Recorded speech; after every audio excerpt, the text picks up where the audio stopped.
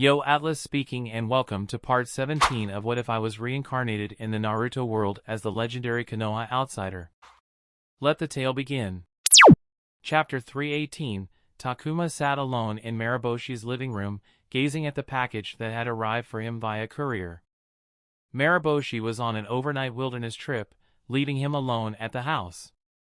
Even though ANBU had given them a week to decide, the package arrived 3 days after the end of the exams. This could either mean they liked him enough to send him their response instantly, or that he had no chance of making it, so they didn't even take their time to deliberate. He was surprised he had the patience to get to the living room without tearing the package open at the door to see the result. He took a deep breath, carefully cut open the white envelope's glue seal, and removed the small cardboard box with a mini storage scroll inside that held a 5-page offer letter. His natural response was to set the letter on the table and lay flat on the floor with a sigh. Even though it was only noon, he felt tired enough to retire for the day. He was happy that he had a job with ANBU, but he wasn't as elated about it as he expected. And he didn't think anything would change the next day when he would be hearing the police force's offer. Ultimately, either option would be just a job at the end of the day. Either way, I am going to be a chunin, he whispered to himself. Straight-faced. The next day, dressed in his police force uniform, Takuma arrived at the police force headquarters an hour before noon for his meeting with Setsuna. However, things happened differently than he was told. When Takuma arrived at his office, Setsuna said, "The chief wants to talk to you." In his time at the police force, he hadn't visited Fugaku's office once. He had met and talked to him several times in and out of work because of his job in the narcotics task force and because of his lessons with Makoto. They were not close, and for Takuma, he was his teacher's husband, but he was also the boss of his boss. Not to mention the Uchiha clan's head, which was more applicable at the moment. So, while he was nervous, he also felt somewhat positive because he assumed that the police force was serious about retaining him. "Come in," said Fugaku when they knocked. They wore the same police force uniform, but Fugaku looked the most dignified out of the three of them. The man had an aura around him that made people feel like they were talking to a king, which had nothing to do with his bloodline, rank or status. One look was all that was needed to tell he was someone who held himself differently than everyone else. "Take a seat," said Fugaku as he sat behind his desk. While Takuma sat in front of Fugaku, Setsuna settled on the couch in the corner of the office, making it clear that Takuma was dealing with Fugaku directly. The office had a practical feel and matched the owner's personality. "How was your vacation?" asked Fugaku. "Tiring, but worth it," said Takuma. Now that he had confirmation from ANBU, the exhausting testing procedure hadn't been a waste. Fugaku nodded before saying, "I see that the war hasn't left you yet." Takuma didn't know how to respond. Although he thought he maintained a normal exterior, it seemed that Fugaku could see right through it. "There's nothing to be surprised about. I have been through a war, it changes you, it takes a lot to leave war behind and return to a new normal," said Fugaku. All of a sudden, Takuma realized that, currently, he possessed Fugaku's full focus. The police force chief and the Uchiha clan head wasn't thinking about his responsibilities to his work or his clan. Even Setsuna, sitting in the same room, was all but non-existent. It was as though only the two of them mattered in the entire world for the duration of the conversation. Takuma hadn't ever given someone that much of anything, not to the same degree. It was flattering and burdensome, and he partially understood why the Uchiha clan rallied behind Fugaku as their leader. Not knowing how to respond and uncomfortable about being seen through, Takuma lightly nodded. It was true, after all. The war would only lead him once he avenged Riku by killing her murderer, only then would he let it go. "There is a difference between it leading you and you leaving it," said Fugaku calmly as he stared into Takuma's eyes. "Keep that in mind." Takuma clenched his hands under the desk's shadow. He couldn't tell if Fugaku was speaking broadly or if his words were pointed at his specific experience. "Let's move on," said Fugaku, brushing the topic aside before it dominated the conversation. "Your contract here has all but ended, you are even listed as being on paid leave until your last day." Setsuna listened to your requirements and discussed them with me, and I want you to stay in the police force, Takuma. Fugaku didn't say Setsuna, the Narcotics Task Force, the Department of Organized Crimes, or even the police force, rather, he wanted him to stay. It didn't feel like they were just words to appease him because Fugaku had called him into his office to converse personally instead of leaving it to Setsuna or another high-ranking officer. It could have been because he was Makoto's student, but if that were true, Fugaku would have made an appearance when he was in the hospital after the assassination attempt. And to make that happen, I wish to give you what you requested. Takuma resisted his urge to perk up. However, the following words reminded him not to get swept away until he had heard everything. But with some conditions. Takuma licked his lips. Please proceed, he said. Here's what I'm offering you with respect to what you asked, Fugaku said after looking down at the document on his desk. You will receive a rank promotion as you desired. As it's an internal promotion, we control it entirely. Therefore, it will be immediate without any review period from the village. Takuma nodded. The police force was unique among the other Leaf entities. When it was created, the Uchiha had demanded and received special administrative powers. Among the various discretions granted to them, they had the authority to apply Chunin rank promotions without any influence from the village.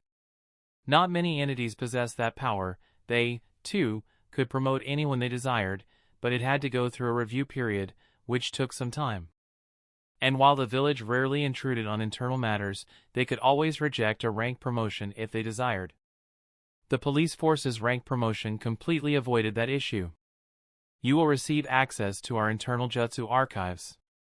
However, there will be restrictions. You may study D-rank jutsu as much as you like without a limit. For C-rank jutsu, you may get access to one per month, without needing to pay, of course, said Fugaku, presenting the first deviation from Takuma's conditions. I believe I'm being generous, as 12 mid-rank jutsu per year is more than enough. Learning them would take time, much less training to apply them practically. Understood, said Takuma without further comment. He wouldn't have been able to master 12 C-rank jutsu a year in the first place, so he didn't mind this alteration. As for B-rank jutsu, your first one will be provided free of charge. However, it will only be dispensed to you after you have completed the standard 1-year B-rank Chunin restriction. All new Chunin had to wait 1 year before they could gain access to B-rank jutsu. However, the law was worded such that the restriction was not on learning jutsu itself, rather, it was on accessing the jutsu inside the village's archives, creating a loophole where a shinobi could learn B-rank jutsu during the restricted periods so long as it came from a source outside the village's archives. This was either done intentionally or unintentionally, as it allowed the clans to ignore the law by training their members jutsu from their personal archives. But it also allowed clans to give the same treatment to outside shinobi to gain their favor. The law hadn't been changed because it would diminish the clan's power, which was something they would never allow to happen. That Takuma hadn't been offered the same privilege said everything that it needed to. Understood, said Takuma, but this time, he was wholly dissatisfied with the alteration to his demands. He had the confidence to learn and train a B-rank jutsu to practical application in 1 year. But to learn a B-rank jutsu under the police force, he would have to waste a year. He wouldn't say anything now, but he would surely bring it up with Setsuna later. You asked for a pay rise, so your base pay will start at the CN3 grade along with other police force incentives and bonuses as time goes on. Takuma nodded, satisfied. If nothing else, the Uchiha paid well. Finally, there is the matter of your assignment. I will ask again, are you sure you do not wish to return to the Department of Organized Crime? Asked Fugaku. I am, said Takuma without a shred of hesitation. That place had been soured for him after his ousting from the Narcotics Task Force, and he didn't want to run into old friends like Inomoto, who could make life tough by overstepping. Very well. Fugaku nodded. You desired for your choice of assignment. After consideration, you will be transferred to the Department of Corruption Investigation. Takuma's eyes widened when he heard the words leave Fugaku's mouth, who caught it because he didn't bother to hide his reaction. Is there a problem? The reason Takuma wanted to use Setsuna as a middleman to air his dissatisfaction was that he didn't want to affect his neutral relationship with Fugaku, as that would influence his relationship with Makoto, but what had just been proposed was too much. "You're asking me to isolate myself from the rest of the police force and then make more enemies," said Takuma. The Department of Corruption Investigation handled corruption-related cases. They not only acted as internal investigators, targeting police force officers for their misdoings, but they also went after any shinobi in the village who were suspected of misusing their positions in any way. They were called rats inside the police force, and no one, without exception, liked them. During his time running the Narcotics Task Force, he had been audited by the Department of Corruption Investigation twice, which had slowed down work to a crawl. They hadn't found anything incriminating because he hid his misdoings well, never shared anything with his teams, and built legitimate systems for his team to use. He had even bitched about the rats himself with his team as a method of team building. Then, there was the fact that they took cases of corruption all around the Hidden Leaf Village. Corruption cases often involve powerful people, going against them meant making powerful enemies. He had heard stories about corruption investigations members who were tired of working in a place where they were treated as traitors, applying for jobs outside and wanted a better work environment, but struggled to find good jobs outside as they had offended too many people. Once someone went to corruption investigations, it was near impossible to get out scot-free, and only became harder the longer they stayed. It would even affect his life if he became independent afterwards. Influential people could blackball him from missions of note and kill his career progression. Takuma didn't want to get chained to the police force. He didn't even want to be bound to the ANBU if he went their way. "I won't work in corruption investigation," he said. "You desired freedom," said Fugaku, calmly. "Any other department will have you follow what your supervisors want you to do until you have gained enough trust and credit to gain freedom. If you're willing to follow that route, I will transfer you to any department you desire without question. But the corruption investigation will let me run free?" Fugaku nodded. Takuma pursed his lips. Listening to that hadn't changed his opinion. He still did not want to become a fucking rat, which would overshadow everything he had done till now. "I chose this position personally," Takuma said. Fugaku. "Why?" asked Takuma, clamping down on his indignation. Was Fugaku trying to push him out by offering him a terrible deal? "Because I think you will thrive there," he replied, once again leveling Takuma with his overwhelming gaze. "I believe this has the potential to make everything you did in the Narcotics Task Force pale in comparison." Chapter 319. The rest of the day after his meeting with Fugaku was a blur for Takuma. The chief of the police offered him a deal he would be a fool to take, claimed that it suited him, and then gave no further explanation. In truth, Takuma didn't want an explanation. He didn't want to get roped into something clearly detrimental to his career, so he wrapped up the conversation and left behind a token statement of getting back to them. He was so upset that he didn't even talk to Setsuna about the B-rank jutsu restriction because even if that problem was solved, he still didn't want to work in the Department of Corruption Investigations. No reasonable amount of benefits would have him take the job. He wasn't at a stage of his career where he could take such a controversial offer, nor did he have a powerful backing or background to survive the job. The work itself wasn't a problem. He had the police force's backing, so he could use their weight to get what he wanted. The real problem started after he was finished. Once he was out of the police force, he would lose the backing but retain the enemies, so many doors would be barred for him. He would either have to be very lucky or just stick it out with the police force, which had a limited ceiling due to its clan-dominated nature. Becoming a RA would only push that ceiling lower. He had the option of choosing another department and starting from the ground up, as he had done at organized crime, but even then, the benefits weren't enough to warrant accepting the offer, especially with the B-rank jutsu restriction. "Why would he say I would be good at it?" he whispered.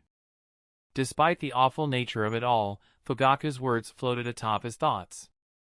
The statement struck out to him. Was he so gullible that a vague compliment was all it took to sway him? Takuma didn't want to believe that, but something about Fugaku's words stuck out to him. He didn't think the man was trying to dress up an ugly deal to him, but at the same time, he wondered if it was nothing but flattery. When he tried to look at his options from a strictly objective point of view, there was a clear winner. The ANBU leaves them in the dust, Takuma whispered to himself. Limitless access to C-rank jutsu archives, access to villages B-rank jutsu archives without the year-long wait, and a performance-based jutsu compensation package. The ANBU deal stood out despite its non-negotiable 5-year employment clause, and Takuma didn't particularly mind it either. He was only worried about the performance-based jutsu compensation because it complicated things. Things were simple with mission points, earn and exchange them for a jutsu, and the ANBU pay was fixed with 0 variable components, so he could calculate the specific date he would have enough points to buy a jutsu. Not to mention the lack of a waiting period until he could purchase a B-rank jutsu. However, the free-of-charge performance-based compensation came with an inherent uncertainty as someone else would be judging his performance. If said person didn't like him or simply didn't think his output was particularly impressive, they could mark him down, all but eliminating the benefit altogether. He would still have the ability to get B-rank jutsu the standard way, but that still meant a huge advantage going to waste. Takuma, sitting alone in the living room, sighed as he thought about his decision.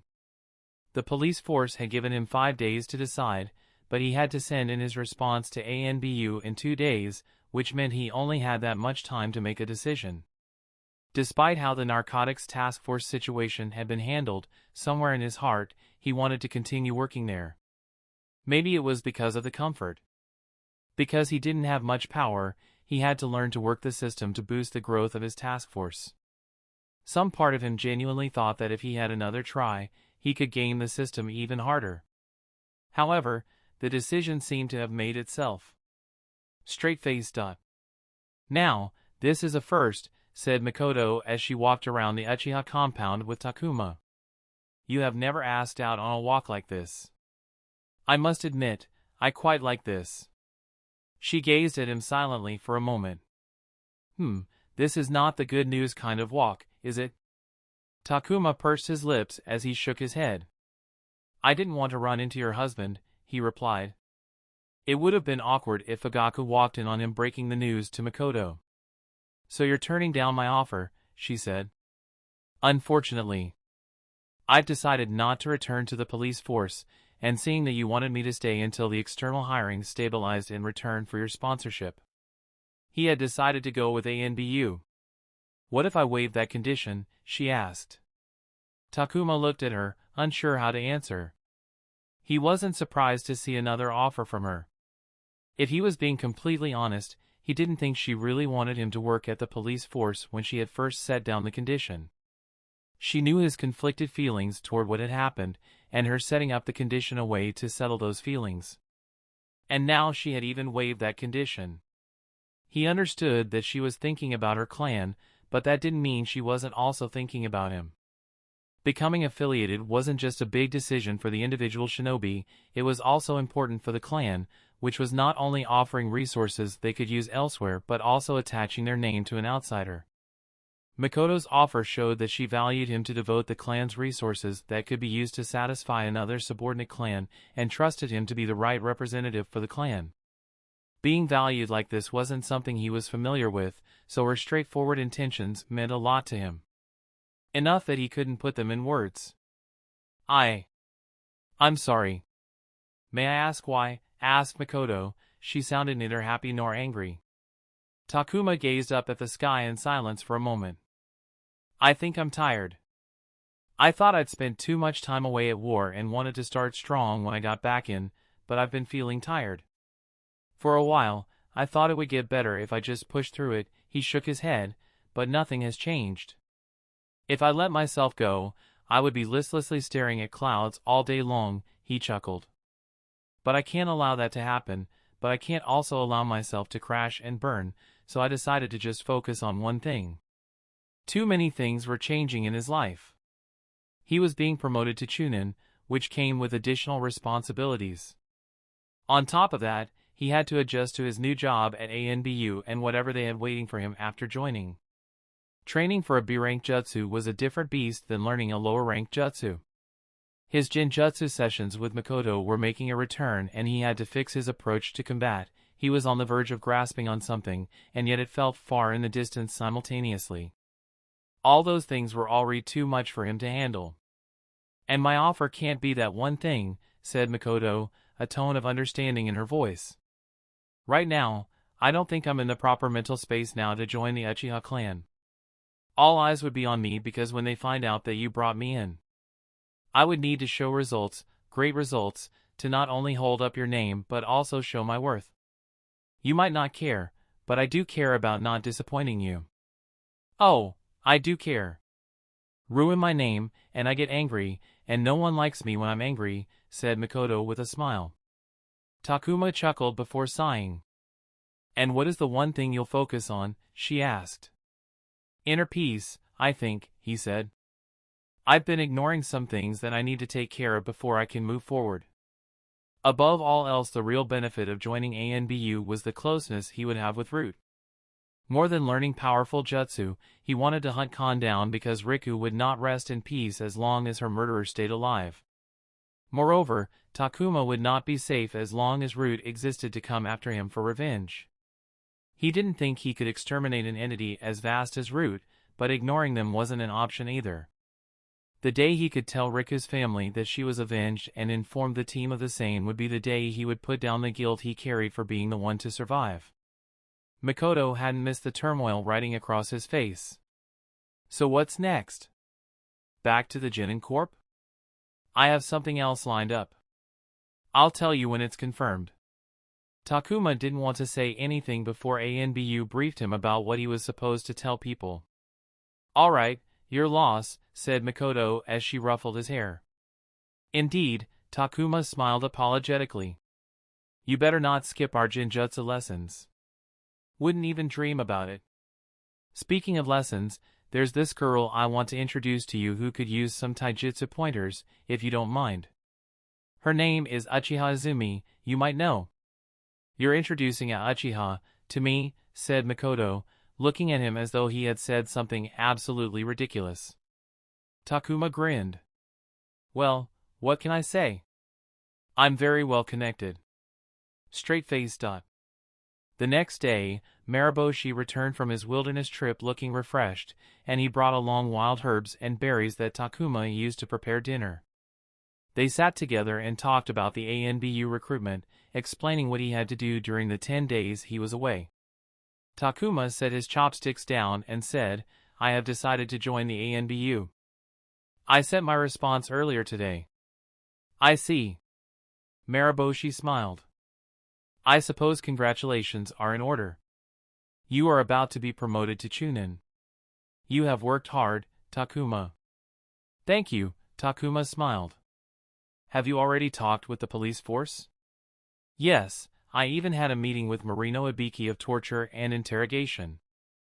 I also visited Makoto-sensei and had to apologize for declining her offer." Takuma sighed as he rubbed his temple. It had been very tiring. "Good, it's good to deal with these matters swiftly," Mariboshi nodded. Takuma gathered his empty dishes and was about to get up and wash them when he stopped, but he decided to stay seated and fix his posture while sitting on his knees and facing Mariboshi. About what you talked about before," said Takuma hesitantly.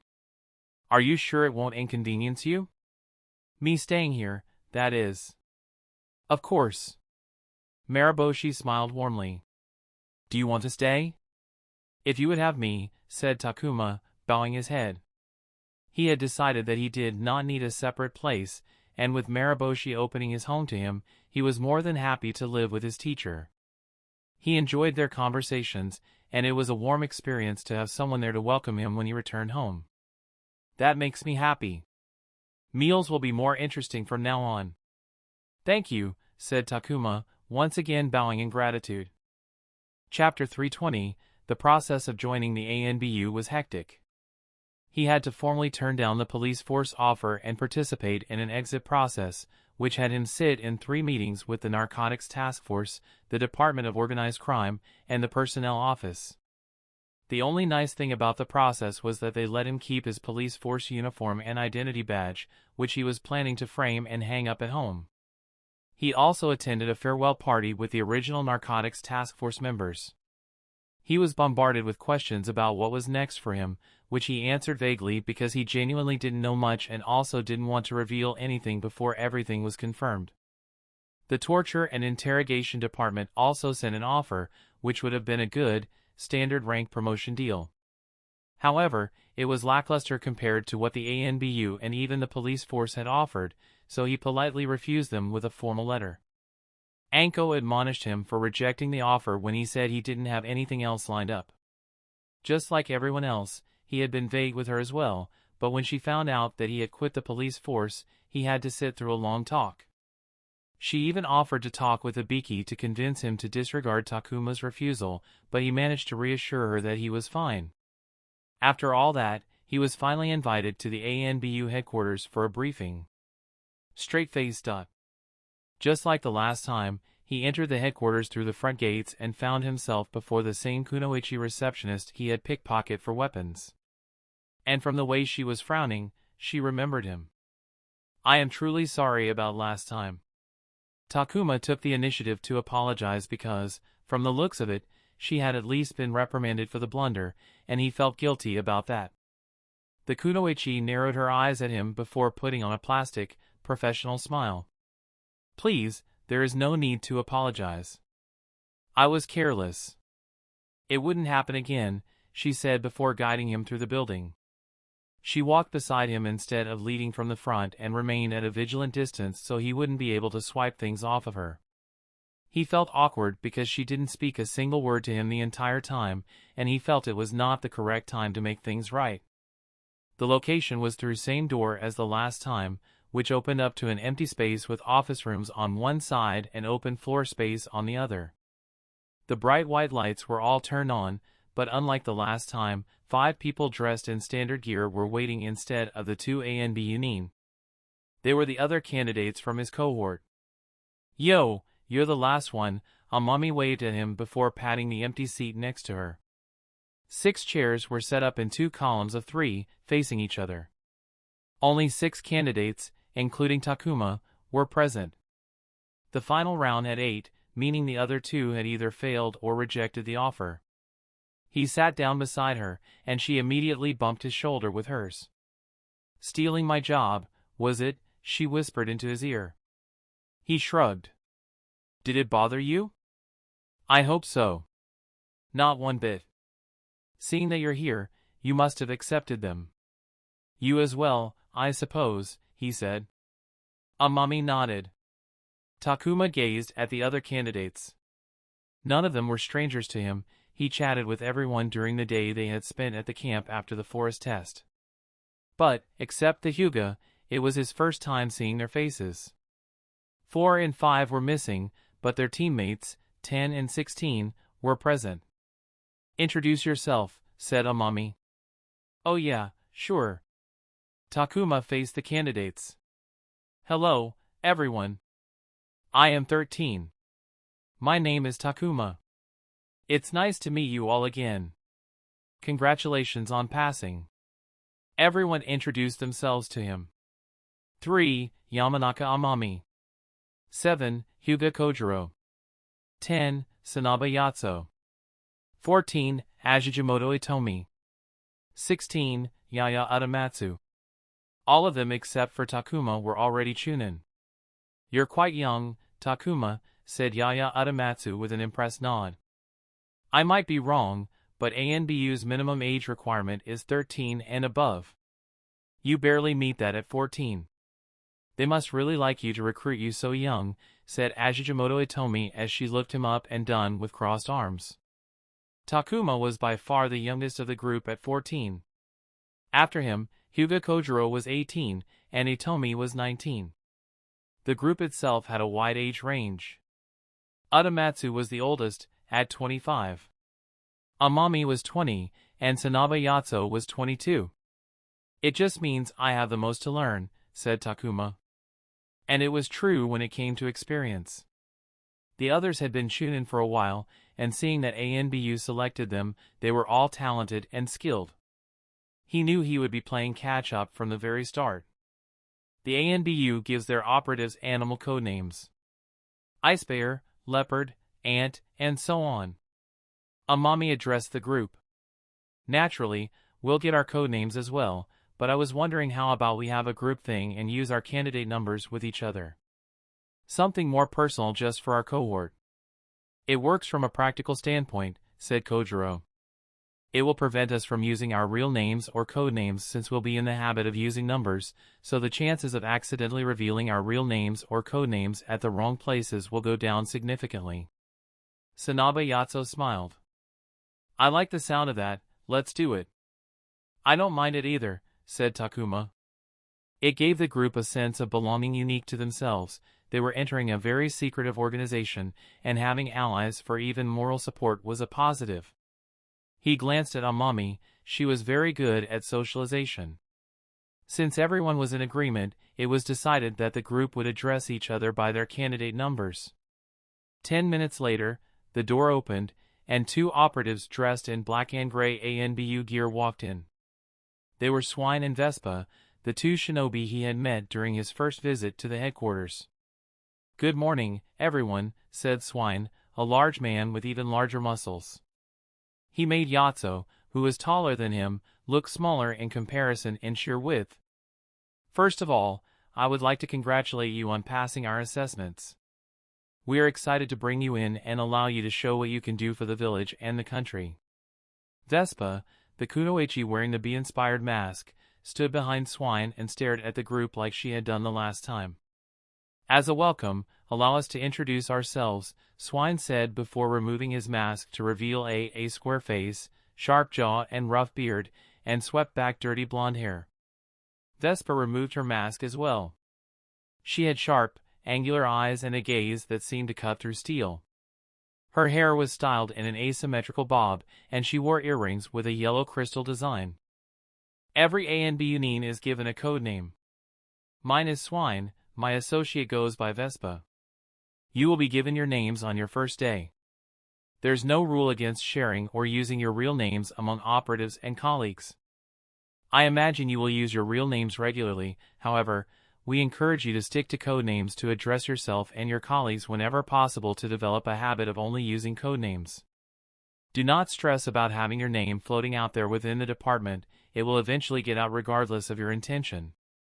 The group glanced at each other. They were just discussing code names. This meeting is to inform you about what the next few months of your life will look like and other key details now that you are joining us, said Swine. Your employment with ANBU is a secret that's not supposed to be shared with others. However, we understand everyone has family and friends, and you need to tell them something. For that reason, we provide cover jobs for all operatives that you are free to share with whomever your heart desires. For example, ANBU nin often use covers such as being diplomats, secretaries, cultural and security attaché, or nothing at all and simply being independent shinobi running missions. Usually, the cover jobs are anything that allow for and expects frequent travel so your loved ones won't be suspicious about why you are out of the village so often. The ANBU had extensive manuals and modules to prepare them for their cover job, and Takuma would need to pass a test to check their knowledge so they don't attract suspicion by behaving incorrectly. To support the cover, he would even work out of pseudo-legitimate offices and workspaces outside the headquarters, which was very important for the cover's legitimacy. What is your cover job? Yatso asked Swine. Good question. Many operatives' cover jobs have them work from a restricted area within the village to avoid family looking for them at their place of work. Restricted areas existed within the Hidden Leaf village and were heavily guarded. Only those with specific clearance and access could enter them. The ANBU headquarters itself was located within a restricted area, as was the area around the village's water treatment and power plants, which were considered key security locations. My cover job has me working in a Fuinjutsu research and testing facility located in a restricted area, Swin replied. My family or friends can't visit that restricted area, so I don't need to be there, which allows me to work out of the headquarters. Even if they somehow manage to get there, we have contingencies planned for those cases. We've had decades worth of experience to refine our operating procedures, said Vespa for the first time. Her voice was soft but clear. As long as you properly study the resources, you won't have to think, much less stress about maintaining your cover. She is right. In my 9 years working with ANBU, I have only run into a problematic situation once, and it would have been avoided if I followed the instructions in the manual. Swine nodded with a sigh. Can we choose our covers? Asked Hitomi. The entire group was interested in the question. Since they would all have to justify their choices to their friends and family, it was important to have a cover that was easier to explain. There was also a prestige and reputation aspect where having a good cover would mean having a better social status. The short answer is no. We will discuss options with you, but the final decision will not be yours to make, Swine said semi-sternly. The disappointment was expected. After your onboarding is complete, you will go through a training period that may last anywhere up to 3 months, depending upon how quickly you pass all our requirements to be field operational, said Swine before his amusement vanished, replaced with a cautioning stare. Do not take more than 3 months to complete all your requirements. The moment you pass that 3-month mark, your pay will stop, and you will start accruing harsh fines that will be deducted from your future pay, and you do not want to be known as someone who didn't pass the training. People will look at you differently, said Vespa in a grave tone. The way the two ANB Union put it was enough to get the point across, never mind the fines. They couldn't tell them to hurry up the training as that would be reckless and irresponsible, but their intention was clear, complete the training as soon as possible. However, when Takuma heard they had 3 months to train, he was thinking of something else entirely. They're going to pay me to train for 3 months? Chapter 321, in the afternoon, after lunch, the Uchiha family gathered in the living room to relax together while doing their own things. This was a rare occurrence, as their schedules seldom allowed them to spend time together except for meals, and even that was irregular. The youngest of the family, Sasuke, had a cute frown between his brows as he stared at the shogi board before him. His elder brother, Itachi, sat on the other side with a calm smile. There's nothing left for you, Sasuke. It's over, said Itachi. No, give me a minute. Sasuke pouted. It had been several months since Shimura Danzo had abandoned the Hidden Leaf and more time since Shirsue's death. The family that had been fractured due to the reveal of Itachi's action had healed to the point they could behave as they did normally before everything happened. However, the truth remained in the back of their minds, and it created walls that the family as a whole chose to ignore to preserve their peace and harmony. Fugaku was reading some literature when he heard his wife gasp. He looked up to see her covering her mouth with a hand in surprise as she read a letter. He asked what it was about. Takuma. Yes? He's getting promoted, she said with joy. There was a social tradition where shinobi announced their promotions to family, friends, and acquaintances. Only a few managed to get promoted to Chunin, making it a significant event in a shinobi's life. Fugaku remembered sending out letters before his Chunin promotion. He had to send them to more than 1,000 people, making it impossible to write them by hand, but his father didn't want to send printed letters, so he hired calligraphers to write the letters. Takuma's letter was also handwritten. The calligraphy was barely average, but it showed that he had put in the effort to address everyone individually. Where did he join? Asked Fugaku, trying to see which entity had given Takuma his promotion. He was disappointed to see a promising talent like him leave. Unfortunately, the circumstances weren't right. It doesn't say. I bet he got a field promotion, Makoto sighed. Fugaku paused. He had managed to get his hand on the War Commission's file on Takuma, and what the lad had done in the Steamfrost War had been surprising, to say the least. His position as the Uchiha clan head granted him a great deal of influence, allowing him to see even the confidential bits. Reading that he had killed a Jonin was the biggest surprise he had gotten that week. That alone made a field promotion unsurprising, and Takuma had done a lot more during his time away from the village. Mr. Takuma is a Chunin now, said Sasuke, using the conversation as an excuse to escape the lost game. Takuma had been at their house enough that he had left an impression strong enough that Sasuke remembered him despite not seeing him for a year. Yes, dear, said Makoto. Want to come with me to the ceremony? Okay. No wonder he passed on the police force offer. He must be confident about earning a field promotion, said Itachi as he reset the shogi board. He's the first one from his batch who went to the Genin Corp to get a Chunin rank promotion, said Makoto with pride. Are brother and Mr. Takuma the same age? Brother is better, he's already a Jonin, said Sasuke with a similar pride. As his wife bragged about her student, their kid bragged about his elder brother. That's not a fair comparison, said Fugaku from the side. Makoto chuckled. Listen to this, Takuma actually introduced a Uchiha to me. Isn't that funny? An outsider introduced two clan members to each other. Isn't that hilarious, Sasuke? Yes. Who was it?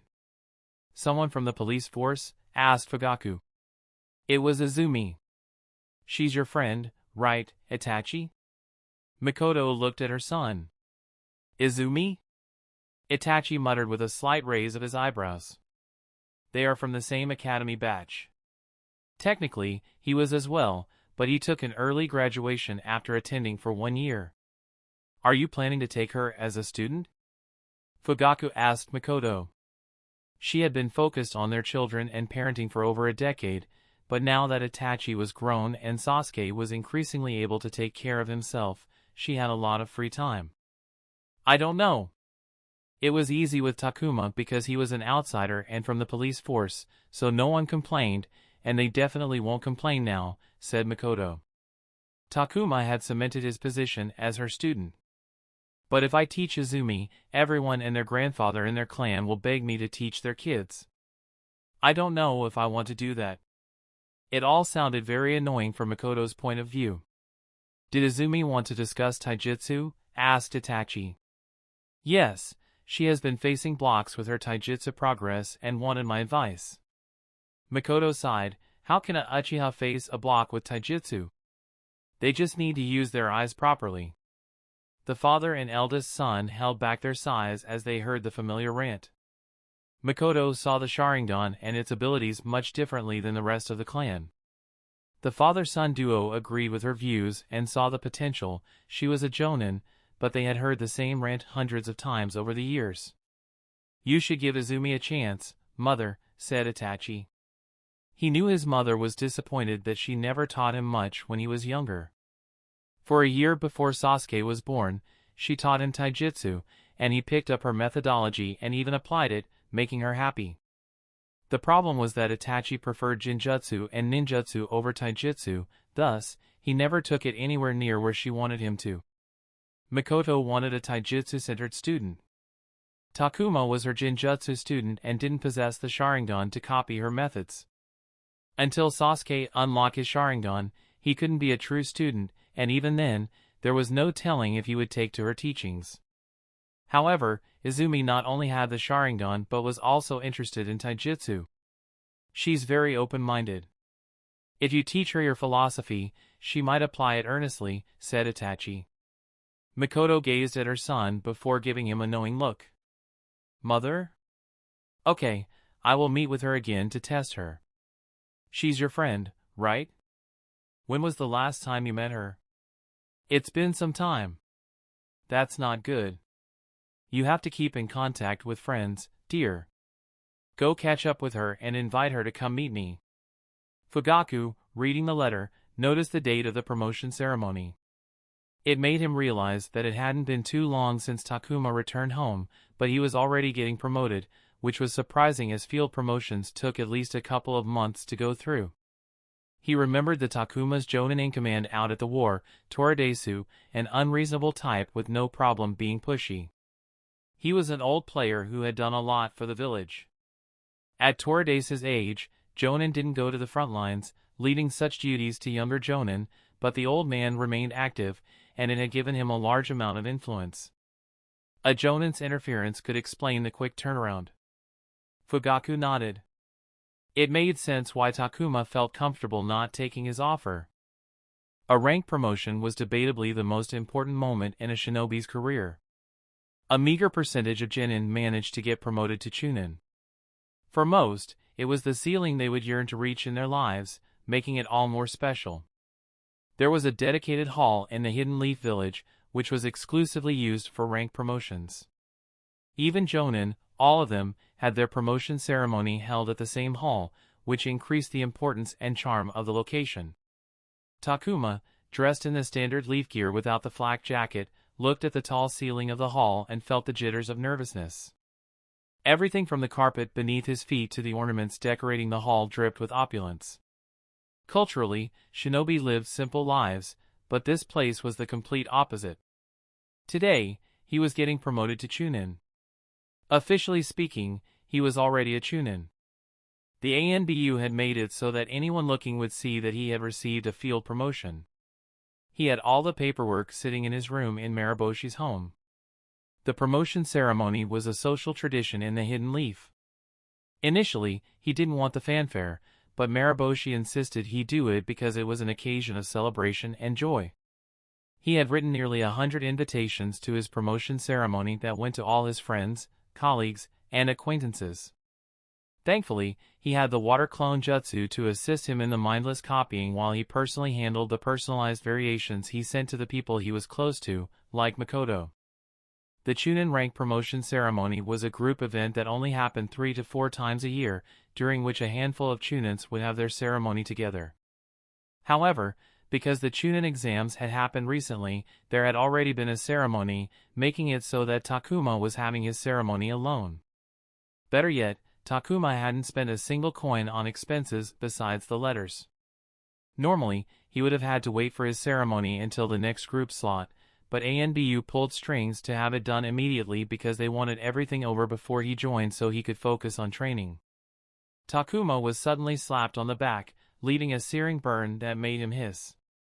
He turned back to see the trio of Masaki, AI, and Nenro all dressed up for his ceremony. "Lighten up, why are you so stiff?" said Masaki after slapping him. "Congratulations. This is from us." Nenro smiled as he gave him a gift-wrapped box. "You didn't have to," said Takuma as he received the gift. "This place is too much," as always, AI sighed as she looked around the hall. "Ah, right. You were here for Mr. Oishi's promotion ceremony," said Takuma. Taro's dad had been promoted to Tokubetsu Jonin while he was at the war. AI, being his student, was naturally invited. "Yo, Takuma!" A loud voice flew through the hall. Anko walked in her usual attire but perhaps had a more fancy coat on and had her hair combed properly. She waved with a big wine bottle with a gift ribbon in one hand while her other hand was around Kimiko, dressed in standard gear, who looked a tad bit embarrassed.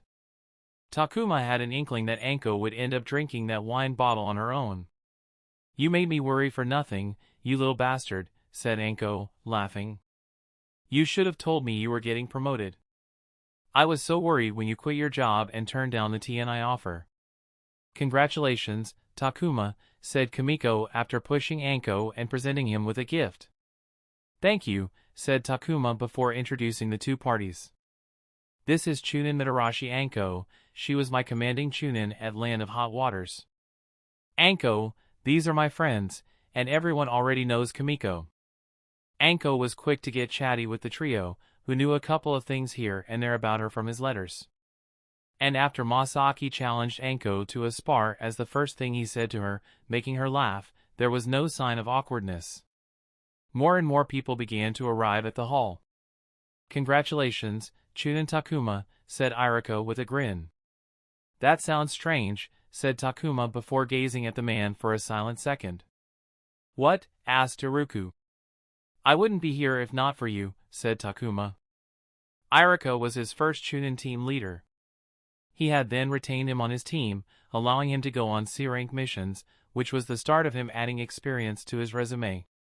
But much more importantly, if not for Irika submitting an application to the police force on his behalf, Takuma would not have touched them with a 100-foot pole. "Please, it was all you. I think you would have come here even if I did nothing." Irika smiled and patted him on his shoulder. "I am very proud of you, Takuma." Takuma thought about it and shook his head. His career trajectory could have been very different if he had not entered the police force. Then came Arisu and 2 more guys, Minoru and Guki, from the narcotics task force. Minoru was the sensory nin, and Guki was the first and only Uchiha to join the team when he was running the show. Both of them and Arisu had been with him on the farm raid mission. "I knew you would make Chunin sooner rather than later," said Guki with a small smile. Maybe because Guki had unlocked his Sharingan during the raid, he held Takuma, who selected him for the mission, in high regard. "Not as fast as you," said Takuma. Guki was internally promoted to Chunin while he was out at war. It wasn't surprising. And Uchiha received a huge boost to combat when they unlocked their eyes. "Who knew the earbiter would be the first one to get promoted from our Genin Core batch?" Arisu said with a beaming smile. "I think your ear was lucky. I ended up winning the tournament, didn't I?" said Takuma. Arisu turned red and smacked his arm. Just then, Makoto walked in with Sasuke, both wearing yukata. They looked the most formal out of everyone present. Unlike when she was at home, Makoto looked much more dignified and reserved, fitting her position as the Lady Uchiha. "Takuma," she said. The Narcotics Task Force group turned and immediately turned stiff in attention as they suddenly faced their chief's wife, who also happened to be a Jonin. "None of that is needed." "Relax," said Makoto, chuckling. They did not relax. "Congratulations, Mr. Takuma," said Sasuke, presenting a gift scroll to him. "Thank you, Sasuke. You look very smart today." Takuma gave the kid a smile. It was all sorts of surreal having Uchiha Sasuke at his rank promotion ceremony. "So, who's the Jonin?" asked Makoto, looking around. "Maybe I should ask if I can do it." The Chunin promotion ceremony involved presenting the shinobi with a flak jacket. There was no restriction on wearing a flak jacket as it was functional tactical gear, but receiving a flak jacket was a tradition for new Chunin. And the one presenting the flak jacket was always a Jonin. That's where Takuma's nervousness came from. "It's my guy." Chapter 322, Sarutobi Hiruzen sighed in contentment as he gazed at the empty side table trolley beside his desk. It was usually full of paper, requiring his attention as the Hokage. Even though he had been the Hokage for decades, he still hated paperwork with a passion. It was the bane of his existence. In truth, the amount of paperwork wasn't much, but he had many other responsibilities as the head of the village than just toiling away at paperwork in his office. In fact, on a typical day, he was only in his office for a couple of hours at most. He had to keep up to date with domestic and foreign matters, regularly meet with division and department heads, go on social visits, and do 100 things his office required from him. These things took time and energy. And just when he would think it was all over and he could rest, someone would dump paperwork over him. Sometimes, he thought being on the battlefield was better than reviewing paperwork. However, today, not only had he completed all of his commitments and appointments, but he also confirmed from his secretary that there was no more paperwork. Which meant as long as nothing disastrous happened, he was free for the day. And it was only midday, meaning he had the afternoon and the evening to relax. He called his secretary into the office. "Is there anything else that I need to do today? If not, I am ready to head home for the day," said Hiruzen as he arranged the things on his desk. "There's nothing else scheduled on your schedule, Lord Hokage," the secretary smiled, seeing the Hokage already setting up his desk, eager to leave. "Very good." Hiruzen stood up. "I will not be available today. Unless it's vital, I do not want to be disturbed with anything else until tomorrow." The secretary nodded before remembering something. "There is one thing, Lord Hokage. There is a Chunin promotion ceremony scheduled for today. You said you want to attend at least one every year. Would you like to attend this one? A promotion ceremony? One so soon after the Chunin exams?" asked Hiruzen. "Is it a private ceremony held by a clan?" As the Hokage, he attended the Hidden Leaf Village's academy graduation ceremony every year. He also publicly promoted every Jonin and thus was at every Jonin promotion ceremony. However, he didn't have the time to attend every Chunin promotion ceremony, and he didn't need to show up, but he made sure he attended at least one. Most of the time, it was a private ceremony held by a clan for political reasons. "No, sir. It's for one Chunin Takuma, a civilian-born shinobi." For some reason, he's having his ceremony alone. Takuma? Family name? No family name. Takuma. Takuma. Takuma? Ah! Hiruzen exclaimed, recalling the name and person. Do you have a file? Yes, sir. Though, some parts of it are redacted. As the secretary to the Hokage, one was given a high-security clearance to prepare for any questions the Hokage might want answers, as they didn't have time to read through convoluted files and documents. Usually, the secretary had the clearance to unlock the seals used to redact and obscure sensitive information on personnel files. However, this file required a higher level of clearance to disclose the redactions. Hiruzen grabbed the file and opened it. He was right. It was Mariboshi Kosuka's student, whom he had seen in the hospital a few years ago. The last time he had heard of Takuma was nearly a year ago when the root targeted him. Back then, he was surprised to see words like the ring and police force mentioned in the history of the same individual. The Steam Frost War? Chunin Takuma just returned from the Land of Frost. If you remember, a few months back, you were briefed about a Jonin death at the war. He killed that Jonin. Is that so? Hiruzen muttered as he weaved hand seals to lift the redactions in the war section of the file. His gaze sharpened when he saw the confidential notes about the root involvement, which directly linked to the assassination attempt, which was also redacted. I think you should visit, Lord Hokage. To attain the Chunin rank at such a young age by a civilian-born shinobi is a rarity. Moreover, he achieved it through a field promotion, which is all the more impressive. I believe Chunin Takuma, who has just returned from the war, would be honored to see you at his promotion ceremony. As the secretary spoke, Hiruzen read another redacted paragraph that told him that Takuma hadn't received a field promotion but was promoted by the ANBU, who had very recently hired him. Not to mention, Chunin Takuma is an orphan who has made something great out of himself. His accomplishments here are beyond impressive, said the secretary. You are right.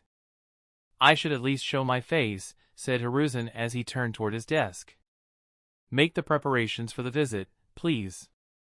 The secretary left the room, leaving Hiruzen with the file. He stared at the page with Takuma's background, which said his parents were merchants who had died during the Ninetales incident. A complete lie. He knew it because he ordered the fabrication himself. No one would bat an eye because the day of the incident had made numerous orphans, slipping a false one into the mix made for a perfect cover. Hiruzen flipped to the last page of the file. There was a single line on the page which was redacted. He weaved the special hand seals before pressing his thumb on the line, but the redaction didn't lift. There was nothing in the village he didn't have access to. He could open the redaction seal, but on his orders, it was given a confidentiality level that required him to be in a special room to lift the seal. One such special room was his office. He looked at a tall bookshelf in the corner, hiding a secret door leading to the secret room. However, he didn't need to go to the room. He already knew the redacted line was a file number, which Hiruzen hoped was gathering cobwebs in a dusty file room somewhere in a secure facility. But seeing that Takuma had joined ANBU, one other person with clearance would have seen the file and the truth within. Straight-faced. Congratulations, Chunin Takuma. Makoto gazed at the tall, well-muscled man. He was immediately identifiable by his shiny bowl-style haircut, thick eyebrows, signature green jumpsuit and orange-stripped leg warmers. If it were anyone else, she would have laughed at the style choices, but none of those thoughts passed her mind when facing the man before her. Disregarding herself, who had been out of active duty for nearly 15 years, her generation of shinobi were on the tail end of primes and had transitioned into positions away from the field. Their time had passed, and it was time for a younger generation to shine on the battlefields. And in that generation, the man before her perhaps shone the brightest. Oh, my! Pardon my rudeness for not recognizing you instantly, Lady Uchiha. Leaf's noble green beast, my guy. As he walked toward her, she could sense a steadiness in his gait and stance, a stability she couldn't put into words. The man seemed to exude a sense of boundlessness. She hadn't seen him fight, but she knew of his renowned taijutsu, unbeatable across the lands, perhaps only matched by the current Raikage. Her instincts told her that the tales about him were true. They said that his body was forged in a smithery, crafted to be indestructible. She glanced at his bare toes, peeking out from his sandals. They looked beat up and entirely calloused, more than she had ever seen.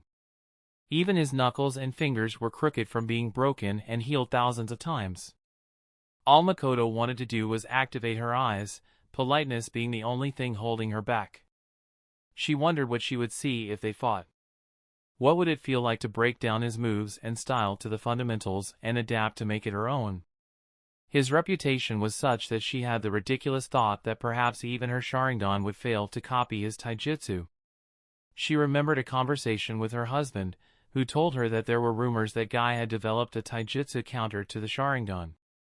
As a fight progressed, an Uchiha with a Sharingan would gradually gain an advantage by copying and analyzing their opponent's move. For that reason, fighting an Uchiha was known to be fighting a losing battle. However, Guy was known to be friends with Itachi Kakashi, who the clan had allowed to keep one of their clan's eyes. They didn't know how much truth was behind the rumor, but it could very well be possible for someone like him. Just the thought of it and its imagined thrill made her consider attacking him so that they would fight. "Mom?" Makoto took a breath and looked at Sasuke, who was gazing up at her with a tilted head. "I'm sorry, baby. Did I grip too hard?" She smiled while kicking herself in the mind.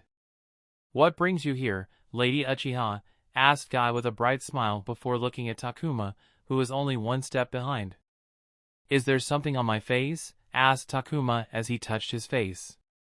Makoto hid a smile when she saw Takuma looking nervous. It was amusing because he was always so calm and collected. It seemed that he looked up to Guy. "Not at all. No, you aren't an Uchiha.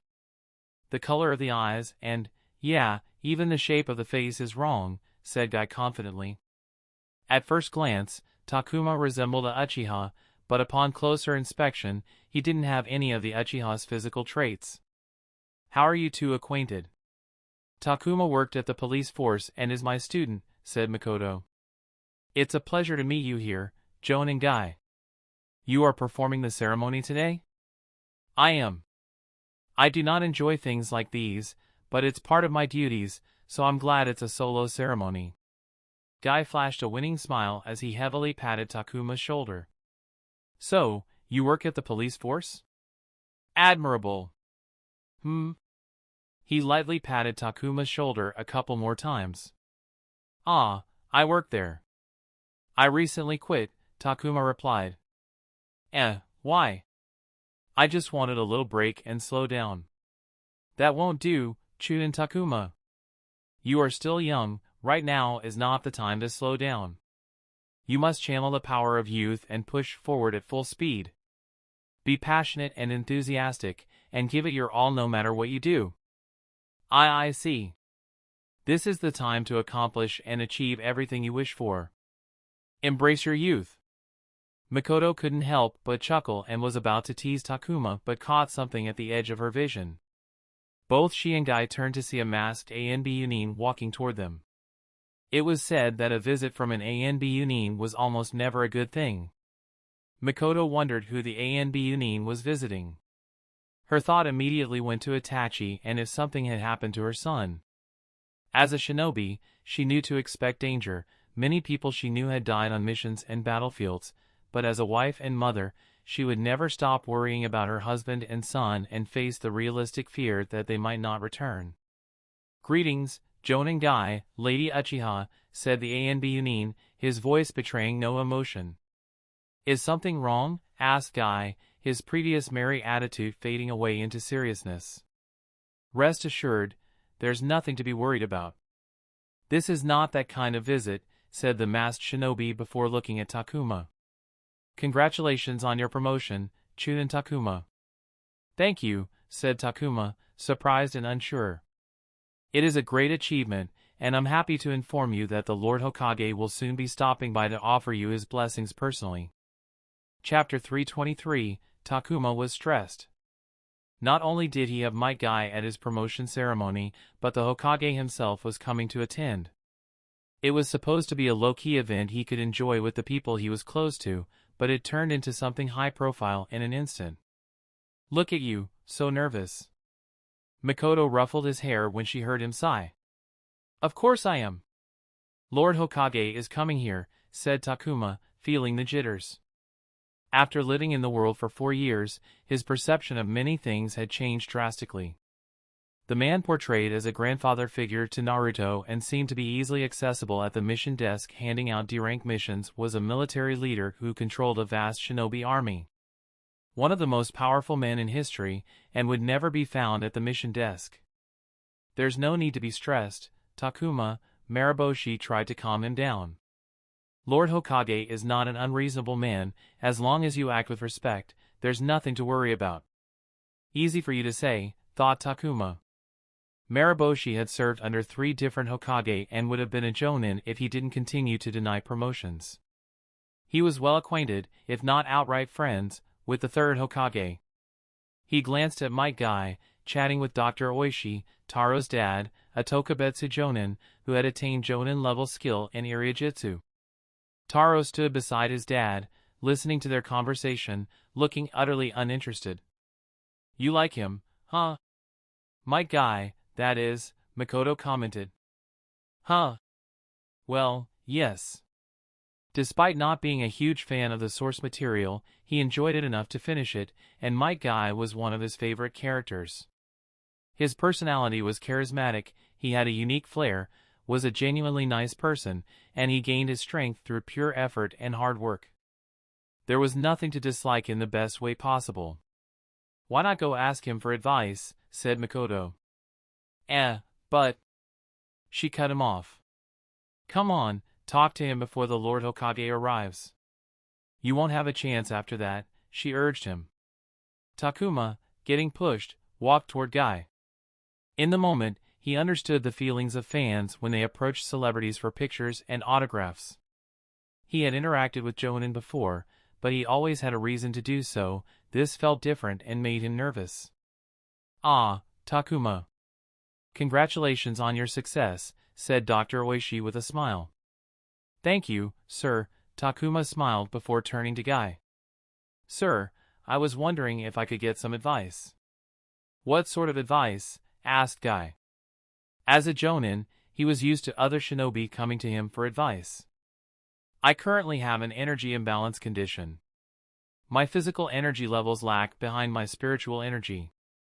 Seeing as you are a taijutsu specialist, you must be knowledgeable about body strengthening and conditioning. Oh my, Dr. Oishi commented from the side. What should I do to bridge the gap? Takuma asked sincerely. You are using weighted gear, don't you? Asked Guy, surprising him. Why yes. How did you know? I could tell, said Guy before asking for more details. You're already on the right path, just keep doing that. The key is not to get comfortable. The moment you feel half comfortable with the burden on your body, increase the weight. Repeat the process until you reach your limit, but do not overdo it and get injured. Takuma nodded with all the seriousness of a soldier receiving orders. Now, listen carefully because this is important. To get the most out of this training, you must understand there's more to it than just how much your body can bear. You have to pull the most out of your body's potential, train your speed, explosiveness, agility, flexibility, endurance, durability, hit every aspect you can as often as possible. According to Guy, a targeted approach was better if he was training his body to suit a specific combat style. For example, focusing on speed and agility was the better option when training for a combat style that revolved around swiftness. However, for building physical energy levels, a balanced approach was the best option to pull the most out of the body's potential. Another thing you can do is to use chakra. It's not as rewarding, but frankly, it gives the most when you think about how low effort it is, said Guy with a shrug. The more you use chakra, the more you will have of it. To provide some medical context, Dr. Oishi chimed in. If you use up all your chakra every day, not enough to cause chakra exhaustion, of course, eventually your body will notice and try to give you access to more chakra to stop you from repeatedly approaching chakra exhaustion. And in your condition, it will make that possible by boosting your physical energy. Of course, it's not magic, so it won't produce physical energy out of nowhere, but it will slightly improve the results of the training and effort. There were a dozen more factors that affected how much Takuma would be able to get out of the methods.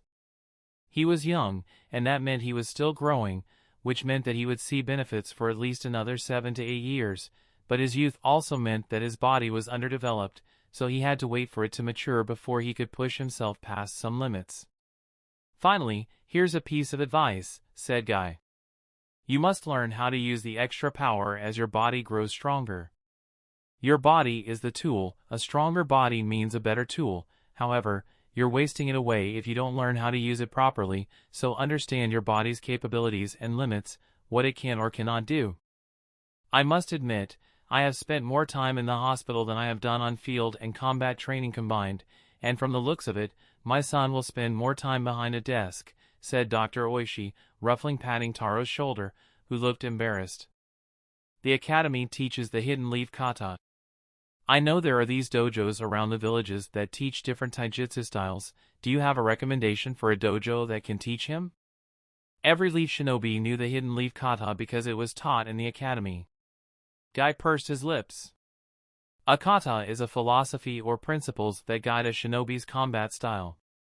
It can be as simple as preferring feet over fists or something as broad as Uchiha building their style around counteroffense. The hidden leaf kata was developed as a learning platform and thus favored balance. It was made to teach children how to use their bodies to fight. It's a splendid creation, but shinobi are supposed to change and adapt it to meet their requirements and preferences. Takuma nodded. He learned the hidden leaf kata mostly from Maraboshi, which was different from what he learned in the academy as the kata had changed and developed since Maraboshi had learned it in his childhood. Moreover, Maraboshi had altered the kata into something he thought suitable for teaching Takuma, who himself had changed it to the point that it couldn't even be called the hidden leaf kata. His time in the ring had changed how he fought. If someone looked close enough, they would see the roots of the hidden leaf kata, but it had become something completely different. Now, he was trying to change it even more to get rid of the bad habits that he had ingrained into his style. These dojo all have their own principles. I think they have immense value in providing shinobi with something tried and tested, but ultimately, the best option is to create something custom-made that fits you like a glove. However, if you do not have time, the dojos are an option. I can suggest a few choices, but you must try out plenty to see what fits you. Takuma, who was listening to the conversation, had a thought that he chose to voice aloud. Do these dojo accept dojo storming? They do. Guy smiled brightly. Ah, I remember doing it a couple of times. You must have won, said Dr. Oishi. I did. A great learning experience nevertheless. There was a hubbub in the hall. Sarutobi Hiruzen, the third Hokage, had just walked in, 2 and B Yunin flanking him on either side. He had his Hokage robe and hat on, and even though he was old, he had changed since the last time Takuma had seen him during the academy graduation. From no angle did he look like someone who could destroy the entire hall if he felt like it. Go on, greet him, Takuma, said Dr. Oishi. How do I look? Takuma asked Taro. Like one badass chunin, Taro smiled. Perfect, said Takuma, putting on a smile. Takuma walked to Hiruzen, who seemed to recognize him instantly, which was surprising and flattering at the same time. Congratulations, Chunin Takuma. It's nice to meet you again. The last time I saw you, you weren't in a condition to talk, Hiruzen said, flashing a smile. Thank you, Lord Hokage, Takuma bowed politely, remembering Maraboshi's words. I never got to thank you for looking after me all that time ago. He had fainted into a coma when he realized that he couldn't access his chakra during his early days of training with Maraboshi. It had put him out for a week, and during that time, Hiruzen, who happened to be at the hospital, had come to look at him due to his connection with Maraboshi and had even requested a Yamanaka to look at him to see if it would help.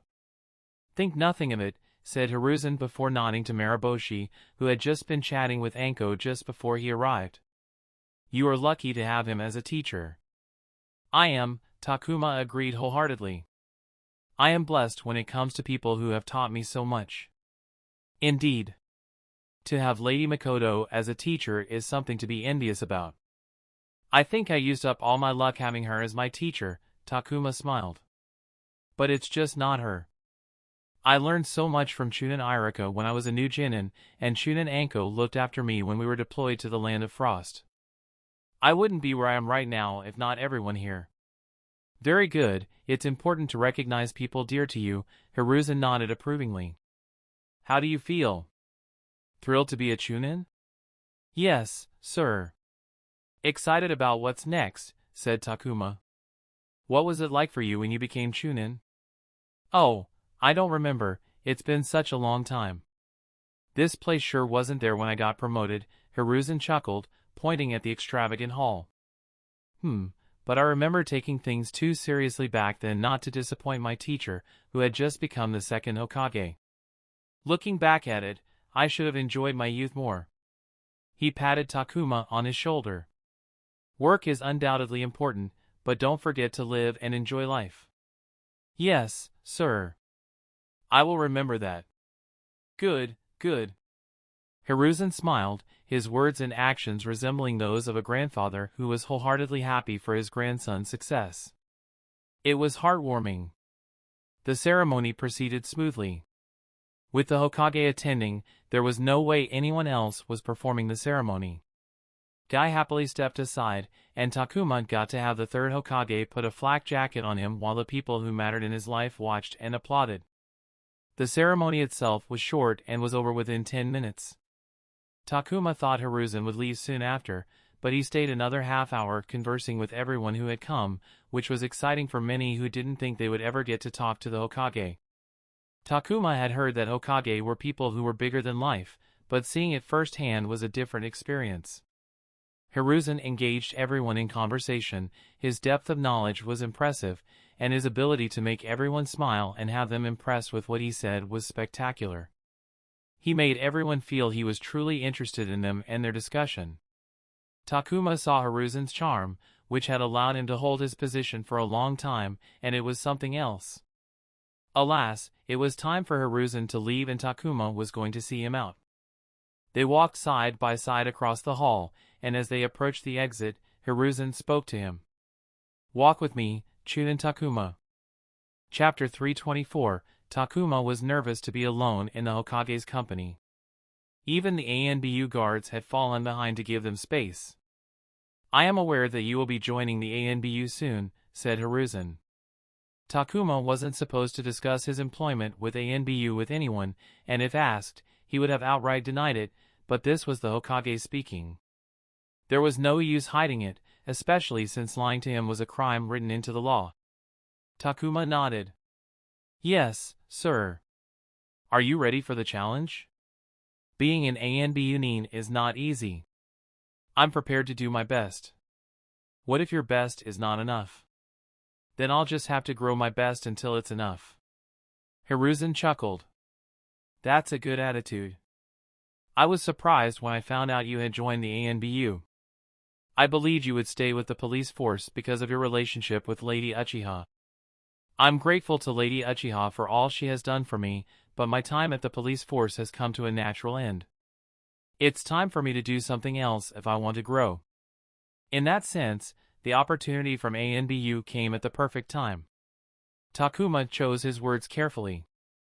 He couldn't insult his previous employers openly or be blunt and say that he joined ANBU because they were the highest bidder, but he also didn't lie completely. He cared about the Hidden Leaf Village and the Land of Fire because they were his home, and as a citizen, it was his duty to keep his home safe.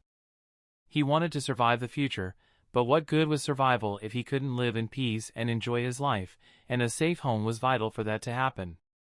He also wasn't eager to return to the police force after everything that had happened. The idea of going through the awkward readjustment stage there didn't appeal to him. Did you factor in that working for ANBU will bring you closer to Root? Hiruzen asked a startling question. Pardon, said Takuma, not expecting the question. I assume you are aware of the Root. Yes, sir, I do. You've had a surprising number of run-ins with them these past 2 years. They've even tried to kill you outright once. Joining ANBU could potentially have you face them more in the future. And of course, they might target you once again. Takuma had, of course, considered it, but it was one of those things he couldn't say to anyone, much less the Hokage. He didn't want to avoid them because he wanted revenge. Coming into contact with Root was one of the biggest reasons he joined ANBU in the first place. They will target me regardless, Takuma replied after a pause. I don't believe in running away from a problem. Given time, it'll follow you wherever you go. Better to tear it out at the root before that can happen. I'm sure ANBU is working hard to make that come true one day, and if they allow me, I will do my best to contribute. Eliminating the root would be best for the village. When the Hokage was concerned, regardless of the situation, the correct answer was to put the village front and forward before anything else. Despite the risk of being perceived as a kiss-ass, it was undoubtedly the safest option compared to speaking freely. Do you hate the root? Asked Hiruzen. It would be strange not to. I was in the hospital for months and had to relearn how to walk. They also made my time in the land of hot water much harder than it needed to be. When you combine that with their crimes and defection from the village, to say I hate them wouldn't be wrong. The Steam Frost War. I heard from Chunin Anko that you were assigned to her team. Yes, we were under Jonin Toradesu's command. Toradesu, Hiruzen smiled. That old man continues to remain active, even in old age. I must remember to invite him to a meal when he returns. He would be delighted, said Takuma. I was glad to see Anko enjoying herself as well. Her life had been difficult because of that foolish student of mine, Hiruzen sighed. The shadows of his hat aged him 10 years for a moment. Orochimaru, the snake Sannin, said Takuma, thinking about one of the most heinous people in the world. Hiruzen nodded with a hum. His actions hurt everyone close to him, she was perhaps hurt the most. So, I was happy to see her enjoying herself back there. She praised you quite a lot, which is rare for her if she feels uncomfortable about the person. I'm glad to see her open her heart to others again. She will grow now that she's joined TNI, said Takuma. He couldn't remember if Anko was a Chunin or Tokubetsu Jonin in the source material, but considering that Orochimaru trained her and experimented on her, her potential had to be great. That's all I wish for her, said Hiruzen with a smile. Lord Hokage, I've saved my mission points, and now that I'm a Chunin, I will choose a B-rank jutsu when I get the opportunity. May I get some advice on how to improve my skills with ninjutsu? Takuma asked. After Guy, he gained some confidence in asking for help. I like your spirit, Hiruzen said approvingly. Do you know your primary affinity? It's earth release, sir. However, I believe water release is just behind, if not equal to it, Takuma replied eagerly. Hiruzen remained silent for an extended moment. His expression suggested that he was deep in thought. Earth and water, you say, he finally spoke. I'll handle over 2 natures at your age is impressive. Thank you, sir. I'm currently more skilled with water release as most of my frequent jutsu are water release. Takuma had much more practice with water release due to his frequent use of 8 tentacles, wild water wave, and water clone jutsu, along with the recent addition of the spirit water wave. He had not used Dome and Earth Tremor since jutsu all that often. Are you aware you can't just learn B-rank jutsu by reading the scroll? Asked Hiruzen. I am, said Takuma. B-rank ninjutsu and beyond required advanced chakra training before using the ninjutsu itself. My first recommendation is not to rush through the advanced chakra training. Take your time, truly understand what you're doing, and perfect it before you move on, said Hiruzen as he stroked his goatee. People who try to rush through advanced chakra training are harming themselves. If you do it properly, not only will your skill with lower rank jutsu improve, but you will also have an easier time learning the B-rank jutsu itself. Building that foundation is perhaps the most important thing as it gives the largest benefit. Takuma nodded. Some part of him needed to hear that. The allure of B-rank jutsu was strong. He recalled Bishop using his fire release B-rank jutsu, which had boosted his power by such a large amount. Even though Takuma had emerged as the victor, it was a Pyrrhic victory, with himself being seriously injured while Bishop had only fainted from chakra exhaustion. When combined with his worries about the future, he could see himself rushing through the advanced chakra training to officially add a B-rank jutsu to his arsenal. But with Sarutobi Hiruzen, the professor, the master of all 5 basic natures, saying to focus on fundamentals, he would do just that. My second piece of advice would be to experience the 2 elements. You must learn more about earth and water. Learn about their characteristic quirks and their part in the world. Many ninjutsu were created from inspiration taken from observing their element in nature. The better you understand earth and water, the better you will understand earth and water release. So, just observe water and earth? Like water from a tap and the earth all around me? Takuma asked with a frown. He didn't understand how that would help. I believe you can learn a lot about water from a running tap. But visit streams, waterfalls, ponds, seas, and oceans if possible. For earth, observe different kinds of soils and stones. How is the rocky stone of the Hokage mountain different from softer farmland?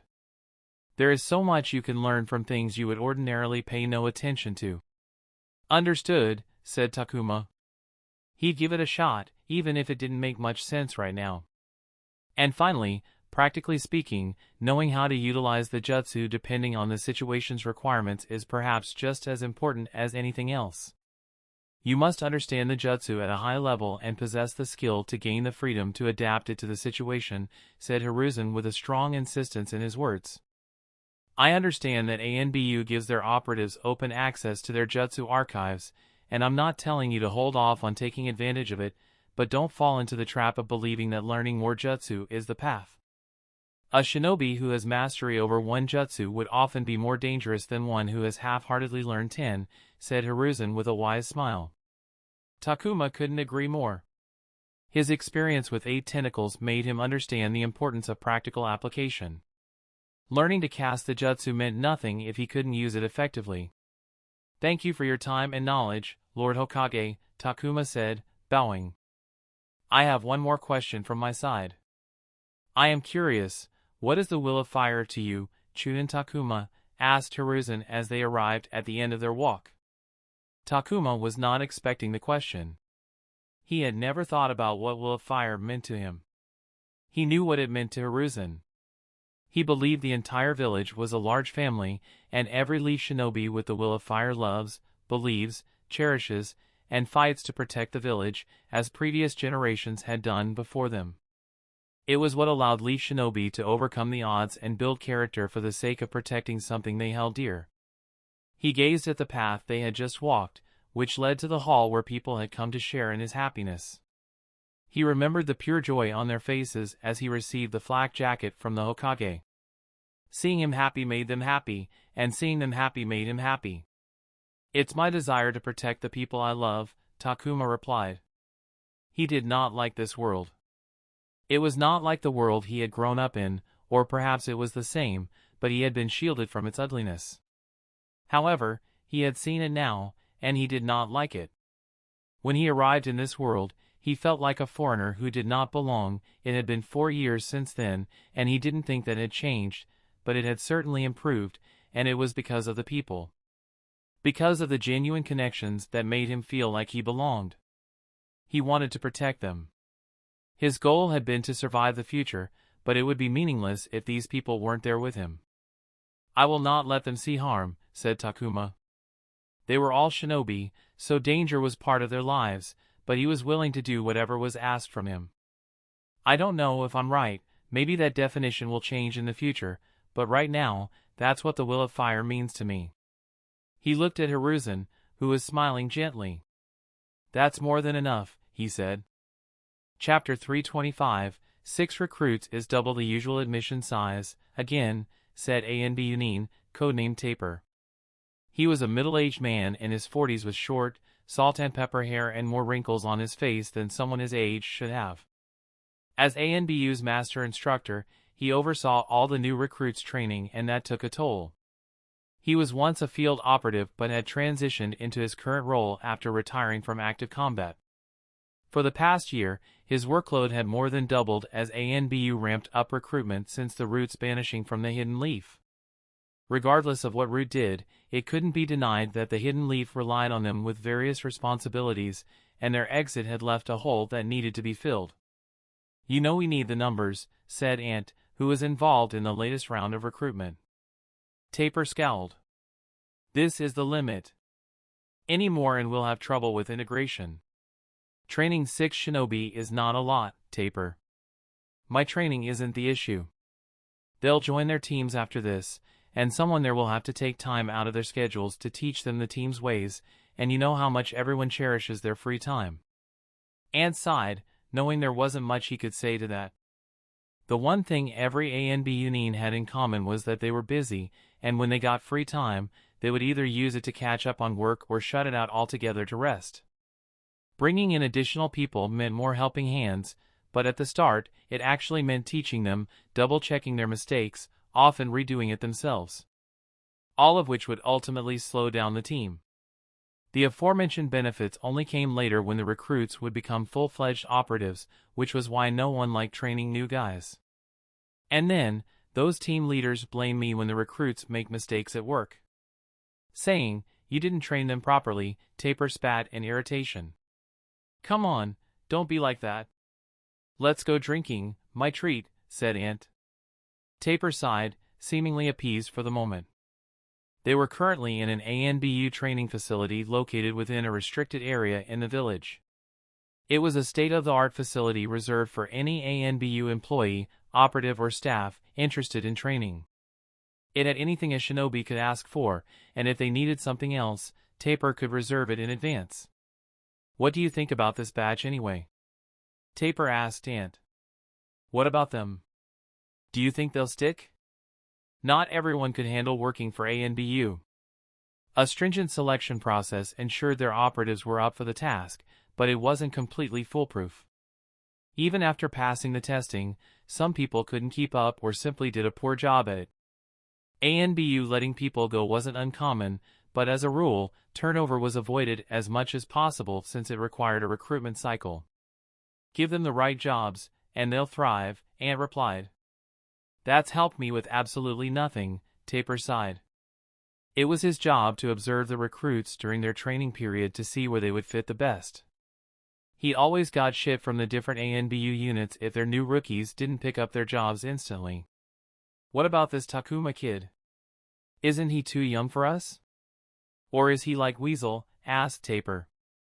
ANBU didn't take anyone under the age of 13, realistically, they rarely considered those below 16 as viable candidates because people didn't want to work with a kid. It was always extra shitty when a young kid died on a mission. However, they had gone and broken that rule by taking in an 11-year-old Uchiha Itachi, codenamed Weasel, into their ranks. "No one is like Weasel," said Ant, taking a moment to snort. "But the kid is smart enough to deserve the shot. He managed to out-reason Eisbar in an argument, and he can fight. I was pissed off at how he gave us the slip, and that's saying something." While useful, the information didn't make Taper feel any better because he could already see the ANBU unit he was thinking of pitching Takuma to bitching to him because dumping a kid on them was malicious behavior. As if he had some kind of grudge against them. "Bullshit!" He cursed under his breath as he entered the room where the 6 recruits were waiting. Straight-faced. Takuma watched the 2 men introduce themselves as Ant and Taper. He knew Ant from his recruitment test, but Taper was new and introduced himself as the master instructor, who would be overseeing their training for the next 3 months.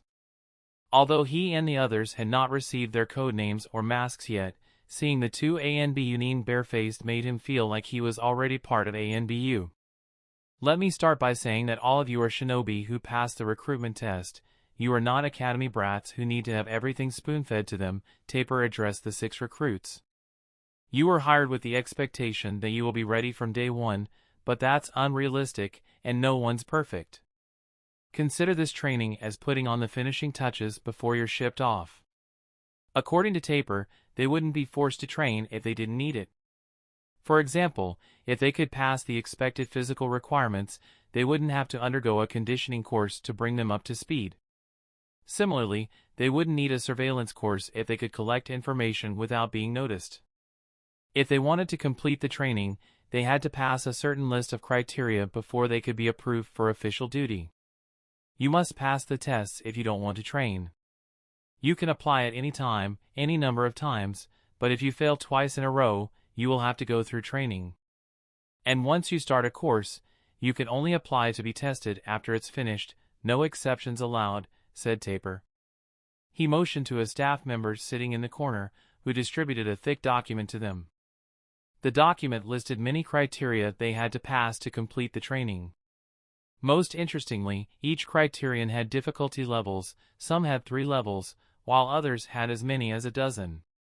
Each criterion had a particular difficulty level marked in bold. You must pass each criterion, the level is up to you. The bolded level is recommended, but you aren't required to follow the recommendation. I have a question. What are these recommendations based on? Yaya Utamatsu asked after Taper nodded. Good question. Not all missions are ideal, they require different skills from the operative. Your leader or the mission supervisor might look at these levels, which will be part of your record, to determine if you're suitable for the mission. Not everyone relies on them, but depending on the person or mission, they can be mandatory, so I recommend that you update them by getting tested every once in a while. Takuma read the document as Taper spoke. The document included a mix of criteria, from combat to intelligence skills. One basic criterion was Shuriken Jutsu, which tested throwing skills with projectile weapons such as the shuriken, kunai, senbon, among others. It had 7 levels, but the recommendation was at the 2nd level. He turned the pages and eventually arrived at the page with a heading titled Other/Optional. One of the reasons he joined ANBU was to get better training. They promised to invite former ANBU nin and specialists for training if he wanted them. When he heard the training period was 3 months, he wanted to use all of it for training. But Swine recommended they complete their training as soon as possible. Takuma realized that if he spent the entire 3 months, he would be setting a bad first impression on his eventual team, who would think that it took him all 3 months to pass basic training, whereas his peers were already zoomed past ahead. And that first impression was important. If he was mistakenly perceived as incompetent, it could ruin his progress, as his B-rank jutsu compensation would be influenced by the subjective opinion of superior shinobi who would look badly on him if their impression of him was negative. He needed a reason to stay in training to justify the extra time, and he seemed to have found one. What about these? Asked Takuma, pointing to the Other/Optional section. The other recruits glanced at his document before flipping to the same page. From experience, a good ANBU nin is an all-rounder because that allows them to slot into any mission, making them a valuable asset. You also need something special that makes you stand out from everyone else. Iriojutsu and Fuinjutsu are massive undertakings, but if you know them, your value shoots up the roof as everyone wants an Irio nin or a Fuin nin on their team. Your special skill doesn't have to be scarce due to difficulty, it can be something niche not many people in ANBU can do, such as speaking a region's dialect or street slang, being skilled at a card game, instrument, or sport, or being good at another nation's traditional folk song or dance. You might be surprised that what you once thought was useless might come in use here. You can browse a thick folder in the library that lists other skills that we can test you on. There won't be any training for most of these optional skills, Anne said. My advice would be to focus on completing the mandatory criteria on the recommended levels and start working as soon as possible. You can get other things later after you settle down and get the hang of the work. Takuma was disappointed when he heard there was no training for most skills. Ant's advice mimicked Swine's words, which worried him that getting the training over as soon as possible might be better. He needed more information to make a decision. For the rest of the meeting, they set up a schedule for the first week to get the things everyone was confident about tested. That way, they could move on to test and build skills the group of 6 weren't confident about. Straight-faced. Takuma returned home in the evening. Home. It should have felt strange calling Mariboshi's house his home when he had only been living there for close to 2 months, but he was living with Mariboshi, and perhaps that was the reason it didn't feel strange. The elderly man's wise presence was like a warm embrace over the house. "There's a package for you," Mariboshi said as Takuma entered the living room. "Oh? From who?" asked Takuma. "Jonin, my guy." "Pardon?" Takuma was startled. It had been 2 weeks since his promotion ceremony, and while he thought about the experience of meeting my guy and the third Hokage from time to time, he didn't think they had connected enough for either to send him something. "Where is it?" he asked. "Outside. It's took 4 shinobi to bring it here, and they said not to bring it inside if the flooring isn't solid. I didn't want to risk it." Mariboshi opened the sliding door to the garden, where a box big enough to fit half a washing machine sat in the grass. "Do you know what it is?" asked Takuma as they stepped outside. "They didn't say, and I didn't open it." Takuma tried to lift the box. His face flushed with exertion, but he could only lift it a foot off the ground for a couple of seconds before his spine threatened to snap. He took out a kunai and cut the tape and outer cardboard box to reveal half a dozen shinobi-grade hard cases of varying sizes. Mariboshi muttered, "This is weighted gear." Takuma finished for him. There was a complete set of the highest grade weight gear money could buy, along with a heavy vest, ankle and wrist weights, and special gloves and shoes. Everything looked custom-made. There was an option to increase the weight by adding absurdly heavy blocks that reminded him of the ones Rock Lee wore during his fight with Gaara. The equipment Takuma was a joke in comparison. Outgrowing these would be a pipe dream for quite a while. "You talked to him about your energy balance," said Mariboshi, handing him the letter with the weighted gear. "It seems he wants to help you with it." Takuma read the letter handwritten by Guy, who congratulated him on his promotion and said he was sending a gift to help solve his problem and told him not to waste his youth and to be the best shinobi he could be. "Fucking hell," said Takuma, amazed. "Language," Mariboshi rebuked. "Sorry. We should store it in the shed because this will not be coming inside by the looks of it." Takuma rubbed his protesting lower back. "Sounds like the smart choice." Chapter 326. The first week of the training period was busy as everyone underwent tests for things they were sure they would pass. Everyone passed physical testing, weapon handling, field strategy, battle tactics, logical reasoning, data interpretation, arithmetics, verbal ability, reading comprehension, and other basics expected from a shinobi who had passed ANBU recruitment. ANBU even tested their chakra control and jutsu comprehension by having them demonstrate ninjutsu and complete a written test quizzing them on chakra theory. "You failed?" Takuma was flabbergasted. 3 out of 6 recruits, Itomi, 14, Adamatsu, 16, and Yatso, 10, had failed the written test. The test was difficult and demanded a minimum of 80% score to pass, but Takuma didn't think anyone would fail the test. "I never really paid attention to the theory," said Yatso with a frown. His hand disappeared into his afro as he scratched his head. "Did they teach all of this in the academy? I don't remember learning half of this stuff. I'm more of a do-it-to-learn-it type of guy. It has been a long time since I paid attention to theory. With kids and the job, I was lucky to learn some new jutsu, but reading the literature has not been a consideration for a few years now," sighed Adamatsu, the oldest of the group and the only one married with kids. Itomi clicked her tongue. "There's definitely stuff beyond the academy level.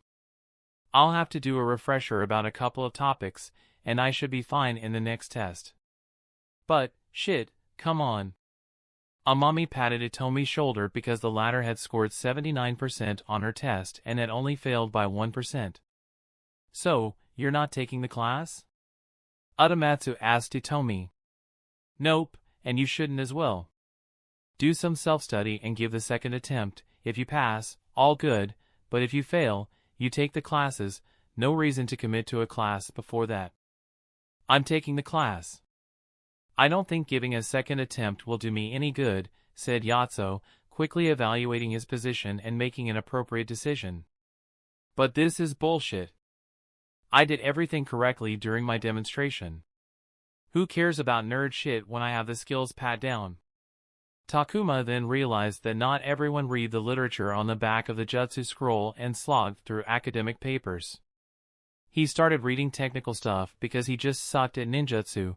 Learning theory helped him make sense of things he didn't understand. The habit stuck, and he continued to read. But Yatsuo wasn't wrong in his claim that theory didn't matter if one could perform a jutsu as well as him. Amami said, learning theory can be helpful but will yield diminishing returns past a point. I say attend the class and try to pass the recommended level, but if you can't, try for a lower difficulty level. As you said, if you can use your jutsu well, no one will care. Takuma nodded. There's more than one way to learn ninjutsu, but this is ANBU, they demand a higher standard. Don't make excuses before putting in effort and take the easy way out, said Kojiro Hyuga. My approach is not an excuse, said Amami, her eyes narrowing. Kojiro shrugged. Utamatsu quickly changed the subject to the next week's testing portion. As they talked, Takuma gazed at the criteria document he had read over and over again for the past week. He wondered if completing the training as soon as possible was the right move for him. He wanted to use his 3 months properly to not only push himself forward but also to prepare himself for the job. He thought about why they wanted them to hurry, and one reason was that ANBU wanted them to learn on the job. It was an effective way to encourage people to learn quickly, and the learnings were completely practical without any bloat that could creep into a classroom. He had learned most of his leading, managing, and organizational skills on the job during the narcotics task force, and while he made mistakes, he had learned an awful lot very quickly. Or perhaps ANBU just wanted them to get working as soon as possible because they were on their payroll. So much to do, so little time, Takuma commented absent-mindedly. He needed more information but didn't have the right person to ask it from. However, Takuma soon found the person who would solve his problem. Straight-faced. Later that evening, Takuma was leaving the training facility when he saw a brunette woman sitting on a bench near the entrance. She was dressed in casual clothes and wore a cap. He assumed she was someone from ANBU who had come to train there, but as he passed her, she looked up at him and smiled. Takuma froze when he saw someone he hadn't seen in a very long time and wasn't expecting to reunite with at the ANBU training facility. Sango? Takuma was left speechless for a moment. They had met in the ring, where she served as his Irionin, a relationship which developed into her becoming his personal doctor, and they had grown close enough that she was willing to manipulate his medical records to omit any mention of the scars on his body. The last time he had seen her was just before the assassination attempt. She did not visit him in the hospital or pick up the phone when he wanted to tell her that he was getting deployed, nor did she reply to his invitation to his promotion ceremony. It was like she had vanished from the face of the earth. Yo, I knew you would end up here one day, said Sango with a grin. Fuck you showing up like this after all this time, Takuma spat.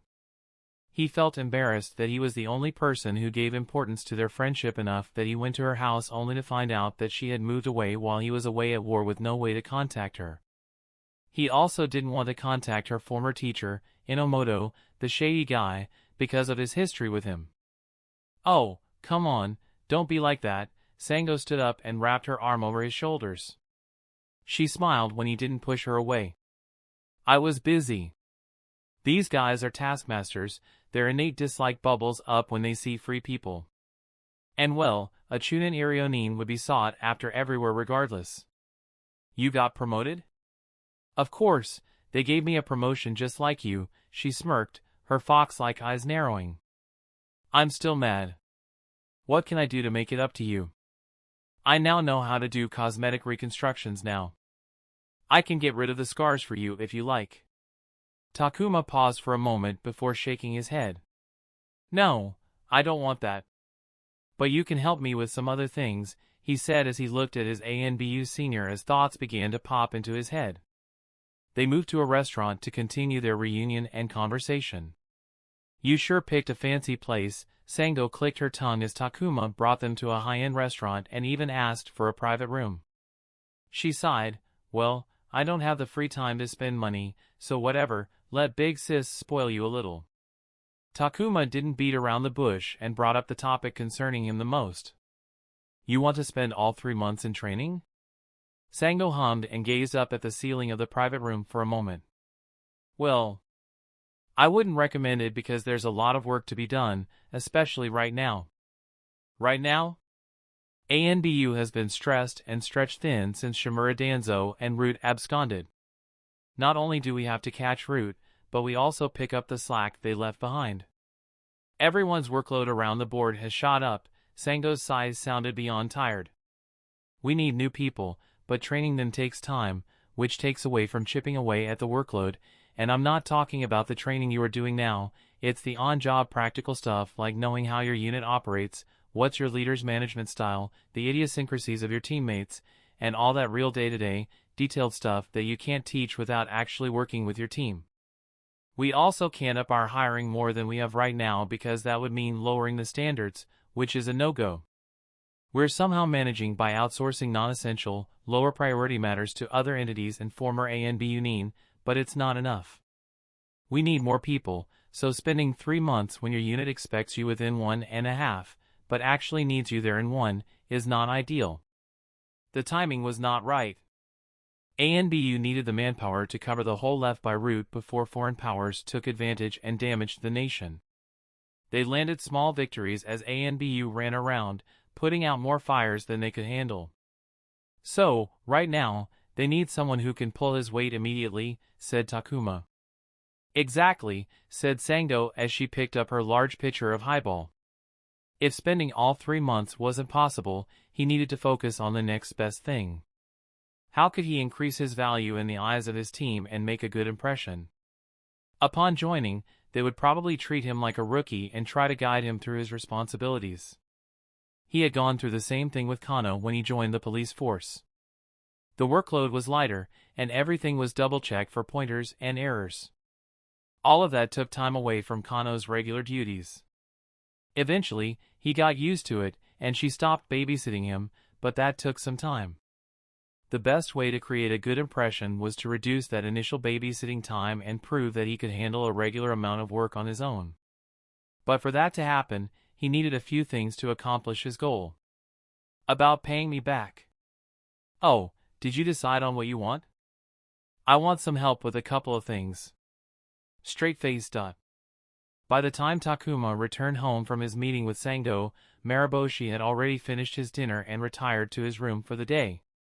Takuma took a bath, cleaned the bathroom, and did some prep work for breakfast as part of his duties as a housemate before also turning in for the day. As he lay on his bed in his room, he gazed at the ceiling with a thought that he had pushed aside before. He slipped his hand underneath his shirt and traced the scars with a hand. There were 2 types of scarring on his body. The rough scars, caused by sharp weapons that cut him during spars and fights, were evidence of mistakes he made during combat. He did not want to get rid of them, as they served as reminders to avoid making those same mistakes. The surgical scars that were present from before the day he found himself in the body. They were methodical, uniform, and were present all over his body. What kind of person was the boy to go through so many operations and medical procedures? It would have made sense if it was someone only in one part of the body, but scars were everywhere. No one that sick would be able to have a body strong enough to be a shinobi. Takuma closed his eyes as a faint pain assaulted his head from thinking about the scars. It used to be torturous, but ever since that miserable day when Riku had died in you, the pain had become much more manageable after he had visions during his fight against Khan. Those were not visions. They were repressed memories. They were vague and blurry, but Takuma had seen them in his dreams. They had kept him awake at night. If they were memories, they were the boy's memories. He managed to piece together the fact that the boy was involved in some form of experimentation, and the fact he saw a younger Khan in those memories meant it was all connected to the root somehow. Nothing of it had to do with him, and yet, because he now possessed the body, he had inherited everything from the boy. Something from deep within his being wanted him to find what had happened to get a semblance of a closer. And so, he had another reason to go after Root. Unlike avenging Riku, this didn't feel like his own desire, but it compelled him the same. Perhaps it was a remnant of the boy influencing him. It made him uncomfortable to think he was being influenced by something he did not know, yet it made no difference. He wanted to know the truth, and getting to it meant capturing the person he hated the most in his life. Until he got closure, he would not erase the scars on his body. Takuma already wanted to kill Khan, now he had an excuse to torture the bastard until he fessed up everything he knew. Chapter 327, Nasaki Aisato had been working for ANBU for several years as staff and was surprised when Copperhead, a snake-masked ANBU Irionin by the name of Sango, told her that one of the new recruits wanted to talk to her. He didn't want her specifically, but a competent staff member. And her competence being acknowledged was always flattering to hear. Usually, she would refuse anyone trying to meet her in her capacity as an ANBU staff member as it was seldom anything good, and she was not allowed to share anything about her job, even with her friends and family. At least she was allowed to share that she worked with ANBU, the operatives couldn't and were essentially forced to lie to almost everyone in their lives. But the recommendation had come from an operative, and since she was meeting one of the recruits, which kept this thing inside ANBU, so she accepted the meeting, if only because she was getting a meal out of it. The next day, she found herself sitting in a nice restaurant she had been wanting to visit for some time after work, facing a kid who couldn't be any older than 15. He introduced himself as Takuma. Everything about him, from the look in his eye to how he held himself, made him look older. "So, I've been told you need my help?" asked Aisato. "Copperhead told me you're a record keeper for ANBU." Aisato's responsibilities involved maintaining records for ANBU and organizing and updating everything for ease of access and compliance with strict regulations. She and her fellow record keepers processed thousands of documents weekly, touching everything from memos to expenditure reports to personnel files. If someone wanted information from ANBU's intelligence archives, they had to rely on record keepers who treated data and information like gold. "I will be joining a team after I end my training, and seeing how busy everyone is, I want to be of help. I was wondering if you could walk me through best practices for paperwork in ANBU since I don't want to waste my team's time correcting my mistakes. So, I thought that learning from someone like you, who maintains the records, would be the best way to properly avoid mistakes." If Aisato and record keepers hated one thing, it was incorrect and improper paperwork. Every day, some team from some unit would submit a lazy or incompetent mess that the record keepers would have to send back to correct. She couldn't understand why they couldn't do it right the first time, and it wasn't like they learned from their mistakes either. Many people didn't take paperwork seriously and rushed through it, but paperwork was vital because it recorded everything. Over time, people could forget things, conflate facts, and confuse information, but once something was put into writing when it was fresh in their minds, it would never change. "You are right. Learning from us would be the best," said Aisato after downing her drink to wash away her frustrations. "Do you know which unit you will be joining?" "Not yet." "Then, unfortunately, I don't think I can help you very much. Not everyone filled out the same paperwork. Units with different responsibilities had to fill out different forms related to their duties. Even if she wanted to teach him, she couldn't until she knew Takuma's unit to curate what kind of paperwork he would be filling. How about some general stuff that everyone deals with? I just want to help, so I will take anything I can learn. Of course, if it's not a problem for you. You must also be busy, and I don't want to take too much of your time." "No, not at all," Aisato hurriedly waved her hand. "Sure, let's focus on some basics. I can even help you with some of ANBU's standard operating procedures to get you more comfortable. Will you?" "Thank you so much," Takuma smiled gratefully. Aisato smiled. She was impressed that a new rookie showed great initiative before being assigned his codename, mask, and unit. Straight-faced. At the start of the second week of the training period, Takuma received a letter in the mail that he had been waiting for since he got confirmation about his Chunin promotion. He got dressed, headed to the ANBU headquarters, and arrived at the ANBU's Jutsu archives because he had just received his special exemption from the year-long B-rank Jutsu probationary period for new Chunin. "Hello, I would like to buy a B-rank Jutsu, please," Takuma said to the shinobi outside the heavily guarded archives inside the ANBU headquarters. The shinobi guard looked up at Takuma for a moment. "Your identification, please." The process from then on was similar to what he had experienced when he visited the General Jutsu archives. They checked if he had necessary access, stripped him of all of his belongings except his clothes, patted him down and put him through a metal detector before another shinobi escorted him to a waiting room. Inside the waiting room was a shelf of catalogs for him to browse. The catalogs had a detailed section on each jutsu inside the archives that he could use to decide what jutsu he wanted. Takuma had spent hours in waiting rooms, reading water release and earth release C-rank catalogs from cover to cover to find the right jutsu for him. He planned to do the same when he got his second B-rank jutsu since he already knew what he wanted as his first. He had no experience with fire release and wind release jutsu, so he skipped past them. He had a terrible affinity for lightning release jutsu, so that wasn't an option as well.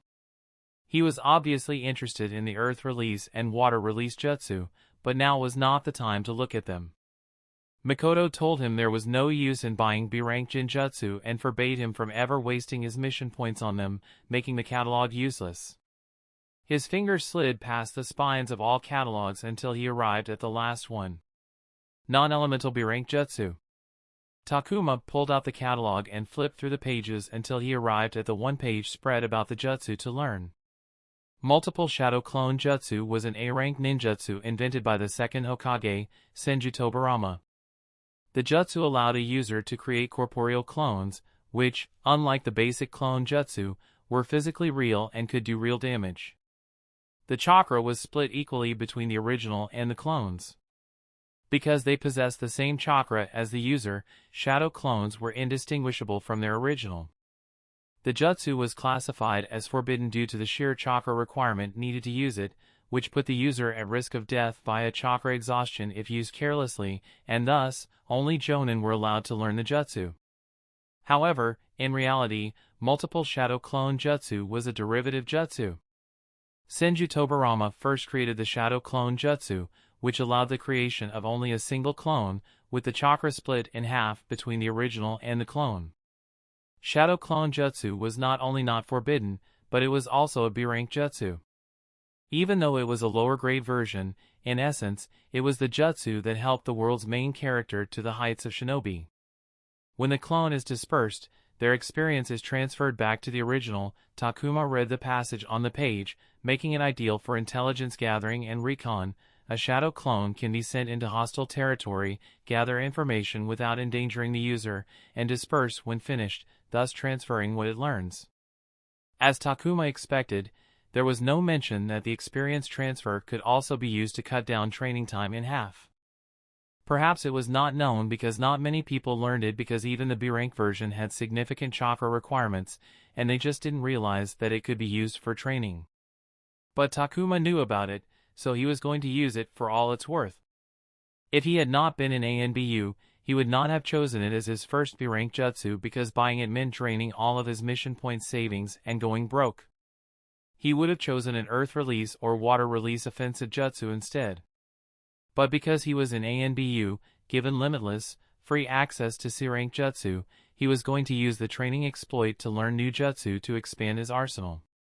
In the future, he expected this investment to give him compounded results. Takuma sighed. He was about to go broke and had no idea when he would get the next chance to learn another B-rank jutsu.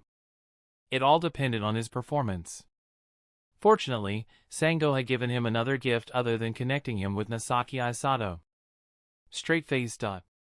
Taper sat in his office, reading a file on Takuma, the youngest recruit in the latest batch. He was beginning to understand why they had recruited him. It wasn't just because of what he did in the war or his accomplishments in the police force. He looked at the optional tests Takuma had opted for during the second week of training: lock-picking, horse riding, voice modulation using chakra, radio operation, and on-field first aid certification that was 2 levels beyond the ANBU recommendation, physical disguise, and chakra masking. Then there were skills they hadn't tested, like surveillance, pickpocketing, electrical and plumbing, cartography, leatherwork, tailoring, shorthand transcribing, bookkeeping, computer skills, hunting, foraging, and more things he didn't even know how to test. The kid knew so much that Taper felt he was making up half of the things. But Takuma had passed all his tests, which gave him the benefit of the doubt. Taper heard a knock on the door. Takuma was standing at his threshold. "Come in, Takuma," said Taper, closing the file and putting it in his drawer. He wasn't surprised because Takuma had requested the meeting beforehand. He was not in the mood for small talk and cut right to the chase. "So, what do you want to talk about?" Takuma didn't immediately speak. "I heard that the master instructor decides where the recruits will be assigned." "Why? Do you want me to send you to a specific unit?" asked Taper with a smirk. The information wasn't a secret, so it wasn't a surprise that he found out about it after 2 weeks. "Not at all, but I was wondering where you plan to send me." Taper wondered why he was asking that. As far as he knew, Takuma had no connections inside ANBU. There was one connection to Weasel through his mother, but if the ANBU captain wanted to use his position to influence Taper's decision, he would have already shown up. "Are you wondering why I am asking?" asked Takuma. "I do," Taper said straightforwardly. "I want to use this training properly, so if I know where I will be working, I can focus my efforts to be better suited for the job. I heard that ANBU is stretched thin because of Root, so I want to do a good job and pull my weight right from the beginning." Taper narrowed his eyes. He didn't buy that reason. Maybe Takuma wanted to know about his decision before it was too late to change and try to shift it to something to his liking. "I will respect your decision," Takuma smiled. "Huh? I am just so excited to work that I'm willing to exit training in 8 weeks. Taper raised his chin. "The kid is trying to negotiate with me," he said, willing instead of going, which meant he was open to reducing that time if he got something in return. Takuma understood that ANBU wanted the recruits to exit training as soon as possible, and that put pressure on Taper, who, as the master instructor, was expected to make that happen, but he couldn't force the recruits, or rather, he did not want to force the recruits. 6 weeks, Taper said. 7 weeks, Takuma countered. 6, Taper shook his head. Okay, 6, Takuma nodded, but you let me choose from a few options.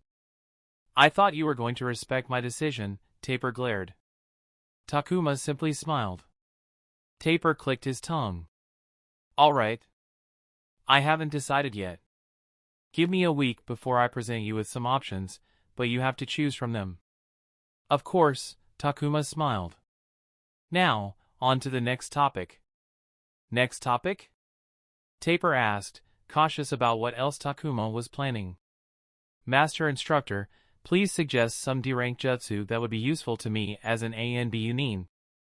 I was serious when I said I wanted to focus my efforts, and who better to get advice from you, the Master Instructor. Taper could only gaze as Takuma pulled out a notepad and pen. Chapter 328, none of the recruits passed all their tests at the ANBU's recommended levels. Everyone had either failed or attempted at a level lower than the recommended. Takuma was no different. He passed 10% of his mandatory criteria at levels above the ANBU recommendation, 70% at the recommended level, and the remaining 20% below the recommended level. However, since he had agreed to exit training in 6 weeks, Takuma decided not to shore up his lacking skills. While Taper and Ant told the recruits that not everyone relied on the criteria test results, this was a difficult decision for him. Takuma carried a resume of his skills with him and wanted to build an internal ANBU version of the document. The only reason he was satisfied with leaving after 6 weeks was because he had a ton of additional, optional skills to make up for it. Amami and Utamatsu had similar ideas.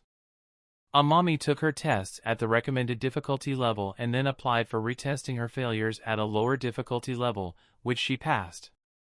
Utamatsu took one chakra theory course because he had already enrolled in it before switching to the Amami's strategy. Both of them were planning to leave training after 4 weeks.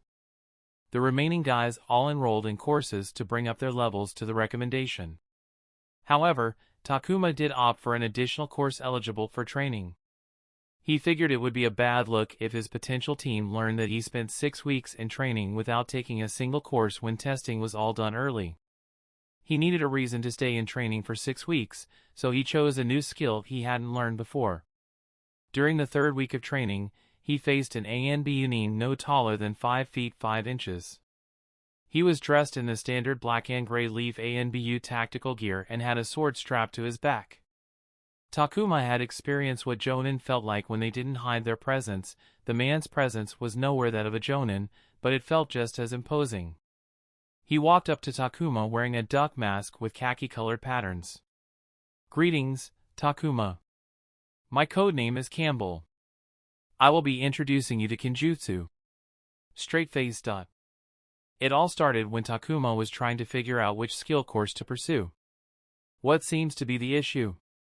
Mariboshi asked as he sat opposite him under the warm kotatsu with a cup of steaming tea. Takuma glanced at his teacher and landlord and was reminded that Mariboshi used a prosthetic for his lost left leg. He owned two models, home and tactical. The tactical model was made for combat and had a hidden blade concealed within that he used to strike with deadly precision. He had never used it against Takuma, who was never a challenge enough to warrant it. He also used a tanto, a short blade, as his primary weapon of choice and was well versed in the sword arts. "Do you think I should learn Jinjutsu?" Mariboshi raised an eyebrow. "I thought you weren't interested." They had previously discussed him learning a weapon, but the conversation happened when he was rapidly climbing the ranks in the ring and was obsessively focused on improving his taijutsu and refining his fledgling chakra augmentation, which had brought him his success. Back then, he had no time or desire to learn a weapon. "I am still not sure," said Takuma, gazing at his hand as he clenched his fist. "My combat style revolves around my taijutsu and my chakra augmentation is my greatest weapon. I won't be able to use it as well if I am holding a sword or be able to grab someone when they get too close. I use kunai, but it's not like I can throw a sword at my opponents. It just doesn't feel like a sword matches my style. It honestly feels like I would be abandoning everything I've built till now, and I know that I'm trying to change my combat style, but I don't want to dump my foundation." He wondered if he was resisting the idea because he had gotten comfortable and didn't want to face such abrupt change because it meant heading into the unknown. However, after thinking about it, he didn't believe he was averse to change. If abandoning his style and rebuilding it around Jinjutsu was the right choice, he would have gone full steam ahead. "I think you're misunderstanding something, Takuma." Mariboshi set his cup down. "Learning Jinjutsu doesn't mean abandoning your current style. Does learning Jinjutsu mean you're abandoning ninjutsu?" Takuma frowned. "No, why would I? They are two different things that serve different purposes. Learning Jinjutsu doesn't mean you stop training your taijutsu or stop using it in combat. I draw my tanto when I think it will give me an advantage over my opponent, but if I judge taijutsu to be the better option for the situation, my sword will rest until I have a use for it." In Mariboshi's words, if using a weapon was superior to bare-handed taijutsu, then every shinobi would be learning a weapon. But it wasn't true, and taijutsu, like everything else, had its strengths and weaknesses. The real skill was recognizing those strengths and weaknesses to determine which to use. "You're still unsure," Mariboshi commented. Takuma nodded. "I have to fix my style, learn new ninjutsu, progress with my Jinjutsu training, fix the energy imbalance, get better at what I already know, learn new skills, and start a new job soon. There's so much to do, I don't know if it's the right time to pick up Jinjutsu." He sighed. There was already too much on his plate, and it felt like the mountain of things to do would topple if he kept on adding more. "I have to agree with you there. Sometimes, doing less is doing more. However, I believe learning a weapon, it doesn't have to be the sword, can be helpful to the current you." "How so?" "Jinjutsu and taijutsu are different skills. You want to change your combat style. Learning something new, which is so different from what you currently know, will force you into a direction you've never ventured into. The new discoveries may inspire you in positive ways precisely because they're so different. Your Jinjutsu might benefit and influence your taijutsu, and the same will happen the other way around." It was akin to bringing a fresh perspective. Takuma's taijutsu had become stale after not developing beyond the ring, and learning to use a weapon would bring in a direction to revitalize his stagnating progress. "Please, help me," Takuma said as he bowed his head. "You don't have to ask. However, let's not spar as much. These old bones are not what they used to be, Mariboshi smiled. Takuma smiled as he gazed down at his calloused hands. His fingers felt weak for a moment, but he clenched into a fist to regain strength before they could tremble. There was no time to get overwhelmed. Straight-faced. Takuma quickly enrolled himself in a Jinjutsu course and received a teacher in 3 days. Because he was the only one among the recruits taking the course, it was to be a one-on-one tutelage, a boon, in his opinion. Do you have any prior experience with swords? Campbell asked, looking Takuma over. His voice was flat but strong, and he sounded like he didn't care for whatever the answer would be. None, said Takuma before adding, well, I did use a sword to behead a man once. He killed one of Khan's lackeys with a sword but didn't remember much of the fight. His memories were all a blurry mess. Campbell tilted his head and had a pause for a moment. I see. Okay, well, let's make something clear. These lessons will not make you a beginner, much less a master. Bar a few of them, most of these training courses are supposed to be gateways. I'll introduce you to the fundamentals, and then it's up to you to how much you practice them. Finally, I'll be straight with you, unless you're a born prodigy, you will not be skilled enough to pass the lowest difficulty, so, if you're in this to earn a skill to put on your record, quit now and save us both some time. I will sort it out with Taper, and you can choose some easy stuff. Do you not want to teach me? Asked Takuma. No, I don't want to waste my time. If you want to learn, I will teach you to the best of my ability. Then I want to learn. Great! Campbell delivered the response with all the enthusiasm of a deflated balloon. Do you have any questions for me? How long would it take for me to reach combat viability? Knowing the moves wasn't enough. He could learn the correct stance and train in the proper technique, but it was less than worthless if he couldn't defend himself or kill someone in a fight. That, once again, depends on your knack for the sword and how much effort you put in sparring and learning the techniques. Campbell tossed one wooden sword to Takuma and brandished the other. Effort isn't all it's cracked up to be, but it won't disappoint. So, familiarize yourself with that sword because that will be in your life for a long while. The wooden sword was uncomfortable in his hand, it was so different from kunai. For someone who fought barehanded, the weight distribution was wildly unfamiliar. Takuma couldn't imagine how long it would take for the sword to become an extension of himself. Straight-faced. In an unidentified location in the Land of Fire, the root agent codenamed Khan knelt on his knees. One of his sleeves was half empty from getting his arm hacked away at the elbow a few months back during a mission. You don't look well, Khan. Khan pursed his lips. He had lost weight, a significant portion of it in muscle, and was much frilier than before. Maintaining their physique was drilled into root agents' bones, and they were punished if they failed to pass their physicals. However, since Khan had lost his arm, he had let himself go and didn't look like a root agent from any angle. And my apologies, Master, Khan lowered his head. What do you want to see me about? Asked Shimura Danzo, the founder of the organization known as Root, formerly part of the Hidden Leaf. He was the Shimura clan's leader, the second Hokage student, one of the prime candidates for the third Hokage, and an esteemed jonin and elder feared by everyone. Khan swallowed, his mouth dry from nervousness. It was his first time doing something like this. A few months ago, he wouldn't have even dreamed about it, much less daring to think about it. Do not waste my time, Danzo warned. His narrow eyes bore down on him as if analyzing his existence and considering his worth. There were 2 root agents in the room, and a twitch of his finger would be enough to end Khan's life. And my arm, Master, Khan trembled, and so did his words. Yes, you lost your arm. Genin Takuma, was it? The one who took away your arm. That boy, whose voice has barely cracked, handed you one defeat after another. So many of our plans failed. I'm not pleased, to say the least. The more Danzo spoke, the more Khan trembled in fear, every orifice of his body pouring sweat. Root Nin didn't demand anything from their leader, they were supposed to be happy and content to have the life and purpose they were given.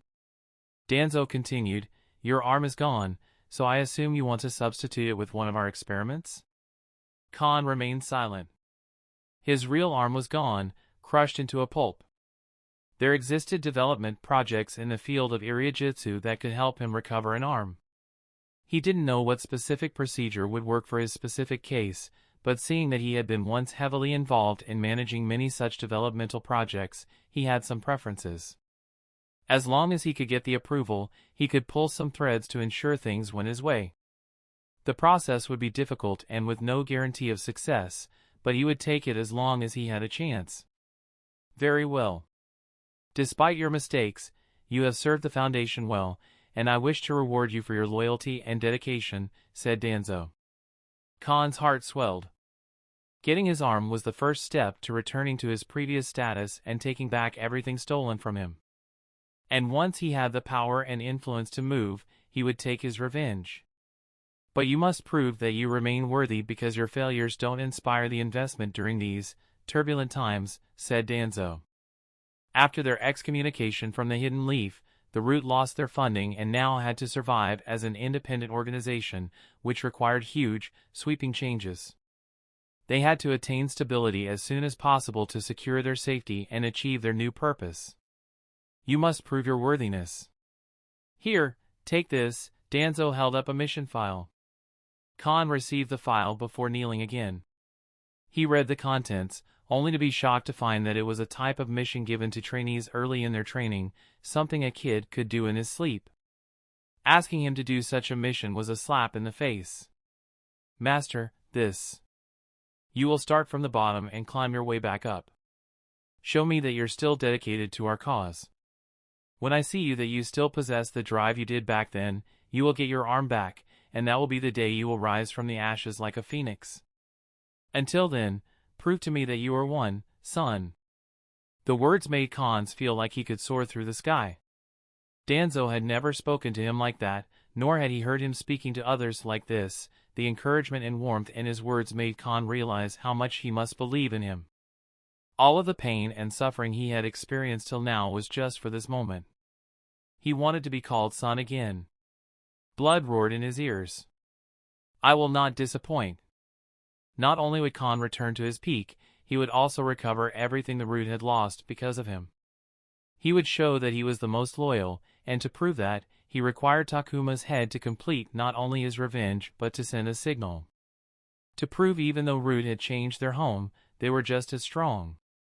Chapter 329. Even though the third Hokage had advised Takuma that he should focus on advanced chakra training before attempting to learn a B-rank jutsu, he wasted 3 days by overestimating himself. If a fresh-out-of academy Naruto could learn the A-rank version in a couple of hours, he could learn the B-rank version in a few days is what he thought. Alas, Takuma wasn't the protagonist, nor did he have the talent. Learning the Shadow Clone Jutsu was among his top priorities to increase his training by employing the clones to train beside him and on his behalf when he was busy. However, he failed.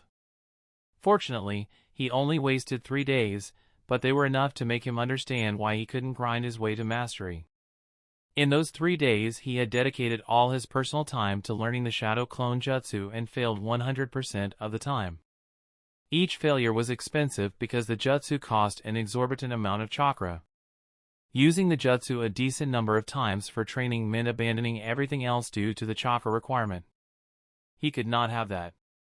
Not only did he have the jutsu recommendations from Taper to learn, but Takuma also had a few ninjutsu he wanted to learn in his own time. Dedicating all of his time to Shadow Clone Jutsu when he was starting work soon wasn't ideal, so he would have to build his way up from the basics. Straight-faced. I want to learn the Shadow Clone Jutsu as my first B-rank jutsu, Takuma said to Makoto as their lesson ended. They had resumed their once-a-week Jinjutsu training lessons, but they would soon become a regular once he started working. Still, Takuma planned to attend them whenever they had time together. He couldn't tell her he already had access to the jutsu, so he framed the conversation in the context of the future where he wanted the Shadow Clone Jutsu to be his first B-rank jutsu. You have the chakra for it, said Makoto as she considered his choice, but I suggest you go with a water release or earth release jutsu for your first B-rank. You'd have an easier time learning them. Shadow clones have excellent utility on the field, but you should first sort out a strong offensive or defensive option before you learn this. Takuma agreed with her. However, the training exploit was too tantalizing for him to wait for until later. The advantage was compounding, meaning a year's difference would result in fewer results. The earlier he learned the jutsu, the greater its benefits. I still have a year before I can learn a B-rank jutsu. Maybe I will change my mind, but until then, I'm thinking about advanced chakra training, said Takuma, bringing up the topic he wanted to discuss with her. Smart choice. Many make the mistake of going right into learning the ninjutsu. Makoto smiled, impressed. B-rank jutsu and beyond requires a deeper understanding of chakra to learn and use them, and for most people, their existing knowledge and skill isn't enough to cut it. You need to be worthy before you can wield the power. Chakra was the basis of all jutsu. Even taijutsu relied on chakra as it strengthened the body, allowing a shinobi to move in ways ordinarily impossible. When a shinobi used a jutsu, they transformed and manipulated chakra to achieve the desired effect. What are the two advanced methods of manipulating chakra? Asked Makoto. They are nature and shape transformation, Takuma replied, already having done his homework on the topic. Correct. Nature transformation was an advanced form of chakra manipulation that entailed molding and defining the chakra's nature, altering its properties and characteristics. Takuma transformed his raw chakra into water or earth nature chakra when using water release or earth release ninjutsu. Similarly, others could transform their chakra into the 5 basic natures: fire, water, earth, wind, and lightning, depending on their ninjutsu release. Shape transformation was another advanced form of chakra manipulation that involved controlling the form, movement, and potency of chakra and determining the size, range, and purpose of the jutsu. Chakra didn't have a defined shape and could be molded into any form desired by the user. The tentacles in water release, 8 tentacle maintain their form due to shape manipulation holding the water together. Takuma's chakra augmentation was a pure shape manipulation jutsu. The first form started out as an application of chakra repulsion but slowly became something more. He created the second form when he became able to propel a concentrated package of chakra at high velocity. Most jutsu work via both methods of advanced manipulation working together. At D and C rank, the hand seals took all the burden of manipulation, allowing shinobi to use them without a deeper understanding of the mysteries of chakra. But at higher ranks, hand seals weren't enough. The shinobi needed to supplement their own advanced understanding and skill to bring jutsu to fruition. Today, he wanted advice on nature transformation. The shadow clone jutsu isn't part of any basic nature families. It's a jutsu from the yin-yang release, said Takuma. The shadow clone jutsu was classified as a yin-yang release, meaning it used both cyclic natures. It was not to be confused with a combination nature, as yin and yang worked separately and together to make the jutsu possible. How do I train yin and yang nature manipulation? There were more natures outside the 5 basics. Bloodline limits possessing shinobi had the gift to merge basic natures to create a combination nature. Other than that, there were the cyclic natures, yin and yang, not to be confused with physical and spiritual energies. Yin release allows one to control imagination, creating form out of nothingness. Yang release controls vitality, granting life to forms that have none, Takuma said with a frown. I am familiar with how I'm supposed to train nature transformation for the basic 5, but I must admit, I'm confused when it comes to yin and yang. Even my understanding of the cyclic natures is shoddy at best. He understood water because he drank it, used it for bathing, cleaned clothes and utensils with it. He was well familiar with all of the basic 5, even lightning to some extent, but yin and yang weren't things he experienced in his day-to-day life. However, he did know that Jinjutsu is yin release, said Takuma. It is, Makoto snapped her finger. Takuma sat straighter when he looked up to meet Mikoto's gaze, the red Sharingan and its tomo spinning in her eyes. The day outside turned into night, and the slightly cold wind turned freezing in a second. This is my imagination, controlling your imagination and reality, creating a vision that doesn't exist. And yet, the cold bites your body, you feel it, don't you? Said Makoto as she sat before him. Takuma was affixed inside the Jinjutsu the entire time, his unique constitution unable to pull him out instantly, a testament to Makoto's skill and potency of her Jinjutsu. She was the one who knew the most about his Jinjutsu resistance. They had experimented and explored it often. She could keep him there for longer if she wished.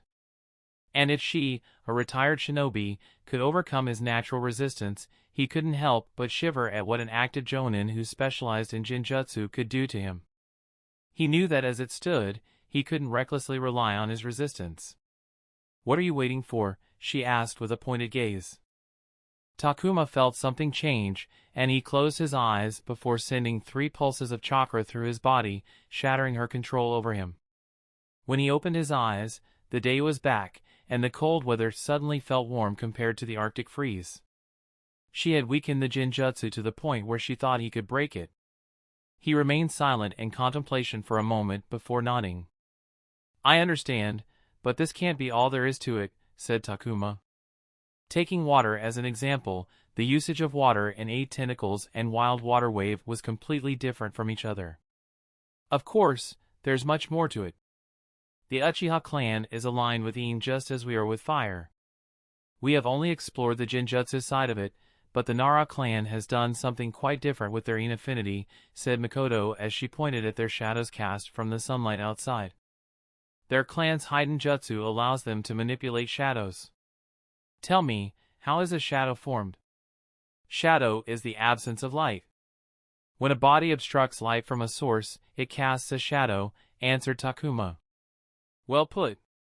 Shadow is the absence of light, it's nothing," Makoto smiled. Realization struck Takuma. "Creating form out of nothingness," he muttered. "Correct, it's nothing, and yet it exists. Not only that, you can alter shadows by altering the light or the obstructing body, which shows it can be manipulated. The Nara clan simply created another way to manipulate shadows and even give them a corporeal form by using the properties of Yin. It's a tremendous and fascinating example of jutsu craft." Takuma felt his clarity and confusion increase simultaneously. "Don't lose your head over it. If you want to train the Yin nature transformation, just train your Jinjutsu. It's only one aspect, but it'll be enough for the shadow clone jutsu," Makoto interrupted when she saw him falling into his thoughts. Takuma nodded before asking, "What about Yang?" "Yang controls vitality, granting life to forms that have none," Makoto repeated his words. "People often confuse granting life with the creation of something living. In actuality, it means bringing possibilities into reality." Noting his confusion, she hummed. Do I know a Yang release ninjutsu?" "Oh, I do! Here, look at this." She waved a quick set of hand seals before showing him her fingertips. Her beautifully manicured fingernails suddenly grew longer, sharper, harder, and menacing until they were more suited to be called claws or talons than nails. "This is a Yang release ninjutsu. It uses my chakra to transform my nails into claws. I don't want to ruin something here, so just believe when I say that I could slice your flesh to the bone with these nails right now," she said as she looked for something to cut but failed to find anything disposable. "My nails are capable of growing, that's something that already exists. What Yang does is that it hijacks the process and temporarily recreates it rapidly.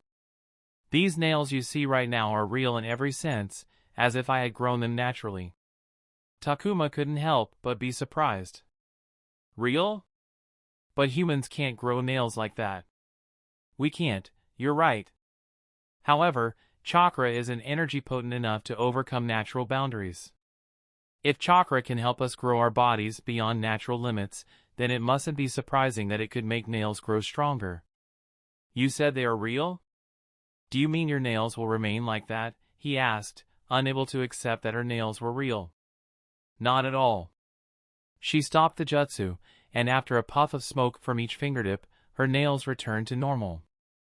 "Then it's not real," he frowned. "It was real, now it's not," she smiled. Takuma only found himself more confused. "Huh? Who says that something real has to last?" Makoto pointed at the empty tea cups sitting between them. "You tasted the tea when you drank it, but the taste has disappeared now. Does that mean that the taste was not real? But I can drink tea once more to taste again. And I can use the jutsu again to grow my nails. Makoto shook her head with a light chuckle. It's okay if you don't understand, it's confusing because it's complex, and you must learn a lot to make sense of it. Even I don't understand much of it because it's not my affinity. But I will give you an example we both are familiar with, Iriyajutsu. Iriyajutsu is yang release, Takuma nodded. I was an Irionin, so he knew some things about Iriyajutsu from conversations. If you boil it down to the simplest terms, Iriyajutsu simply boosts the body's healing to an extraordinary limit. Your body is still the one doing the healing, but it's getting help from the Iriyajutsu. Of course, it's infinitely more complicated than what I said, but that's the gist of it. Makoto lazily waved her hand. She continued, there's a law associated with yang, unlike with yin release, you can't create something out of nothing. I use my chakra to boost the pre-existing growth of my nails. Iriyajutsu is no different. The Irionin uses their chakra to take the burden of accelerated healing away from their patient's body. Injuries that would take several months or even years to heal recover within days or weeks. It was a miraculous feat that transcended human limits, many times more impressive than something like breaking the human speed limit. It works because chakra is a potent force that supports life itself. So, it's like equivalent exchange? Asked Takuma. Perhaps it is. I am not that knowledgeable, Makoto shrugged. What about the Akimichi clan's hidden jutsu, calorie control? Isn't that also yang release? I understand Iriyajutsu because the body possesses the ability to heal on its own, which can be considered the form, but what about the Akimichi clan's ability to grow in size and turn into giants? Where's the form in that? Humans can't do that normally. That's even more difficult for me to answer, Makoto sighed. It's a hidden jutsu. I know next to nothing about it, but if I had to take a guess, then the body itself is the form. They can grow their body parts to a tremendous size, but in the end, they're still human body parts, just blown up in size. I'm sure there is complexity to it all that the Akimichi clan has painstakingly solved over generations, but I can say with confidence that it's so complicated that they can't do it with chakra alone. What do you mean? Calorie control, as the name suggests, burns the calories in an Akimichi's body to give them their power. I could grow the nails because they're relatively simple, but think about complex organs strong enough to support their giant frames. Theoretically you could do it with chakra alone, but it would require godlike knowledge and skill. This is not to say that the Akimichi clan is unskillful, I just don't believe anyone in this world is that skillful. So, they sacrifice a part of their own body to fuel the jutsu. What do you mean? Takuma asked. Think about it, first they burn the carbohydrates, then they burn the fats, and if the situation is dire, they burn the protein in their muscles. What if they didn't control which muscle would be burned first? What if it's the heart? Do you understand what I mean? Takuma nodded. The Akimichi's jutsu could eat away at their hearts, leaving them weak, and a weak heart would beget a whole host of health complications, death being the worst of them. Despite its miracles, Iriyajutsu wasn't all-powerful, there were risks and limitations. Perhaps that's why they eat so goddamn much and store resources in their bodies, said Takuma solemnly. Makoto silently nodded. You can't learn Iriyajutsu, so I will suggest a simple yang release jutsu. Buy and practice that for yang nature transformation training, she said. Thank you, Takuma bowed his head, grateful for her guidance. Chapter 330, Takaburo, you have no talent for the sword. Dino Takaburo was crushed when he heard those words at the tender age of 8 from his teacher, who immediately took back his words. But it was too late as they were engraved in his mind from that day forth. He held no intrinsic interest towards Kinjutsu, though he wanted to learn it because it made him feel closer to his father, who, like countless others, had lost his life in the Third Shinobi World War. Takaburo liked going through basic kata in the backyard, just like his father did first thing every day. He cherished his mother's smile when she saw him with a sword, commenting on how much he resembled his father and wished to grow worthy enough to wield his father's sword, the only thing that had returned from the battlefield. Takaburo was grateful for his father's close friend, who had volunteered to teach him Jinjutsu alongside his own son.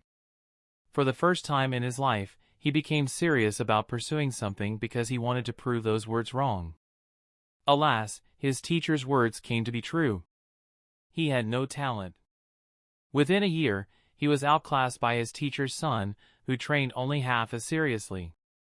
Takaburo's technique was nowhere as polished despite working twice as hard, and their sparring record was so lopsided because he only won when his opponent made a lazy mistake or threw the spar to give him a win.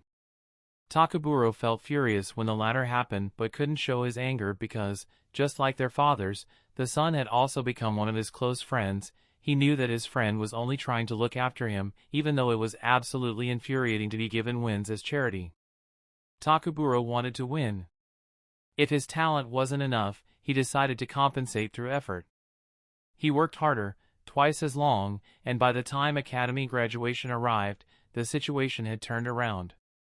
His best friend couldn't hold a candle to him when it came to technique, and they had stopped sparring because they were too far apart in skill. "I have talent," Takaburo declared to his teacher on graduation day, the day he became a shinobi. He had proved the words wrong. That day, his teacher nodded with a smile and congratulated him with a brand new sword. He wanted to use his father's sword, but it wasn't an appropriate fit yet, making him grateful for the gift. He wholeheartedly thanked the man who had grown beyond his father's friend to a father figure. However, the young him missed the true feelings behind his teacher's smile upon hearing the bold declaration.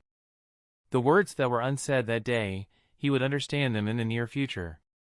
Takaburo passed the Jonin team test and trained under a Jonin right out of the academy. Being a Jonin wasn't tough except for the number of duties, between missions, team and personal training, and spending time with his friends and family. He wasn't left with much time to himself. He didn't mind it, as each day was fulfilling. He wanted to be someone his father would be proud of, so he gave it his all daily. 1.5 years passed quickly, and their team registered for the Chunin exams. "Dear, you should take this with you," said his mother as she placed his father's sword in his hands.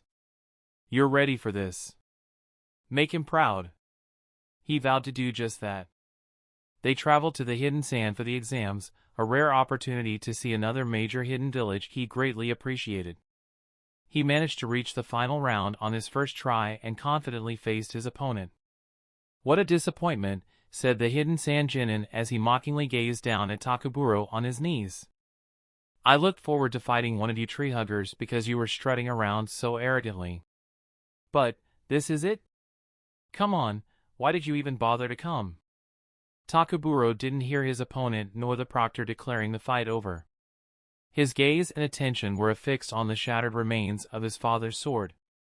It was the thing that connected him to his late father, but here it was, broken. Since he had become a Genin, he had fought and sparred against many Kinjutsu users, and he barely lost against peers his own age when it came to Kinjutsu. He was proud of his skill and thought as long as it wasn't someone with drastically more experience, he wouldn't lose to them when it came to wielding a sword. His final round opponent was a Kinjutsu user of the same age as him, but he was humiliated beyond anything he had faced. He wasn't given a single chance to be on offense and was forced to be on defense, desperately trying to hang on and not getting defeated. He got toyed along like he was a plaything. As he stared at the shattered blade, Takaburo recalled his teacher's smile he couldn't recognize because he was too young. It was the smile of someone who didn't have the heart to tell a child the truth and break his heart. He was not given a rank promotion upon his return to the village. "Takaburo, I think it would be better if you shift your focus away from Kinjutsu to ninjutsu," said his Jonin teacher. "You shouldn't put all your eggs in one basket. Versatility is important for a shinobi." Takaburo understood what his teacher was tactfully trying to tell him without hurting his feelings. He had been under his tutelage long enough for the Jonin to know the value of Kinjutsu in his heart. It was his way of telling him what was told to him all those years ago. He had no talent for the sword. I see," Takaburo bowed his head. He followed the advice and allotted more time to ninjutsu than before. The changes in guidance paid dividends. He was promoted to Chunin after 4 more years and continued working hard for years until he found himself before something he didn't think he would ever see. We are impressed, Chunin Takaburo. How would you like to work for ANBU? Soon after, Campbell was born. Straight-faced. Campbell gazed at the rookie he was teaching the basics of the Jinjutsu to. He took the assignment because he was promised more time off if he did, which was a must since he wanted to travel with his mother. It had only been 4 days since they had started their lessons, but it was clear to him that Takuma was not a prodigy. Seeing that he was only 14 years old, Campbell wondered if he was one of those logic-defying prodigies, but he seemed extraordinarily ordinary. Campbell also thought he was a genius in some other field. However, upon reading the personnel file, he was startled at how much someone so young had accomplished and understood why Takuma had been inducted into the ANBU.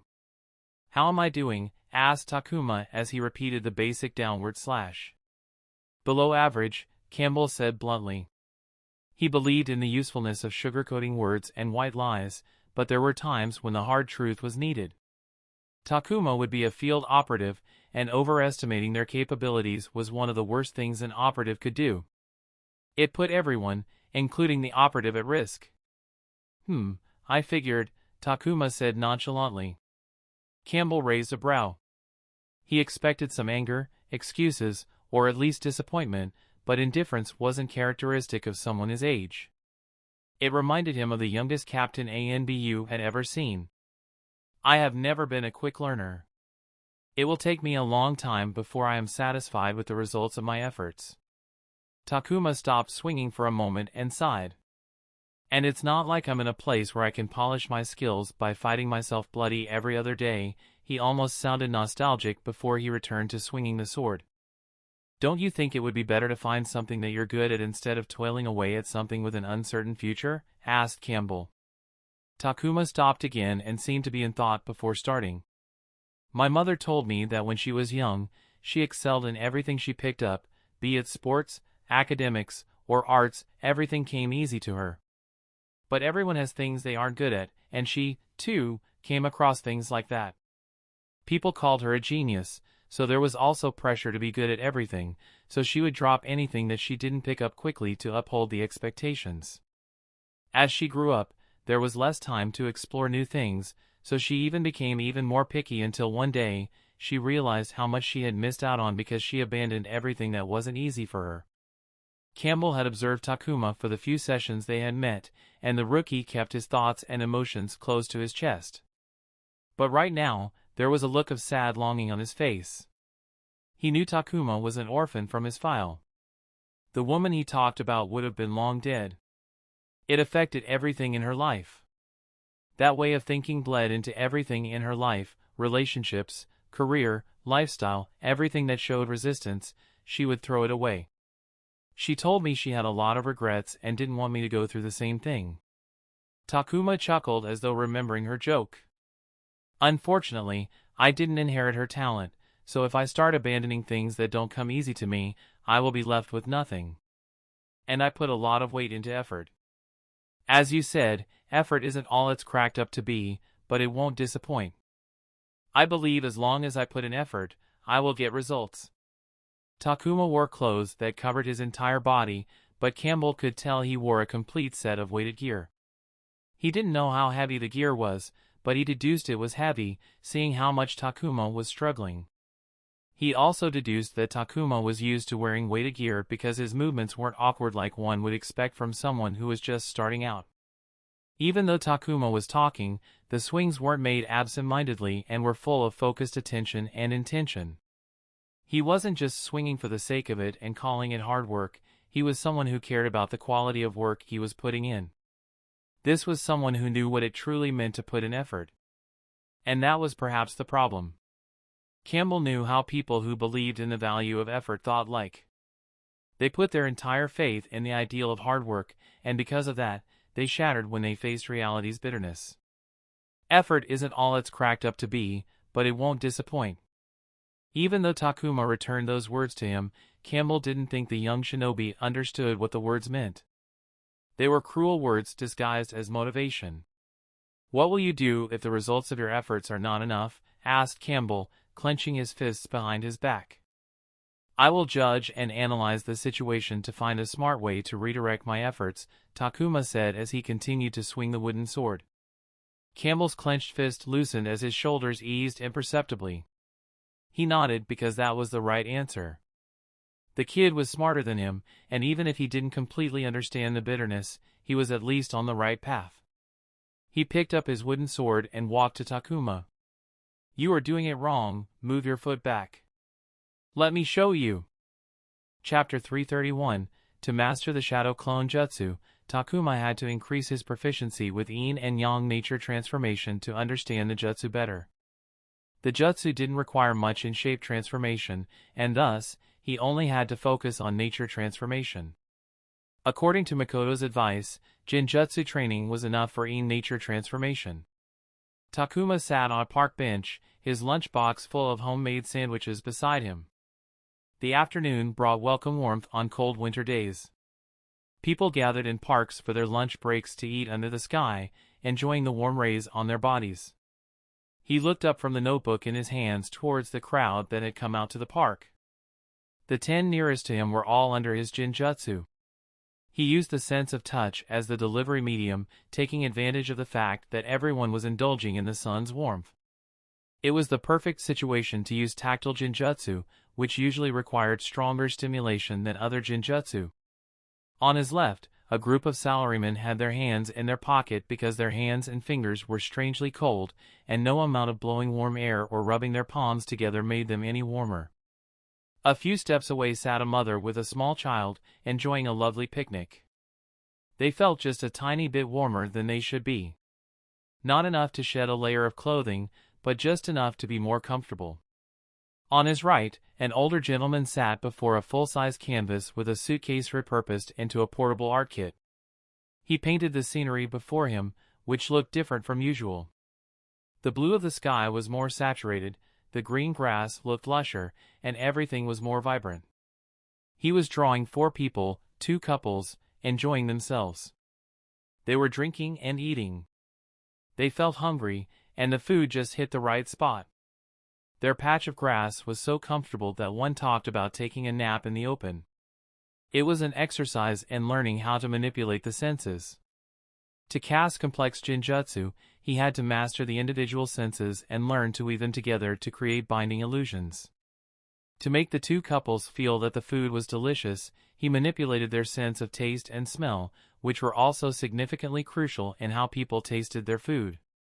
He made them feel they were eating the delicious version of each dish they had eaten in the past. He also resurfaced the feelings associated with memories of their best meals to elevate the experience further. Takuma couldn't see their memories, but he didn't need to. The target's brain would bring the feelings associated with memory on its own. The brain was a complex creation with unbelievable power, but its complexity also worked against it sometimes.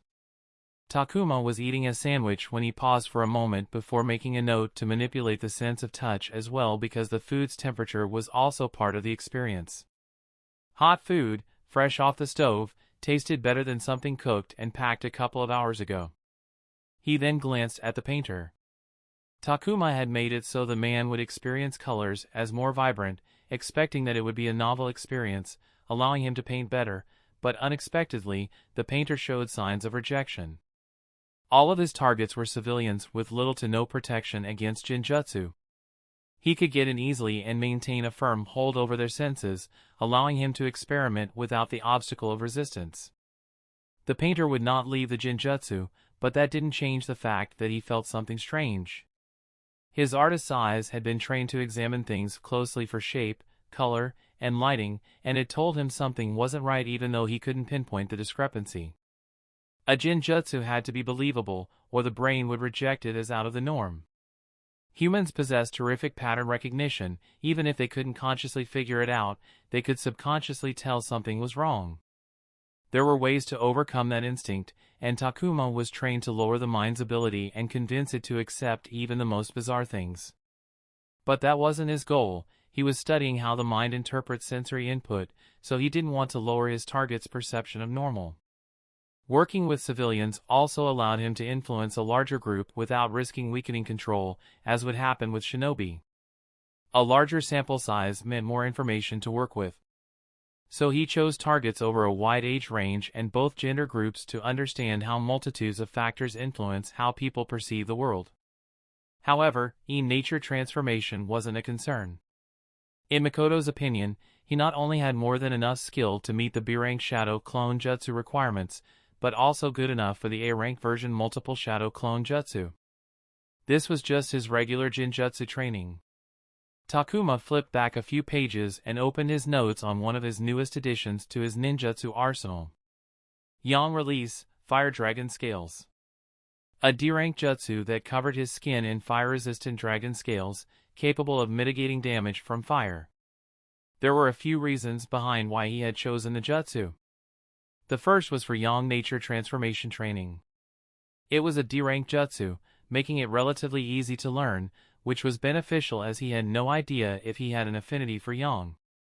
Shinobi hadn't yet invented a way to check affinities for cyclic natures like they had done for the 5 basic natures via chakra paper. Practical viability was important for him. He didn't want to learn a jutsu that served no field utility. Fire Dragon Scales provided a defense against fire release ninjutsu. It had the downside of only being useful against fire, but it traded that weakness for a much more potent fire defense. Compared to his C-rank Earth Release, Earth and Dome, its fire defense was still weaker, but it held the mobility advantage as Takuma could freely move as opposed to when he had to stay within a stationary dome. The jutsu wasn't on Takuma's radar initially. It only caught his attention after discovering it was a scalable jutsu, meaning it could be pushed beyond its assigned rank and made stronger depending on the user's skill. With enough skill and raw chakra, all jutsu could be pushed beyond their assigned rank. If Takuma trained, he could push his C-rank Water Release, Wild Water Wave to a level where it could be considered a B-rank jutsu. While it couldn't do damage to a similar B-rank jutsu, it also couldn't be classified as a C-rank jutsu as there was a big qualitative gap between the two ranks. Practically speaking, it could also be pushed to B-rank jutsu, and doing that would be around the same difficulty as learning an authentic B-rank jutsu. Many considered and pursued the option as B-rank jutsu were absurdly expensive for most shinobi, but it was often not worth it as jutsu weren't meant to be pushed beyond their rank. Forcibly doing it came with a downside. The chakra cost for these overcharged jutsu was measurably higher than their counterparts. That cost could be brought down by training, but that same time and effort could be utilized to make an authentic B-rank jutsu more efficient or powerful. There was a real-life logic to go down the overcharging route. Learning a jutsu was only half the battle, the other half was practical implementation. Knowing when and how to utilize a jutsu during a dynamic battle was arguably more important. A shinobi who had been using a certain jutsu for a decade suddenly finding that their favorite jutsu was inadequate, but it remained a cornerstone of their combat style, and replacing it could mean a significant overhaul to how they fight, which would mean finding and learning a suitable jutsu, gaining real-life experience to identify strengths and iron out the shortcomings, which was an immense commitment that might not be satisfactory in the end. In such cases, overcharging a jutsu became a viable option, as abandoning an established jutsu meant significant implications to the shinobi. Pushing a D-rank jutsu to a C-rank was considered doable by anyone willing to put in the effort as the gap between the two ranks was surmountable. On the other hand, there was a significant qualitative gap between C-rank and B-rank, which was considered a wall that most shinobi would never cross. Most shinobi didn't have the chakra to use a B-rank jutsu, much less the affinities and dedication to learn them, and overcharging a C-rank jutsu came with additional cost. A-rank jutsu was the realm of geniuses. Not even all jonin had A-rank jutsu in their arsenals because of what it took to learn and use one, and those who did possess that power were considered walking disasters. The gap between B-rank and A-rank was akin to an ocean, and overcharging a B-rank to the next level was considered near impossible or a Herculean task for generational prodigies. However, some jutsu were deemed scalable as they were designed, intentionally or unintentionally, in a way that they could be pushed beyond their rank without incurring costs or penalties. Takuma already knew one such jutsu. Water Release, Hidden Mist Jutsu was a scalable jutsu. Theoretically, the mist could not only be made dense enough until it became opaque enough to block all light but could also be spread to cover an entire city. Practically accomplishing it in real life was another matter, as pushing a scalable jutsu still meant putting just as much effort into learning a parallelly ranked jutsu. Yang Release, Fire Dragon Scales was another scalable jutsu. Mastering it at D rank gave a full body cover that would resist a considerable of a D rank fire release ninjutsu's brunt, but it could be overcharged to make the scales resilient enough to stand up to even B rank or A rank if the user had a high yang affinity to attain the skin in a feasible amount of time. He chose the jutsu because it had the potential to become a versatile protection against fire release ninjutsu, which would cover its limited usage. Of course, if he wanted to push Fire Dragon Scales, he would need to improve his skills with the jutsu. The process for overcharging a jutsu, scalable or not, started out the same, which was undergoing advanced chakra training. If today, Takuma wanted to overcharge his C-rank water release, Wild Water Wave to a pseudo or full B-rank level, he would have to go through the water nature transformation training to increase the jutsu's power and then refine it through shape transformation to effectively control and direct the extra chakra into larger and more violent water waves. 13. Takuma heard his nickname and turned around to see Yaya Uramatsu walking toward him while waving his hand. He stood up to greet his fellow ANBU nin from the same batch. 16, you're here. Good weather today, isn't it? Takuma smiled. He had volunteered to show Uramatsu to a few places around the village as the man was new to the town and had been busy with ANBU training and looking for proper housing when his family moved to the Hidden Leaf to live with him. I'm not used to the cold, so any sunshine is divine, Uramatsu smiled. Perfect for a tour. Ready? Sure, let's get started. Takuma packed his stuff, and they got going. As he walked away from the bench he sat on, he snapped his fingers, and the eyes of the 10 under his Jinjutsu glazed for a moment before they returned to normal, unaware of what had happened and returning to enjoying their time in the park. Chapter 332, This is a great store, Takuma said as he led Uramatsu into a weapon store. I particularly like their smithing, kunai, shuriken, spikes, hooks, this is the place to get them. They also have a decent collection of tags, but I'll show you a different place with a wider collection. Takuma was no longer a customer because he shifted to an off-market vendor who sold him high-grade weapons at a lower price by illegally skipping out on sales tax. He was not short on money, but he had made a relationship he valued, so he continued using their services. Thank you, this is great. I don't know how long it would have taken me to find something by myself, said Uramatsu, as he picked one of the heavier kunai models and performed a couple of quick jabs. He was new in the Hidden Leaf Village and had asked Takuma to show him around shops related to the shinobi craft. You could just source your weapons from the armory, said Takuma. ANBU provided weapons for its employees, especially the operatives. A single form would have someone in ANBU, whose only job was to deal with weapons, would procure everything while ensuring quality, removing the hassle of shopping. I don't want to become reliant on them. Imagine we leave after our 5-year contract and I'm suddenly out of touch with a market I've never entered, clueless about fair rates. Letting myself become dependent on them isn't the smart thing to do. What kind of shinobi would I be if I didn't know how to get my own weapons, said Uramatsu as he stared down the length of a senbon needle. Fair enough. Better to shop by yourself and then get reimbursed, Takuma nodded. Many shinobi were very particular about their gear and weapons and wanted to handle everything themselves so that it would be perfect for their requirements. Therefore, ANBU allowed the operatives to buy their own and then turn in the bill to get reimbursed. They moved on, and Takuma continued showing Uramatsu to stores that sold everything from rope to soldier pills. I heard your team assignment was finalized, said Takuma. He wanted to get along with his batchmates, but that wasn't the sole reason he had sacrificed time out of his hectic schedule when he could have been training his yang nature transformation for the Shadow Clone Jutsu. Uramatsu was leading the training after the first month, earlier than him, which meant his team assignment had to be finalized early. Takuma wanted to get an idea of what Taper would present to him. There was no guarantee Uramatsu had any information that would help him, but checking wouldn't hurt.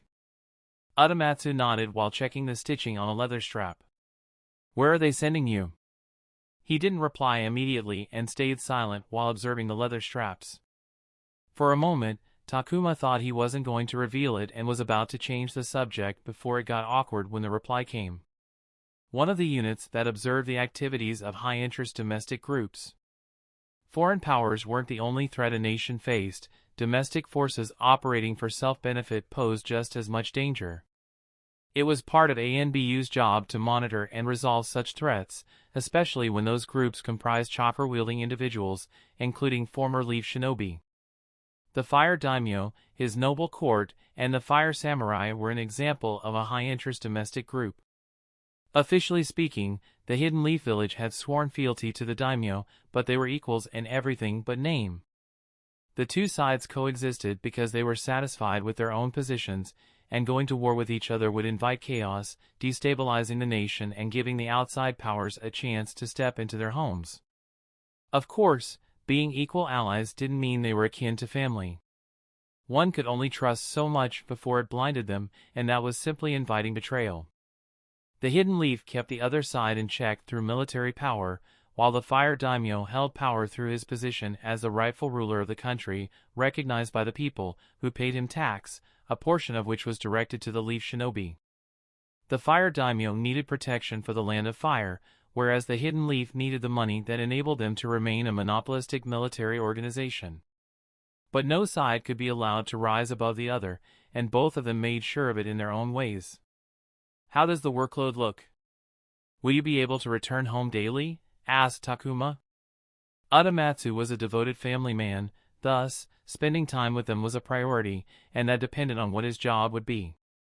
"I doubt about daily, but yes, I will be home regularly." Adamatsu smiled warmly before sighing, or at least, that's what they assured me of. Let's see how much of it will be true. Because of the recency, Adamatsu knew little about his job. Takuma quickly wrapped up the conversation and returned to showing him around. There would be more to learn when Adamatsu settled in, but Takuma had found something interesting simply from where Adamatsu was going. High-interest domestic groups. Only one domestic group could claim to be the top priority for the Hidden Leaf, Root. He didn't know anything about them, but from experience, he was confident they were still present in the Land of Fire. They had enjoyed free reign within the country forever. He was confident that most of their infrastructure was domestic. Even if they wanted to leave the country, it was beyond difficult given their history. One of the units that handles high-interest domestic groups. It was obvious that there would be more than one unit. Root was too big for any one team to handle. There had to be more teams handling matters related to Root. He wanted to get one of those teams, so he prayed that Taper would include one of those teams in the options he would give him. Otherwise, he would need to figure out how to join one of those teams. He was willing to wait, but he would prefer not to if given no choice. Amami was also leading training alongside Adamatsu. Takuma wanted to hear from her, but he couldn't find her. They had either missed each other, or she had stopped showing up to training as she wasn't enrolled in any courses. Straight-faced. Taper and Takuma sat in the former's office as the time had come for the latter to pick up his team assignment. The promised 1 week of time from Taper had turned to 2 weeks. They had made their arrangement at the start of the 3rd week of training, so it was now 1 month into training. Takuma only had 2 more weeks before he had to report to work. He wanted to push Taper and make him apologize for his delay to have him owe a favor, but the power difference between the master instructor, who was once an operative, and a new rookie who hadn't worked a single day was too broad for that. Taper controlled where he would go to work, so pissing him off could spell huge ramifications for him. So, he sat before Taper silently with a smile. Not bringing it up would leave a positive impression, and when Takuma had enough clout, he could turn it into an opportunity. "Here are the 3 options I prepared for you," Taper said, cheerily eyeing Takuma's silence and smile. He placed 3 paper sheets side by side on the table. The sheet on the right was kept separate, while the other 2 were close together. He continued, "The Department of ANBU is divided into 2 major subdivisions, the domestic and foreign branches, excluding general administration. As the name suggests, the domestic branch is the internal organization responsible for protecting the Hidden Leaf's interests at home, notably against threats to national security. By contrast, The Foreign Branch is Hidden Leaf's external organization responsible for protecting and promoting our interests and security beyond our borders. He explained that while both branches existed within the department of ANBU, they were silos and thus separate entities from each other. They collaborated and shared information only when necessary. There was no singular head atop ANBU, and the branches were directed by their own ANBU commanders, who directly reported to the Hokage. Though not official, this round of recruitment was only for the domestic branch, but I have included an option from the foreign branch in case you're interested. Taper tapped the sheet kept separate. Takuma already knew all of it from Sango. He picked the foreign branch assignment to read the details. The job would have him be part of a team responsible for missions involving the Land of Earth and the Hidden Stone. According to the document, he would start out stationed in one of 4 nations bordering the Land of Earth with the possibility of entering the enemy territory undercover or as a ghost spy. He immediately rejected the option. Not only would he be away from home for a long time, he wouldn't even be in the Land of Fire. It would also mean a separation from resources like the Jutsu archives, training facilities, his teachers, and sparring partners. Takuma didn't mind leaving home for a month or 2 at a time, but the job was asking him to stay out for a term of at least a year or more. He turned to the 2 options from the domestic branch. The first option was an assault unit. As the name suggested, they were shock troops tasked with spearheading assaults and disrupting enemy defenses. Their role was pivotal in swiftly overwhelming opposition and seizing key tactical positions. They specialized in swift, high-impact operations that necessitated precision, agility, and superior combat skills. Their offensive strategies focused on rapidly breaching enemy lines, creating chaos, and paving the way for follow-up forces. Conversely, defensive tactics involved holding critical positions under intense pressure and buying time for reinforcements or evacuation. Their work is quite straightforward but perhaps the most dangerous. They sport the second highest casualty rate within ANBU. The highest being another assault unit with identical responsibilities, Taper joked while conveying a serious truth. Consider it a compliment that they are interested in you. They almost never take rookies and usually only recruit from experienced operatives. You need the ability to adapt quickly to evolving battlefield conditions, make split-second decisions under extreme pressure, and execute complex maneuvers with precision. These are madmen who risk their lives every time, so, if you think you can't handle the stress, forget about this unit. Takuma nodded before turning his attention to the other sheet. The Inquisitor unit?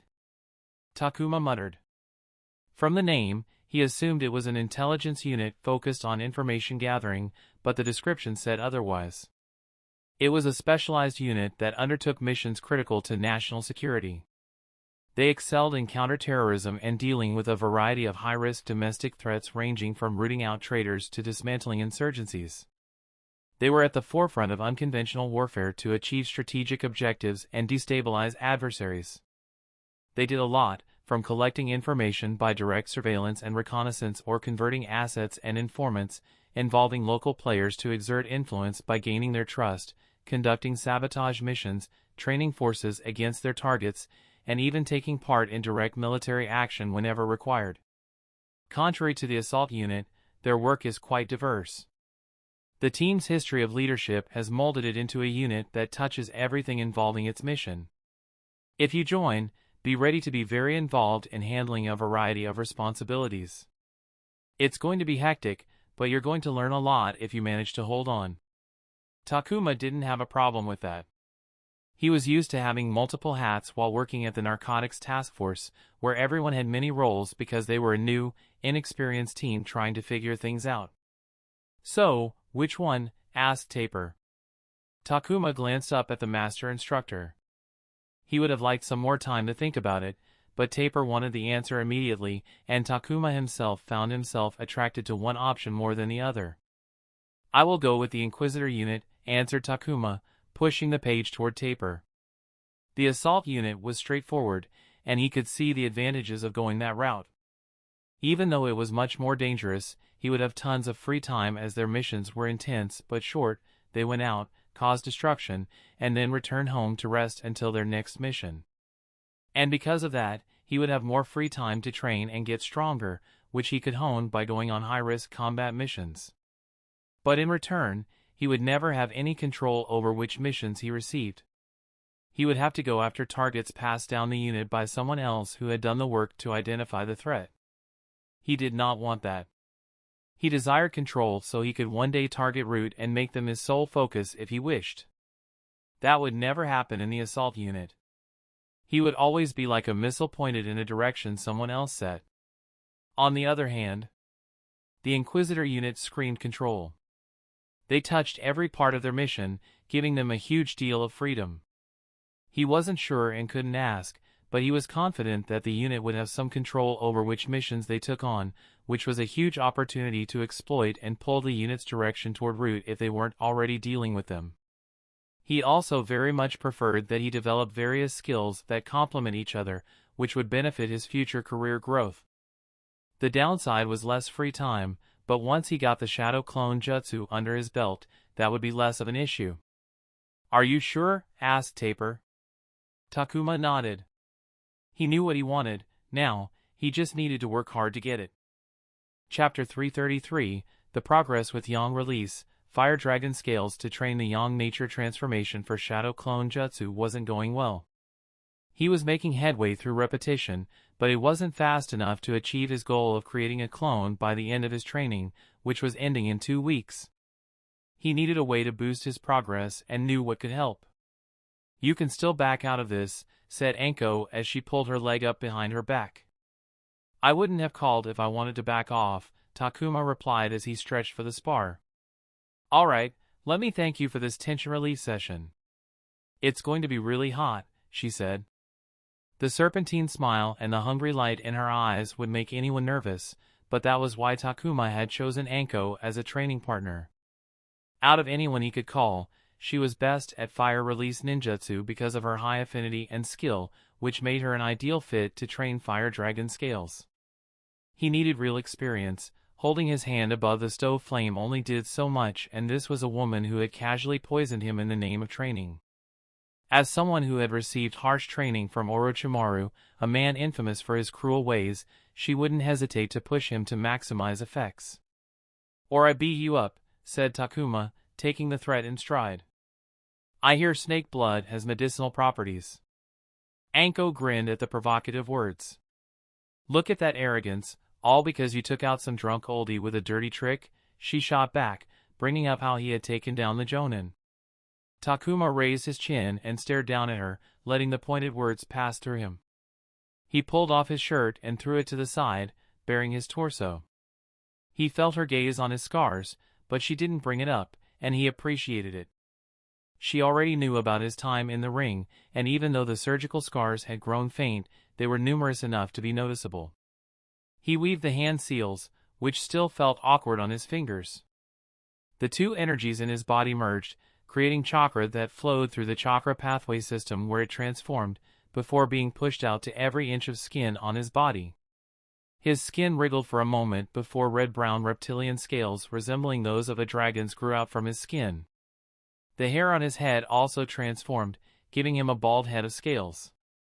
For a couple of seconds, it felt as though he wore a snug pair of leather gloves with some resistance on movements all over his body, but the sensation soon vanished, leaving him feeling completely natural. He had started out by only being able to cover his arms below his elbow with scales, but he had gained enough mastery to cover his entire body, but that could only be considered the beginning. Opposite to him, Anko weaved a practiced set of hand seals. A ball of fire appeared in her palm. She swung her aggressively for a fiery rope of flaming whip to spring out in her hand. It was one of her favorite fire-release ninjutsu, excellent for crowd control and keeping opponents at a distance. She used twin whips to wreak havoc over her enemies. "Ready?" she smirked. He wordlessly charged forth. She immediately lashed out with her flaming whip that left black smoke in its trail. He rolled out of the way and threw a shuriken the moment he was on his feet. The whip scorched the topmost layer of dirt on the field as his shuriken clashed with an opposing shuriken while a second shuriken emerged from its shadows, aiming for his legs. Takuma jumped to evade the projectile, only for the flaming whip to slam him down. That's where the dragon scales on his body came into play, rejecting the fire's burn but only bringing it down to the level of touching a hot pan for a couple of seconds. He hissed, not expecting the pain that followed. It still felt as though a tight leather whipcord had lashed him. "You're slow," Anko commented with a glint in her eye. "That looks like some expensive new gear." Takuma was wearing the weighted gear Guy had gifted him. He didn't have the vest on because it hid all of his torso, but he still had his ankle and wrist sets on. Those alone meant he had more mass weighing down his body than ever, making him slow. He exerted himself and shot toward her as fast as he could. She lashed her whip at his feet again, but he jumped over it, closing the distance with a kunai in hand. She grabbed his arm with her free hand to stop the blade, so he fired a punch from his other hand. Anko's eyes bulged as she felt the force of Takuma's augmentation smash into her arm and spike through her body. Her feet cleared the ground for a second and she stumbled to find her balance. I forgot you hit so hard, you bastard," she groaned. He didn't give her time and launched a barrage to pressure her and steal the fight's momentum. She raised her hands in a guard, and the whip moved to snake around her arm. Takuma flung a kick for her head, and when she brought her flaming arm to guard, he feared that it would burn him, but his foot only felt warm when it smashed into her arm. Anko switched to hand-to-hand combat. Her jutsu had transformed into some form of a standby state. He realized that a whip wasn't a great weapon in close quarters and that he must stick to her to gain an advantage. She tried to distance herself, but he stuck to her. But she was no slouch when it came to taijutsu. Takuma attacked aggressively, pushing her back on defense, but she evaded or blocked everything. She even parried an augmented haymaker by slapping away his arm, showing she was conscious and ready for his speciality. The parry turned into a counterattack with a three-strike combo. She smashed an uppercut into his chin and plowed a double palm strike into his chest as he staggered and then went for an axe kick. Takuma took a last-second step back as he eyed the heel of her foot. But he had no time to relax as he saw her already in position and leap up for a spinning kick for his head that he could only block. Anko's body spun again in midair, and she delivered another equally powerful kick before finally landing. The second kick forced him to stumble sideways for a step, enough for her to come at him with a kunai. Takuma punched out from his hip. Anko's eyes widened as she saw and felt an invisible force slam into her chest and shoulder, destroying her momentum and balance. He exerted himself to move as fast as possible, driving a powerful kick into her thigh, forcing her to kneel. Anko was a beat late to raise her guard, and his fist rammed into her face. Takuma raised his foot and slammed her down to the ground with another augmented strike. He was about to stomp on her chest while she was down. The flame whip reappeared, coiled around his leg. Their eyes met. Anko grinned wildly as she pulled the whip in her hand. His hands moved to prevent his fall as he slipped, allowing him to prop himself up. Both fighters were now on the ground. The competition was now to see who could get up faster to make the first attack. Takuma had managed to avoid a complete fall and was in a position for a quicker recovery, but as he tried to get up, his leg burst into flames. His eyes widened when he felt the fire's temperatures and realized that the scales wouldn't last long. He pulled back while cutting the whip with a powerful second form augmentation. With no fuel to pull from, the flames disappeared, leaving behind a leg full of charred scales. He could tell that they were in bad condition and would crumble from another attack. Anko had also gotten up. "That looks much better," she pointed at the blackened and cracked scales. Takuma didn't respond and focused on his labored breathing. He was strained from lugging the weights around and wanted a moment of respite. He raised his hands to form the seals for water release, wild water waves so he could keep Anko away for a moment, but she seemed to know his thoughts as she sprinted toward him when she saw him raise his hands. He gritted his teeth and abandoned hand seals and got ready to dodge her whip, which was faster than his body. He needed to keep his distance continuously, or she was bound to get him. But to his surprise, the whip returned to its standby state around Anko's arm. His eyes shined because he would much rather be punched and kicked in close quarters than get burned by the ninjutsu whip.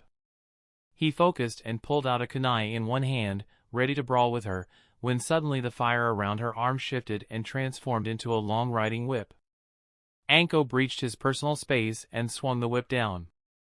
Takuma raised his hand to block and immediately felt a searing pain upon contact as the fire scorched his arm. He was startled. Although the area of damage was much smaller, he could tell that the intensity of the burns was stronger, as the fire had been concentrated in a small area. He immediately escaped backwards. "Don't run away now." Anko laughed. His trained instincts told him to take a stand and fight her, that the fire-resistant scales could take a few hits to find an opportunity to land a solid hit to turn the tide over, but that was his bad habit telling him to trade damage. He wanted to change his combat style and reduce taking damage as much as possible.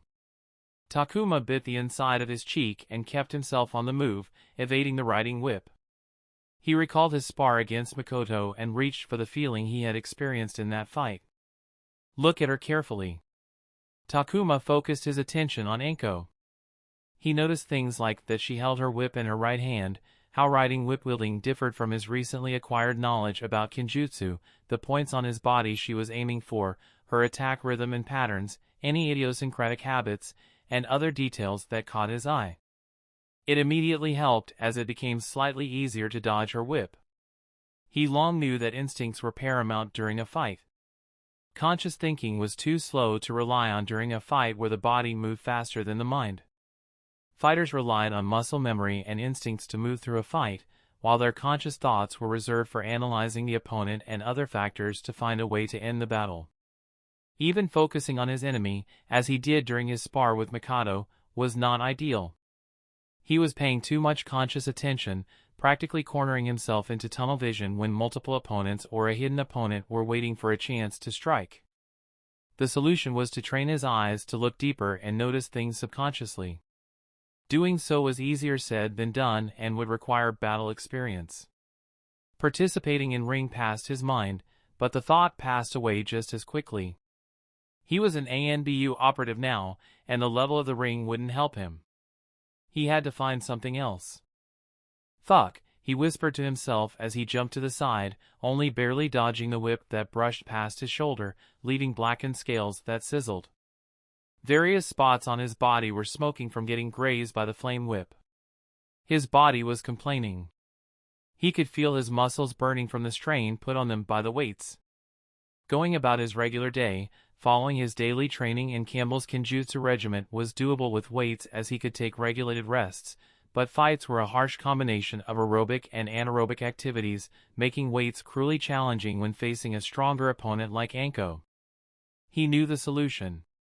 Using water release, 8 tentacles would help immediately and take away the burden, allowing him to simplify and slow his movements, but he didn't want to use them because even though it was his go-to ninjutsu and extremely useful because of its versatility, he didn't want to become dependent on it. Training pure taijutsu, which served as his fundamental base, was better for long-term progress and growth. "Tough, isn't it?" Anko suddenly said while looking into Takuma's eyes.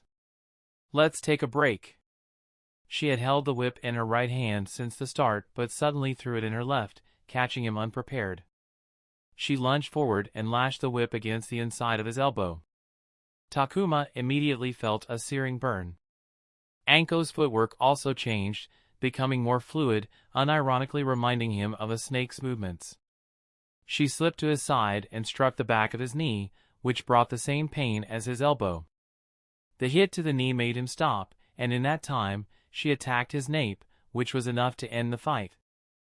The Fire Dragon Scale Jutsu shattered, and his skin returned to normal, leaving his skin marked with red marks from damage that managed to penetrate the scales. He wasn't injured enough to not, but he was tired that continuing on would be a fool's choice. "So, what did you notice?" Anko looked down at him, not caring that he was wheezing on the ground and irrigating the dirt beneath him with his sweat. Takuma stared at her in silence for a few seconds before giving an answer broken by heavy gasps every few words. "The scales provide no physical defense, they're much weaker at joints and where the skin stretches a lot. I think they also dull pain. I might underestimate the damage I take, and your bitch." Anko smirked as though he had complimented him. "Great, You paid attention. That's good, she said and sat down beside him. What's that ninjutsu's name and rank? Takuma asked. He wasn't planning to learn fire release ninjutsu, but he figured he could look for something similar in water release to see if it would suit him. Fire release, twin flame whips, C rank. I like how it snaked around your arm when you didn't want to use it, Takuma commented while realizing that she had held back the jutsu's power or else it would have hurt much more. That's not part of the jutsu. I added that with shape transformation, said Anko. And the riding whip? That too. Takuma nodded with a sigh. There was more to becoming a Chunin-level combatant than learning a B-rank jutsu. During a discussion with Mariboshi about advanced chakra training, he said there was more use to nature and shape transformation than just learning higher-rank jutsu. Those who were smart also looked at their existing ninjutsu to see how they could modify them to suit their needs better. Most tried to push and overcharge their jutsu beyond their rank, but some people like to make small adjustments within the pre-established structure of the jutsu to create something unique. It was supposed to be extremely tough, but when someone managed to create something perfectly suited for them, they gained a very dangerous weapon. Takuma glanced at Anko and was reminded she would be promoted to Tokubetsu Jonin in the next couple of years. He also wondered if she had the potential to go beyond that. You should aim for Jonin, he said. What? You should aim to become a Jonin. Anko chuckled at him before breaking into a laugh. Where's this coming from? Takuma gazed at her seriously. You have the potential, you should seriously try to become a Jonin. He knew she wouldn't take him seriously, so he said something that would undoubtedly gain her focus. No one's going to bring up the snake creep if you become a Jonin. That got her attention as the smile slipped away from her smile, and she gazed at him with a colder look. Just like she hit his sore spot in killing dozens of civilians to kill a Jonin before the fight, he poked her back. There was probably nothing more important to her life than killing Orochimaru, who had ruined everything for her. You'll only be known as Jonin Mitarashi Anko, not the snake student. She sighed. All right, I get it. Stop. If you become a Jonin, you'll have a better chance at killing him. I will help you kill him, said Takuma. Anko pursed her lips. They both knew that becoming a Jonin wouldn't make her a match for Orochimaru, who was a monster of a different breed, but it couldn't be denied that she would have a better chance at revenge if she gained strength and became a Jonin of the Hidden Leaf. She sighed and waved her hand, gesturing to stop the conversation, and immediately tried to move on with a joke. So you won't help me if I don't become a Jonin? Nope. I'll become a Jonin and kill him in your stead. I'll steal away the satisfaction of killing that bastard from you, said Takuma in the most serious tone he could muster. He didn't know if he would ever grow strong enough to kill someone like Orochimaru, who had the resilience of a cockroach, but this wasn't about him or even about killing Orochimaru, this was about motivating her. He remembered that during the Chunin exams she went after Orochimaru the moment he showed up, but she was too weak, and he didn't think there was a way to extinguish that hatred in her heart. She would do it repeatedly while ignoring her safety, so the best option was for her to become strong. He couldn't force her to become stronger, but he could urge her, so that was what he was doing. Some would say that it would be better for Anko to move on from her past with Orochimaru and live a life without fixating on revenge. Takuma wholeheartedly disagreed. He wanted his revenge against Khan almost more than anything in this world, and the fire in his heart would not settle until he extinguished it with the bastard's blood. Or perhaps he was just trying to justify his desire for revenge by roping her into making the same decisions. He didn't know. Come on, enough resting. Get up, said Anko as she stood up, avoiding the conversation. He didn't know if his words had any effect, but she was harder on him for the rest of their spars together that day. Chapter 334, Easy there. Takuma hissed. Don't be a baby, I rebuked as she held her glowing palms against a burned spot on his back. You should take it easy on this training. Repeated healing like this will leave your skin dry and flaky. They sat in an empty room at the hospital where AI worked.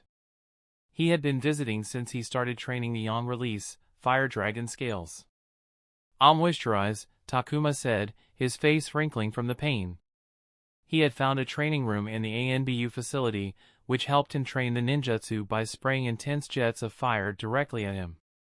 It helped because he understood how nature transformation of chakra led to the growth of fire-resistant scales on his skin. He would agree that he was overdoing it by hurting himself, but he needed the shadow clone jutsu as soon as possible. He attempted to make clones twice a day, bookending his days with an attempt, but had only experienced failure. He had access to Irionin at ANBU, but he had been going to AI because she had an important examination coming up that would decide if she would be allowed to call herself an Irionin or wait another year before trying again, so she needed all the practice she could get. Working in a hospital gave her access to all the patients she could ask for, but there wasn't anyone as reckless to show up every other day with semi-severe injuries. "What are your thoughts about Yang release?" Takuma asked her. AI had been studying Iriyajutsu, which was heavily based in Yang release for a while now and had a deeper understanding of it than him. To be honest, I don't associate Iriyajutsu with Yang release. For the past 2 years, I have been busy learning all there is to know about the human body because that's the foundation of Iriyajutsu. I learn about a body part, its function and importance, the diseases and complications associated with it, what happens when things go amiss, and how to ensure that that body part stays healthy. When I learn an Iriyajutsu related to that body part, I am thinking about that body part instead of Yang release, if you know what I mean. Takuma stayed silent in contemplation for a moment before responding. For you, the body part in your knowledge about it is at the forefront and a focus, and Iriyajutsu is simply a tool to ensure you can heal it. You're more concerned with what Iriyajutsu can do more than the how. That's half correct. It wouldn't do if I didn't know how an Iriyajutsu works, but I haven't gone that deep on how an Iriyajutsu does what it does. I'm satisfied as long as I can get it to work properly, AI replied as she used a flat spoon to apply a cold balm on his healed burn. Takuma nodded. From his understanding, learning an Iriyajutsu was only one skill needed to be an Irionin. Medical knowledge was just as important, and learning all of that theoretical information was what enhanced and backed the practical implementation.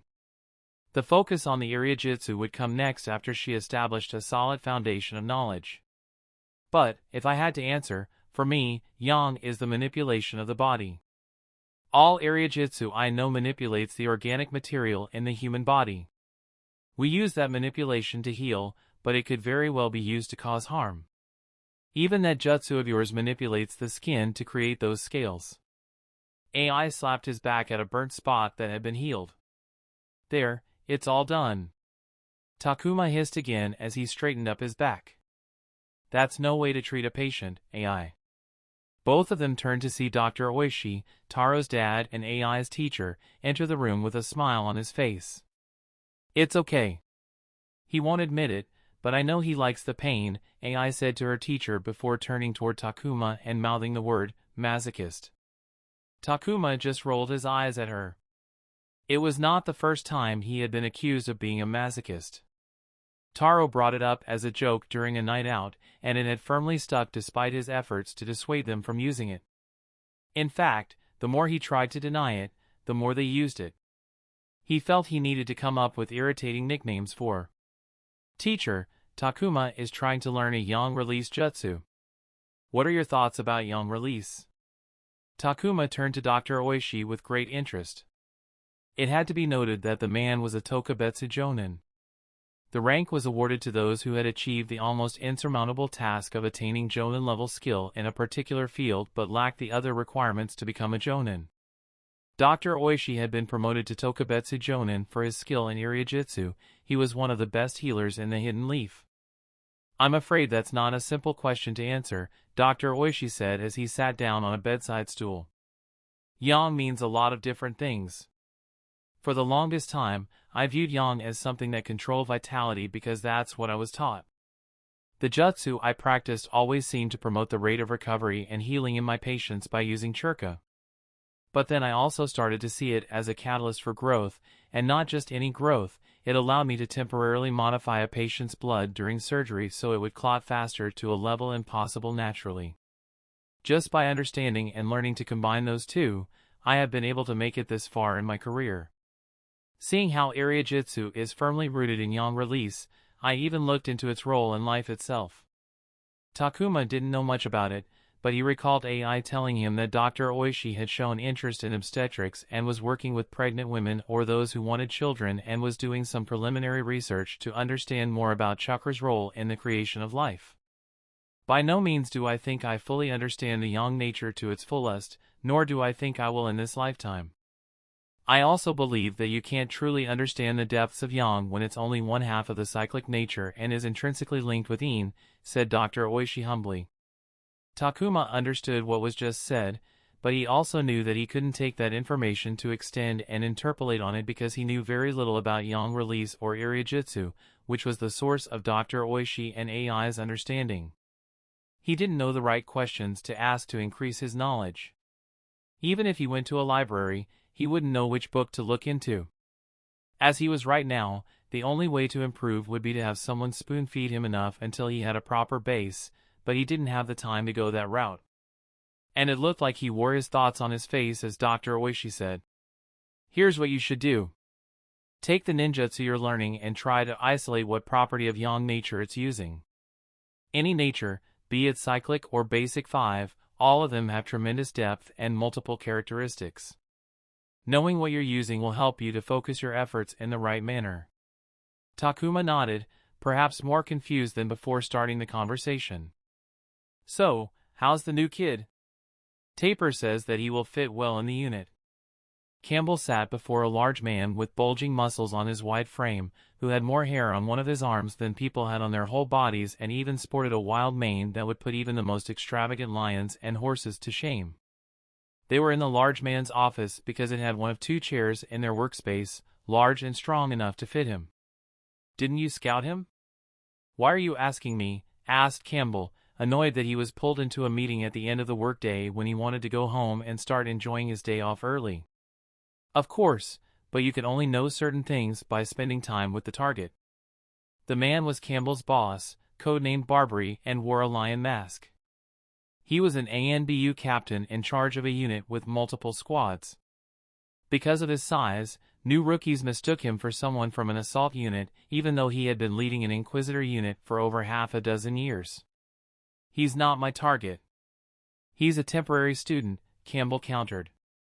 Like you can switch off your instinct and habits just because someone isn't your target, Barbary scoffed. Campbell clicked his tongue. Observing people was an important skill, but it had become an occupational hazard when he couldn't turn it off. He had lost friendships and even relationships because, despite his best efforts, he made people uncomfortable when he knew things about them before they shared them with him. He's hardworking. Oh, he must be a maniac if you call him hardworking, Barbary laughed. Campbell ignored him. He's polite and looks like he has a good head on him.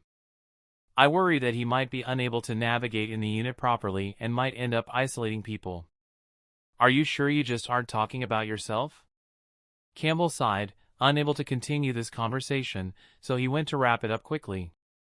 He asks smart questions during our sessions, and even though he's a bit slow on the pickup, he makes it up with his effort. He's willing to listen but will try to do his own thing first if he believes it's right. Give him someone who will answer his queries patiently, and he will be fine. All right, I'll do that, Barbary smiled. Campbell narrowed his eyes and wanted to ask what he meant by that but held back. But it seemed that Barbary had already dug the hole and was only waiting to push him in. Prepare for his induction. Let's make it grand, make him feel welcome and give him a chance to impress us, said Barbary. Campbell sighed, not only because he now had more work but also because their unit's induction could go either way. The last one they had done had left the recipient not amused, not one bit. Chapter 335, Jiro was an ANBU staff member working at the main training facility. He was in charge of operating and maintaining training machinery. He wasn't busy because operatives didn't have the time or energy for regular training. The staff's responsibility didn't involve combat, so they also didn't train frequently. Moreover, few shinobi believed in the usefulness of training machinery. They saw them as complicated gimmicks and would instead train in old-fashioned ways, using simple equipment and mastering skills through repetition and sparring. He had nothing against old-fashioned methods because they were tried and true, but he also believed advanced machinery could be exploited for gains. In his opinion, busy ANBU operatives could take advantage of training machinery to make good use of their limited time and energy. However, convincing them to try something new was difficult when their time was limited, and their ways had been servicing them perfectly well. But some were willing to try unorthodox methods. Again, please. A voice came from the speakers in the command room. Jiro gazed down at the reinforced training room below through the fortified glass pane before pressing a button on the electronic module containing numerous buttons, each controlling a setting. The flamethrowers in the walls and roofs all moved to face the same direction before firing flames that engulfed a spot in the center of the floor. "Hey, I brought food." Jiro accepted his lunch from his colleague. It was lunchtime, and while he could ask the operative to leave so he could have his meal in peace, he didn't. The disinterest in machinery made his job easier as he didn't need to spend time controlling the machinery. But whenever someone did come along, even though it increased his work, he was willing to do so because it made him feel like he was doing something meaningful. "Today again, huh?" said his colleague. "It works, and there's no risk of damaging any machinery," Jiro replied as he opened his packed lunch. The flamethrowers gradually halted, revealing a figure as the flames subsided. Instead of clothes, he was covered in dragon-like scales that had been burned from red-brown to charred black from the fire. The scales shed down, revealing unharmed skin, but disappeared into nothingness before they could hit the ground. The room was designed for mobility training, where the trainees avoided fireballs and streams aimed at them to practice situational awareness and react to random attacks, but when Jiro got the training request, he repurposed the functionality to suit the operative's needs to train the Yang-release, fire dragon scales.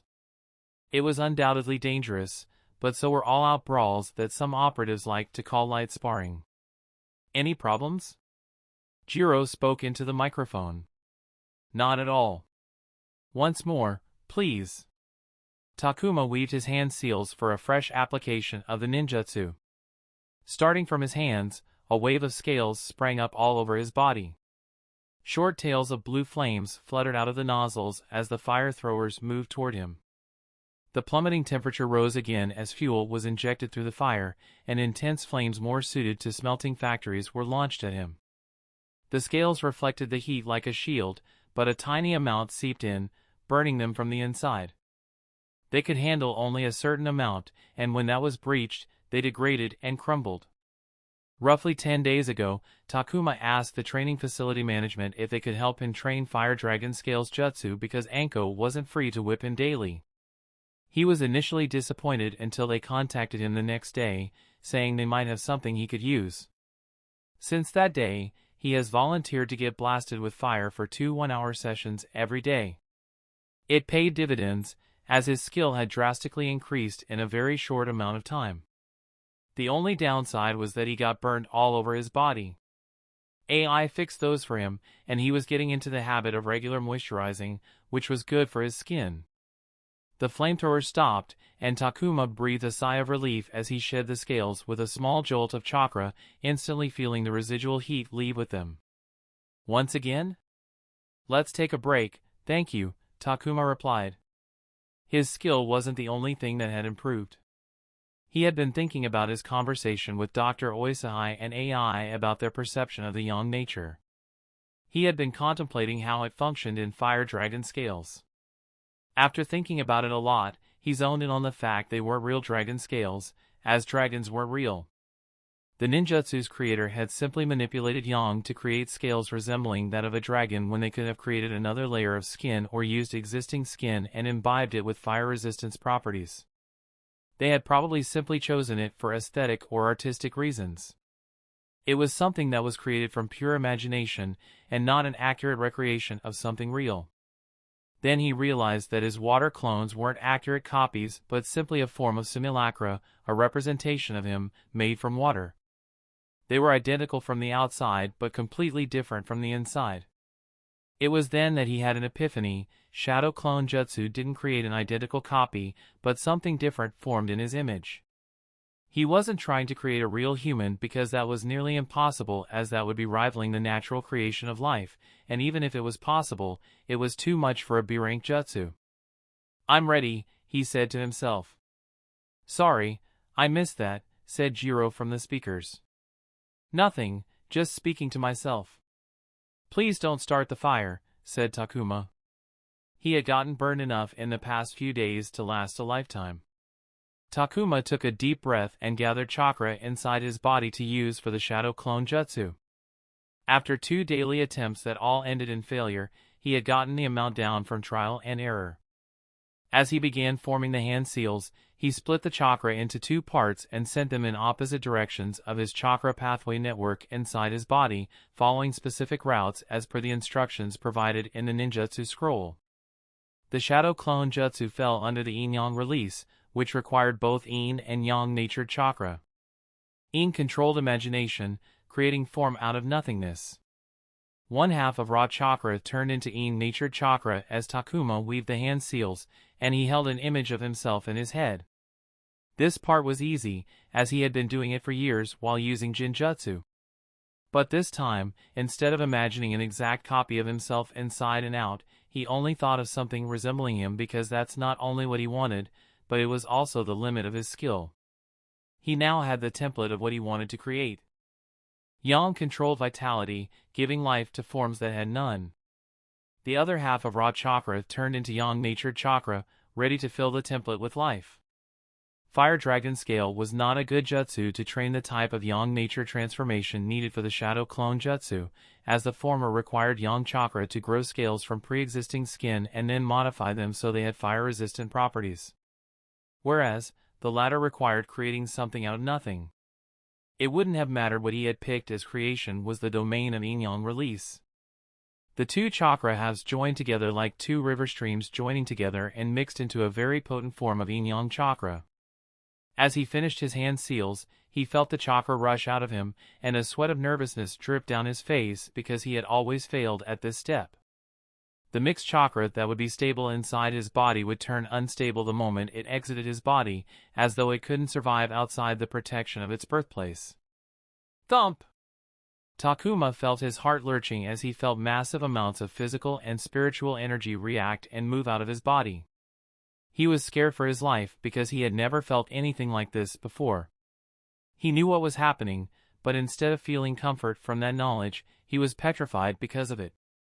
When he used the water clone jutsu, he would mix a lot of chakra, but only a portion of it would be used for the creation of the jutsu, and the rest of it would deposit itself inside the water used for the clone's body that it could then use later. There was a drawback to that method of giving a clone chakra to use, as chakra would always disappear when it wasn't used. If a shinobi mixed chakra to use for a jutsu and they were interrupted midway, that chakra was wasted and couldn't be used for something else. Chakra stored in Fuinjutsu seals would also run out without fail, regardless of whether they were in use or not, and while there were ways to delay the inevitable or bypass the problem by methods like recharging, there was no method to stop it. The chakra inside the water clone, too, would slowly dissipate, and once there wasn't enough to hold the clone's form, it would return to a mass of water. The Shadow Clone Jutsu didn't employ the same method of providing the clone with chakra. The phrase, a Shadow Clone Jutsu takes half of the user's chakra, was a simplification. The chakra that the user mixed all went to create the clone's body, and instead, the clone took half of physical and spiritual energy that it would then mix on its own to create chakra just like a real human. It was a much more complex way to store chakra inside a clone and bypass the chakra degradation. The Shadow Clone, like any other clone, would inevitably disappear when it ran out of chakra, but it could stay real for a much longer time as it wasn't wasting chakra at the same time. But that came with a downside. Takuma controlled how much chakra went to a water clone by mixing it himself. The jutsu would only take what he mixed. But with the Shadow Clone Jutsu, he had no control over how much of his physical and spiritual energy would be taken away. The phrase, a Shadow Clone Jutsu took half of the user's chakra, was also a lie. The clone took as much physical and spiritual energy as it needed to create a minimum viable clone. If the needed amount was more than half, the clone would take it away without stopping. If the needed amount was less than the user's half, it would take still half to create a stronger clone. And that was the real danger. If a shinobi, during the heat of combat, used the shadow clone jutsu without realizing that he had less than the amount of physical and spiritual energy needed for a minimum viable clone, it would be akin to signing their death warrant by death by a chakra exhaustion, as there was no automatic stoppage which would stop the jutsu. The moment the hand seals were complete, it was out of the user's hands. That's why the multiple shadow clone jutsu was forbidden. One mistake to estimate how many clones one could safely create meant instant death, and because it was an A-rank ninjutsu, it meant the user had to be a jonin, and that was not someone the village could afford to lose from a jutsu mishap. Takuma knew he had more than enough chakra for a minimum viable clone, but the fear of the lingered regardless. What if he had spent too much chakra while practicing the Fire Dragon scale, and the amount of physical and spiritual energy left in his body was insufficient for a minimum viable clone? His body went cold, his heart thumped harder, and his breathing halted in his lungs as he felt physical and spiritual energy leave his body in droves, filling him with dread, until it stopped, and he found himself with plenty left in his body. He looked up and saw the smoke clear until he was looking at himself. He had experienced it plenty of times before while creating water clones, but he knew how different it was because this was a shadow clone, much more advanced than what he was used to. The clone held up his arm. "What?" asked Takuma. "Come on, you were thinking about it before." "Touch it," said the clone. Takuma nodded, touched the clone's wrist, and gulped when he felt a pulse. The skin's elasticity was real-like, and he felt bone underneath the skin. He could even feel the warmth from the clone's body. And even though he knew that nothing inside the clone was real, it sure damn felt real. "Is that a shadow clone?" "Neat." Jiro's voice came from the speaker. "Want me to shoot fire at him?" "No! No!" "Hey, I want to test it," said Takuma, excited about experiencing something that would change how he lived his life. "Now?" "Sure, let's do it." "Should I head out?" The clone shrugged and then walked out of the training room. A minute passed, and Takuma wondered what the clone was doing, and just as he thought that, his eyes widened as he saw and felt things he had not seen or felt, along with a surge of energy returning to him. Takuma grinned because he knew things were going to change in a very good way. Chapter 336, How much are the grapes? Takuma asked. 1,000 ryo for half a kilo, the middle-aged woman running the fruit and vegetable shop answered. "I'll have 2 kilos. The woman seemed surprised, but he wasn't paying attention to her. He had been her regular customer for several years now, to the point she was worried about him when he went to war and was happy to see him alive when he returned, but in all those years, there was not one instance where he had not tried to haggle the price. But here he was, opening his wallet to take out the money without any back and forth. Takuma didn't think a grocery shopping trip for dinner would have him looking over his shoulder. The moment he entered the city center, he felt like he was being watched. That only made him assume that he was under watch from the time he left home, because the shopping run wasn't scheduled, nor had he told anyone but Mariboshi about it. He moved through his usual spots while looking through the crowd to look for anyone he recognized, and spotted 2 people, a man and a woman, he had seen multiple times. The problem was that they had nothing in their bags after half an hour of shopping. Secondly, he was always sandwiched between them, one of them was always ahead and behind him. He felt more eyes on him, but he wasn't able to find anyone else but the 2. It made him nervous. It couldn't be a coincidence that he was being followed when he was only a couple of days from his first day at work. But why now? What did they want from him? Takuma glanced at the 2 he had spotted, and suddenly, they were nowhere to be found. The thought that he was mistaken about the situation didn't even enter his mind, and instead, his first thoughts were whether they had spotted him looking at them and decided to pull away so as not to attract attention. But he could still feel eyes on him. He used his grocery bags as cover to double-check the weapons on his body. Ever since the assassination attempt, he never left home without weapons on him. His friends called him paranoid, he called it being safe. He stopped in front of a cigarette and tobacco shop and looked in the reflection of the glass pane of the drinks fridge sitting in the front to spot someone standing on the roof of the building across the street, which wouldn't be strange because shinobi laid claim to rooftops for travel, but the man was staring at him. "Hey, move," said another customer as he opened the fridge. Takuma turned around to look at the building's roof, but the man was now missing. It was clear. He was being watched. A plan of action formed in his mind. He didn't want to confront the people who were following him. They seemed to be following him, but that could only be while he was in a crowded place, and there was no telling when they might jump him. It was safe to assume that this had something to do with ANBU, so he wanted to inform them of this as soon as possible for support and further instructions. The rookies were given a thick document with contingencies and standard operating procedures to memorize, so he knew what to do in a situation like this. He had to connect the headquarters. For that, he needed to find a telephone. Fortunately, there were phone booths all around the city, but he wanted to be safe, so instead of finding the nearest telephone booth, he made his way to the nearest police force precinct. As luck would have it, he didn't have to answer many questions because he was recognized the moment he entered the building. "Jin and Takuma, is that you?" said a man dressed in the police force uniform.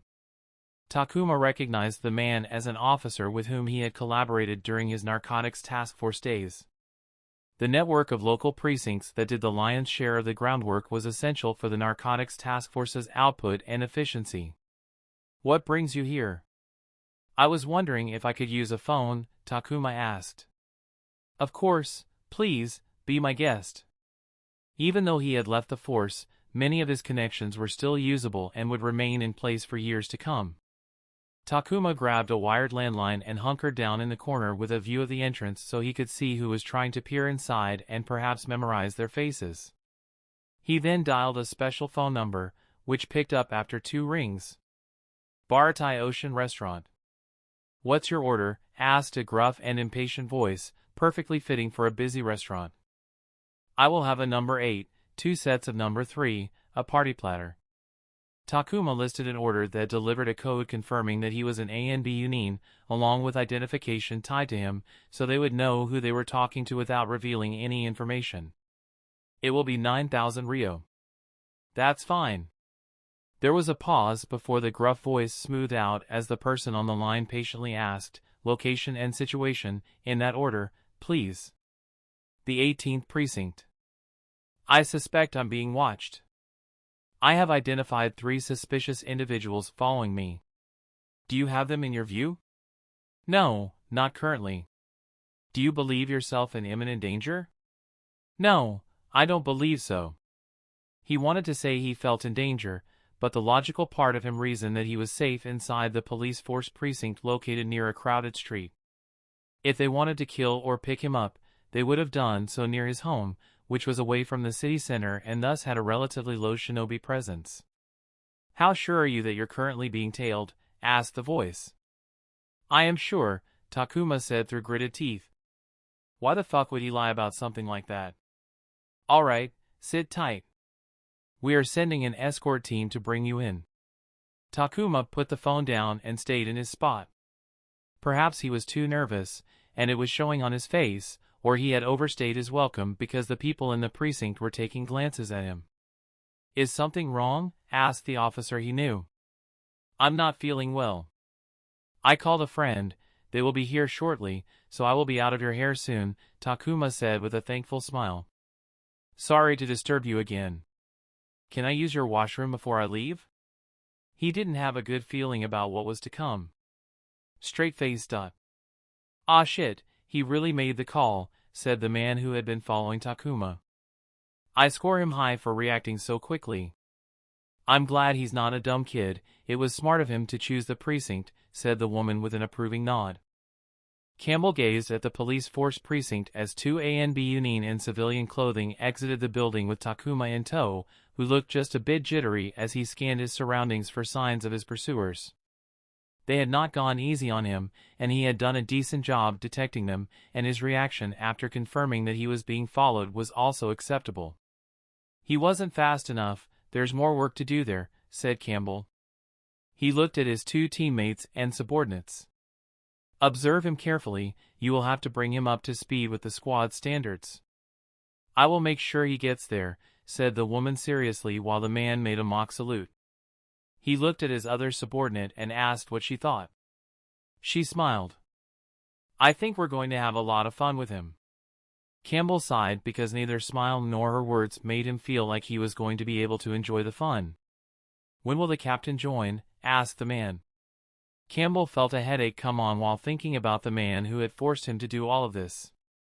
He wanted to end this as peacefully as possible, and Takuma going to the headquarters was a good point to end, but he knew it wouldn't end there, and he had no power to refuse because his boss was insistent on doing things his way. "Let's wrap this up quickly when the time comes." "I want to go home," said Campbell, trying to manifest his wishes into reality. Straight-faced. "As I've been telling you, I have no idea why I'm being followed." Takuma felt a headache after an hour-long interrogation where a masked ANBU operative drilled information out of him in a room purpose-built to make the people feel claustrophobic and uncomfortable. He had been in enough of these rooms, but on the other side, to know this room was only used for interrogations. "I frankly find that hard to believe," said the masked operative. He had been made to repeat everything thrice in the name of accuracy and better recall. "That's not my problem," said Takuma. He initially understood their concern and fully cooperated, but somewhere along the line, it felt like the tone of the conversation had changed, and they were looking at him with suspicion as though this was sort of a ploy and he was part of it. "You aren't getting the severity of this situation. You might have caught them today, but who knows how long they have been following you. You might have revealed several of our secrets unknowingly." Takuma didn't appreciate the accusatory tone. "All right, wait here." The operative stood up and walked out of the room. Half an hour later, Taper walked in with a tired expression. He sat on the other side of the table with a sigh, which did not make him feel good about the situation. "This is not looking good." "What?" "They're thinking that you're compromised," said Taper with a deep groan. "Compromised?" "They think that your identity as an operative is compromised. And you haven't worked a single day." Taper sounded fed up. "Maybe it's better that you haven't worked a single day. This makes it easier for me to reassign you." "Reassign? What do you mean?" asked Takuma, not liking the idea. "It's possible that the people who followed you found out about your assignment and are interested in using that to get an in into the ANBU. It's too risky for you to keep your assignment." "I'm not going to be fucking mole," Takuma yelled, pissed by the insinuation. "You don't need to be a mole for them to get information. Just by following you around, they can get plenty of information. They can stake out your place of work, you will be blowing all of your team's covers, and that's the easy stuff. There's so much more they will be able to find out." Takuma was speechless. He had no response to that because that sounded serious. "From the looks of it, you'll be transferred to the foreign branch to separate you from your current assignment," Taper said. "But that's not fair," Takuma grabbed his head. "I'm not prepared for this. I shouldn't be here." "We need to talk about something important here, Takuma," Taper said, his voice growing deeper. "Important?" "I think what we have been talking about has been plenty important." Getting transferred to the foreign branch meant derailing everything he had planned. There was so much he wanted to accomplish, but being away from home meant changing the plans completely and focusing on different things that would be more suitable for the situation. "Who all have you told about your employment with ANBU?" asked Taper. Takuma stopped worrying about what he had been worrying about and focused on what was being insinuated. He had only told one person about ANBU, and he trusted Mariboshi more than he trusted himself. And if they were even thinking about blaming him, he would rather leave ANBU than entertain that thought. Chapter 337, Campbell watched Taper and Takuma facing each other in the interrogation room. The tension in there could cut through the double-sided mirror clean. "The information had to leak from somewhere," said Taper. "And why does it have to be my fault? You knew my assignment as well. Who's to say that the information didn't leak from your side?" Takuma shot right back. Everyone in the viewing room groaned at the words that were being thrown. Taper was in on the induction and was playing along, but everything was real for Takuma, who looked very combative, and that didn't bode well for anyone. "All right, we should pull Taper out before either of them says anything they can't take back," said one of Campbell's subordinates. She pointed at Takuma and said, "He looks like he has 3 things ready on his tongue to throw the moment Taper says anything at all." And believe, those are not going to be sweet and pleasant. Pull him out, Campbell ordered. One of his subordinates opened the door to head out but gasped when he found the way blocked by a humongous man so tall that he had to lean down to clear the door and instantly crowded the room with only his presence. Captain. Barbary gazed at the interrogation room through double-sided glass with a silent smile. Campbell had been working under the man for a few years, and he understood the man who was his boss. The man was often annoyingly boisterous, forced rookie hazing inductions on the squads under his command, played silly pranks in the office, and mandated frequent team dinners where he got blackout drunk. But he also forced his people to take regular leaves to avoid burnout, regularly talked to not only squad leaders but everyone to hear their dissatisfactions and inputs, and even helped his people develop skills in line with their interests. Campbell's squad was taking 2 new rookies to replace existing members who had left the unit because Barbary nurtured them and then transferred them to places better suited to their skills and interests. Not many people would do that, as that essentially meant putting in the effort to develop someone only to have another team member enjoy the benefits. Barbary did it regularly, and he propped up people even if it meant letting them go. It was a hassle for squad leaders like Campbell because his squad synergy was affected by taking in new members, but he didn't want to say anything against it because what they had was so rare that many people who left, while happy with their decision, always missed the environment under Barbary's command. It was perhaps their unit's best strength and advantage. Hot, hot, hot. I can feel the heat from here, Barbary laughed with a glint in his eyes. ANBU was not a kind place. People who were better than their peers and were often told that they were special by people around them would arrive at ANBU to find that they were no longer special. When everyone was special, no one was, and for many, it was too much to handle. Once they got the taste of being called special, letting the feeling and status go wasn't easy. Some people lost momentum, accepted that they were big fish in a small pond, and came to terms with their new situation in the bigger pond, but ANBU didn't hire those people. ANBU was a den of highly competitive people who wanted to be better than the next guy and would do anything to make that happen. Some played fair and competed on merit, but when the place was training people to be spies and con men, it affected how people played the game. Deceit entered the picture. Campbell glanced at his subordinates. He knew they were forming their thoughts about the newcomer who was about to be their squad mate, someone who they trusted their backs, but also someone who was going to be a direct competitor. Barbary never did something without reason. The rookie hazing wasn't to put Takuma in his place but to allow everyone in the squad to have a chance to observe him and get a candid look. People feared the unknown, so whenever someone was confirmed to join their unit, Barbary lifted the clearance restriction on the newcomer's personnel file for everyone to look at. By allowing people a look, he smashed the illusion of the unknown and gave them an honest judgment of who they would be working with. The induction was a chance to observe his reactions and how he responded to stressful situations. In an ideal world, all of that could be accomplished through a conversation, but they didn't live in such a reality. Barbary knew that, so he took what he got and made the best of it. All right, let's move to the finale, Barbary grinned. Get ready to give the newcomer a warm welcome. Straight-faced. Takuma was angry, anxious, and tired. He had yet to work a day, and his career was already in jeopardy.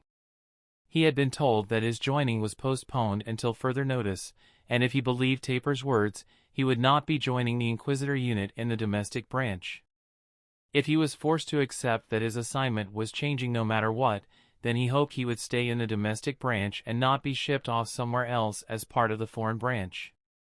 Not all assignments in the foreign branch involved going deep into an enemy or chaotic territory, but the chances of him getting an assignment like that were much higher. We're ready to leave. He glanced at the ANB unit assigned to escort him and guard him through the night in case the people after him returned and had some thoughts about getting to him. They were supposed to protect him through the night as he was supposed to return to the headquarters in the early morning. The fact they were allowing him to return home was comforting and inspired confidence because it meant that they didn't suspect him of being a mole or traitor. If not, they would have not allowed him to leave and made him a guest in one of their basement cells that, according to Sango, some people never got to leave. Do you guys need something? Shall we stop by a shop on the way? Takuma asked. He had done overnight stakeouts and understood the importance of supplies. Plenty of water, food, and heat packs to soften the cold, having the little things made passing the time much more tolerable. From the looks of it, this guarding assignment was impromptu, so he wanted to ensure they had everything they needed. "Thank you, but no need. It's getting late, we should make haste," said the woman operative, who sounded like the serious, no-nonsense type. The male operative just shrugged. "All right, let's head home," said Takuma. He had been in the headquarters for several hours, and the sun had already set. He was late for dinner preparation and felt guilty about keeping Mariboshi waiting. He hoped there was enough food at home for a simple meal. But as they left the city center and moved to the outskirts, Takuma suddenly felt eyes on him like he had felt earlier that day. "They're here." He looked around to get a visual, but it was too dark for a good look. Getting a lock on the number of enemies and their positions was a priority. He couldn't do it back when he was in the market because there were too many people and buildings. Earth release, Earth tremor sense jutsu. He stamped his hands on the ground and sent out a wave of earth nature chakra that came back in the form of vibrational tremors, giving him the location of people nearby. The jutsu's range was a 1-kilometer radius, but he shrank it down to only focus on his immediate surroundings to better focus. "There are 5. Takuma's words died in his mouth because he didn't feel something that should have been there. He turned around and saw that his 2 guards were missing. He looked back at the front, and he was surrounded by 5 people in a circle. His back started to sweat as bad memories surfaced. That day was also a night, and even though it wasn't raining, the cold in the air served a similar chill. His heart thundered in his chest as he looked at the giant of a man before him dressed in a full-body cloak like the rest of them. He gazed at them and their gear made their identity clear, Root.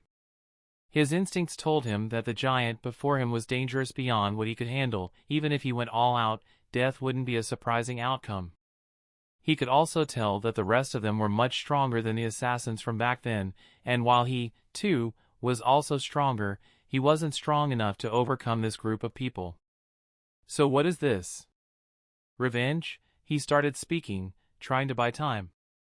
"Hey, how is that little bitch Khan doing these days? Is he getting used to jerking off with his other hand? I bet it feels like someone else is doing it, which is good, I guess, because there is no way he has anyone in his life. He's one ugly motherfucker, and his creepy personality doesn't help." As he spoke, he dug into his weapons pouch and threw 3 explosive tags tied to kunai into the air. He wanted to cause as much chaos as possible to attract attention so people would notice. Takuma immediately flowed into hand seals for water release, hidden mist jutsu to create an opportunity for escape. Even though he had no confidence in combat, he was going to take his chances and give it his all in escaping. 3 Senbon flew through the air and pierced the tags, defusing them before they could explode. At the same time, a root agent moved in a flash and closed in on him with a short sword aimed at his chest. Takuma cursed under his breath as he was interrupted mid-hand seals and wasn't able to complete the jutsu, wasting his chakra and the opportunity to escape. He blocked the sword with a kunai and immediately countered with an augmented punch, but the agent immediately backed away. Takuma expected that. The chakra pulse shot out of his fist and slammed into the man's chin, making him stumble. If he wasn't going to escape, he would at least want to take one of them out. He rushed forth with a kunai in one hand and charged an augmentation in another to deliver a decisive strike, but another agent moved quicker, and she interrupted him.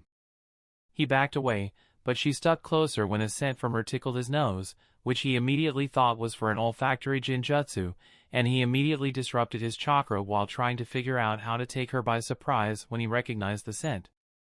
3. Amami? Takuma was flabbergasted because he had smelled the scent on Amami when she wasn't on a mission. His mind swirled with chaos. A scenario formed in his mind. Amami was a root agent, and she had managed to join ANBU as a rookie, giving them a fresh mole in the organization, and that too from one of the biggest clans in the village. "Nice, I won the bet," the woman spoke, and it was indeed Amami's voice. She jumped away from him and pulled off her blank mask to reveal her smiling face. "Surprise," she said. What?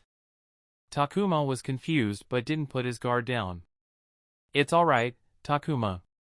His eyes widened when he heard Campbell's voice, and he turned to look at his Jinjutsu teacher pulling off his mask. He had not seen his face during their lessons, so he wasn't sure if this was some ploy to pull his guard down, but then his eyes widened when he saw the giant move. It was terrifying to see someone that large move so fast that he could barely track. Takuma swung an augmented fist, but the giant took it with his bare palm without as much as a flinch. He tried to free the arm, but it didn't budge a centimeter. His instincts were right, this wasn't someone he was supposed to fight. Allow me to introduce myself. I am Barbary, ANBU captain and your boss, said the man as he removed his mask to reveal a face with an impressive head of hair and beard. I apologize if we scared you, but I must say, I'm impressed by your response. Though, I must suggest that next time you find yourself in this position, run at the first chance you get. Run from all the fights you can't win. He couldn't have been more confused as he looked at the man before him, who was smiling proudly. It's alright, 13, Amami peeked from behind the giant's body and motioned to the other root agents who all removed their masks to reveal their faces.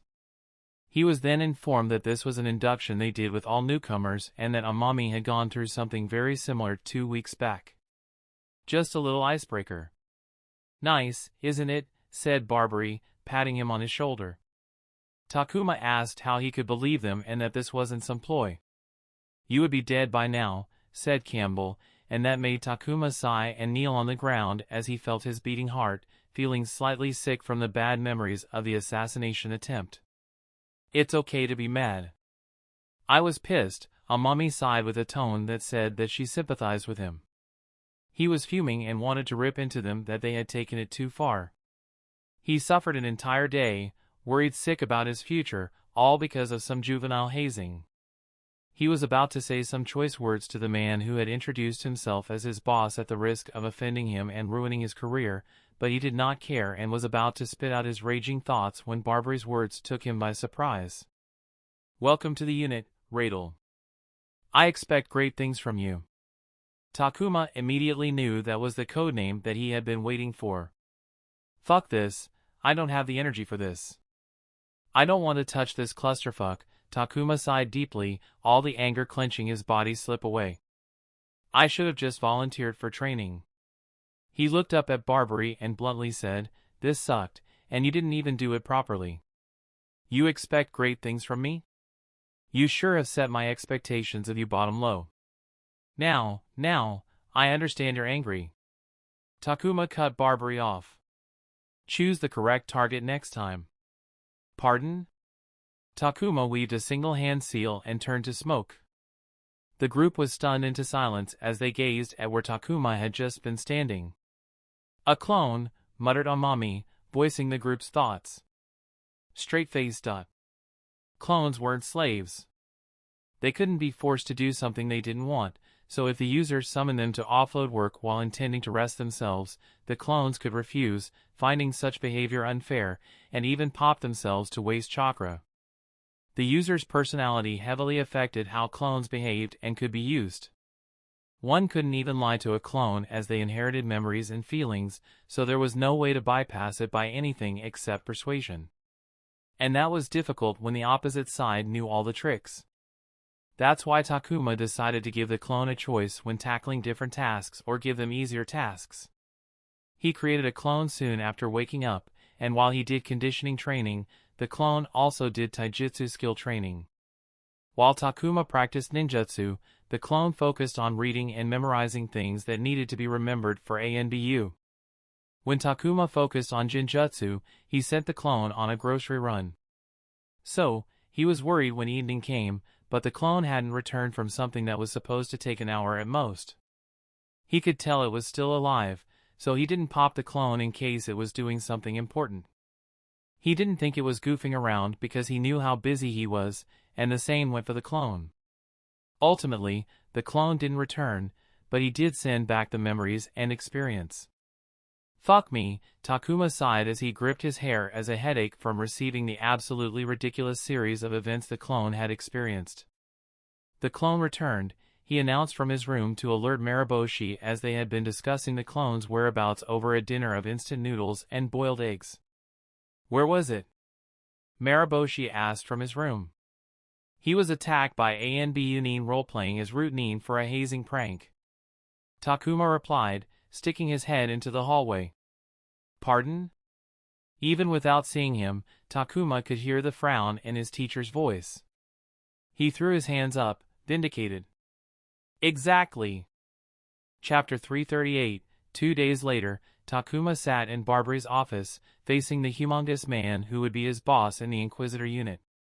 Neither the man nor his team had delivered a good first impression, and the messy office with paperwork, files, and boxes stacked and towered all around the table and room wasn't helping it at all.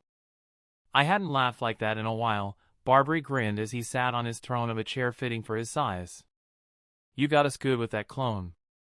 It was funny to see the team so mad after being given the slip by a clone.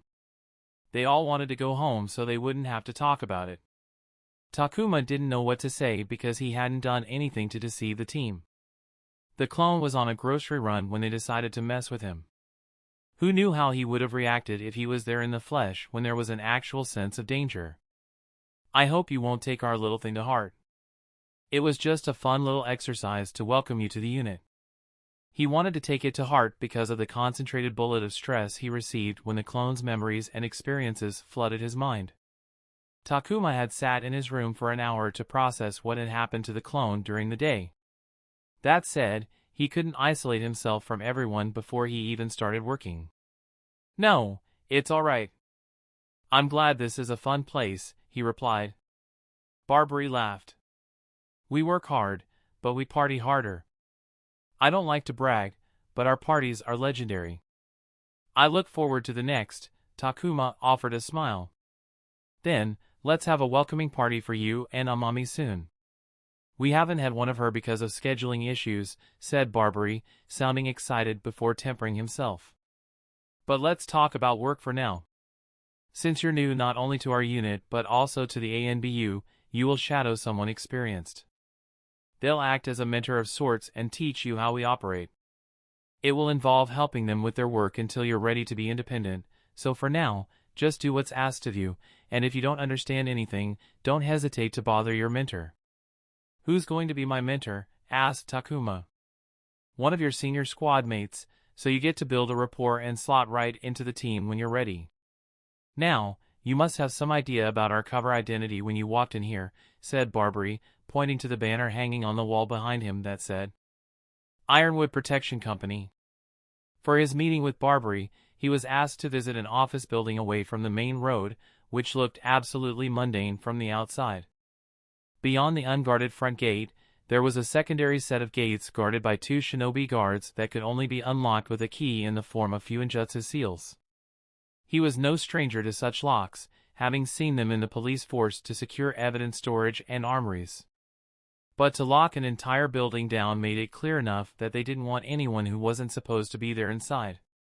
"We are a protection service unit under the command of Jonin Abdurrahim Sainpachi," said Barbary.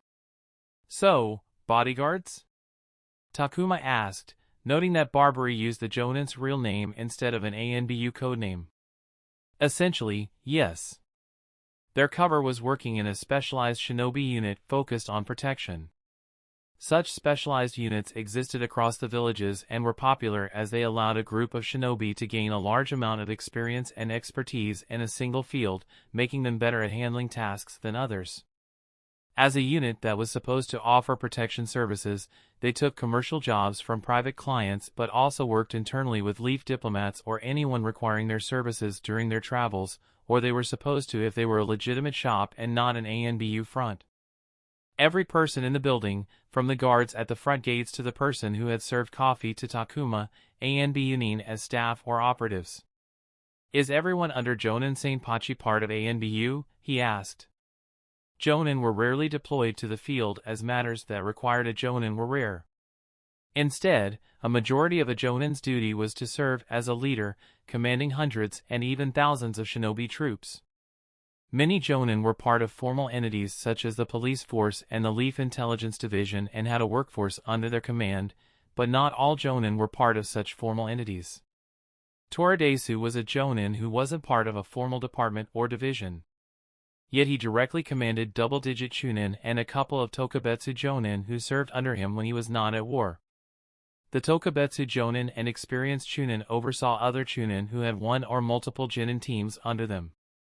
The chunin themselves also teamed up for B-rank missions or higher. As a jonin, he had access to good jobs to pass on to his subordinates and profit from them. By his lonesome, Toradesu gathered talented subordinates who completed jobs with high completion and satisfaction rates, gaining him the trust and reputation of the administration and high-profile clients. No, Jonin Senpachi has more units like ours under his command. Most of them are all regular force shinobi, unrelated and unaware of our status. Their legitimacy acts as a camouflage, allowing us to hide from prying eyes, Barbary replied before explaining more about the Aburame Jonin. Jonin Aburame Senpachi was an ANB Yunin. His cover job had him remain part of the regular forces and take regular shinobi under his banner before forming ANBU units. While Takuma was only going to pretend to do his cover job, Senpachi's cover involved him being responsible for both his cover and actual duties. It was an elaborate setup supported by ANBU to ensure secrecy. It's difficult to hide a jonin, sighed Barbary. Not only were the popular figures within the Hidden Leaf, but they were also on foreign watch lists, making them very noticeable and a massive problem if they one day fell off the face of the earth. ANBU devised ways to disguise such high-profile people by surrounding them with legitimate walls that cast shadows for ANBU to operate within. Every ANBU cover job has some level of travel built into it. Ours is no different.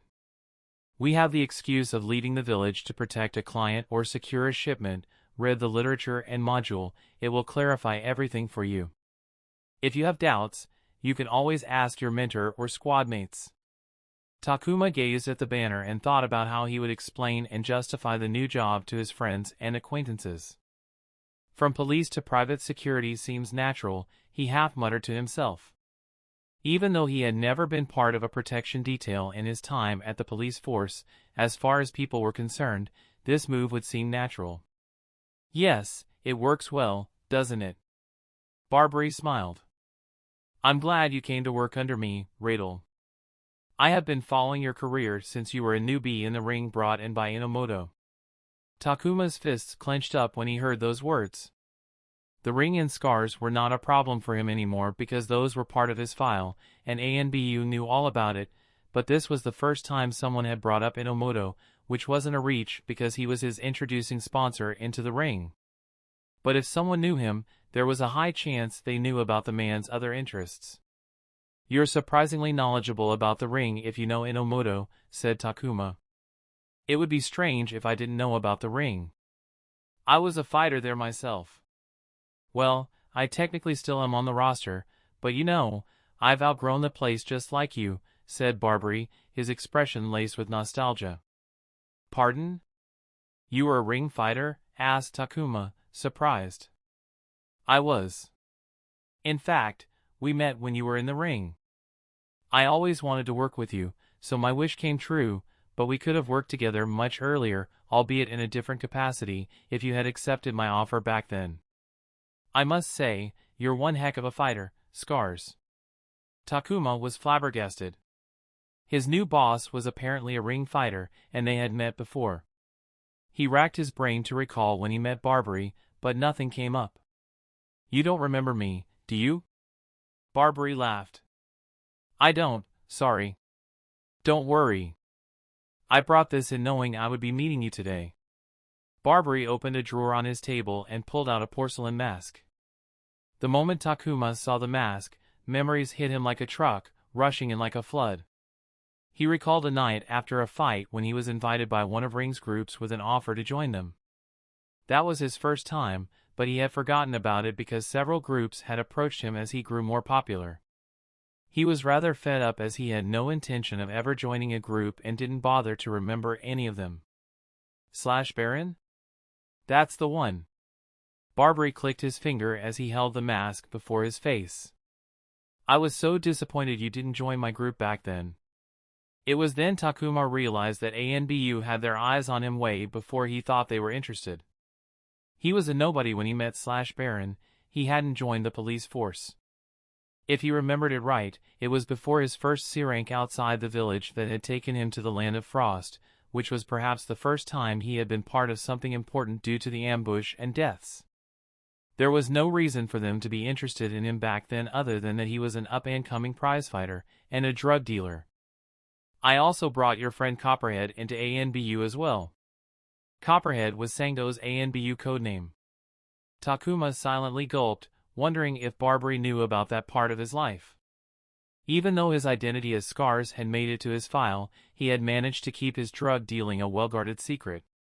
Sango was once Inomoto's apprentice, but he wasn't sure if she knew about his drug dealing because they had never talked about it and she had never brought it up in any conversation. But Takuma wouldn't be surprised if she knew due to her relationship with Inomoto.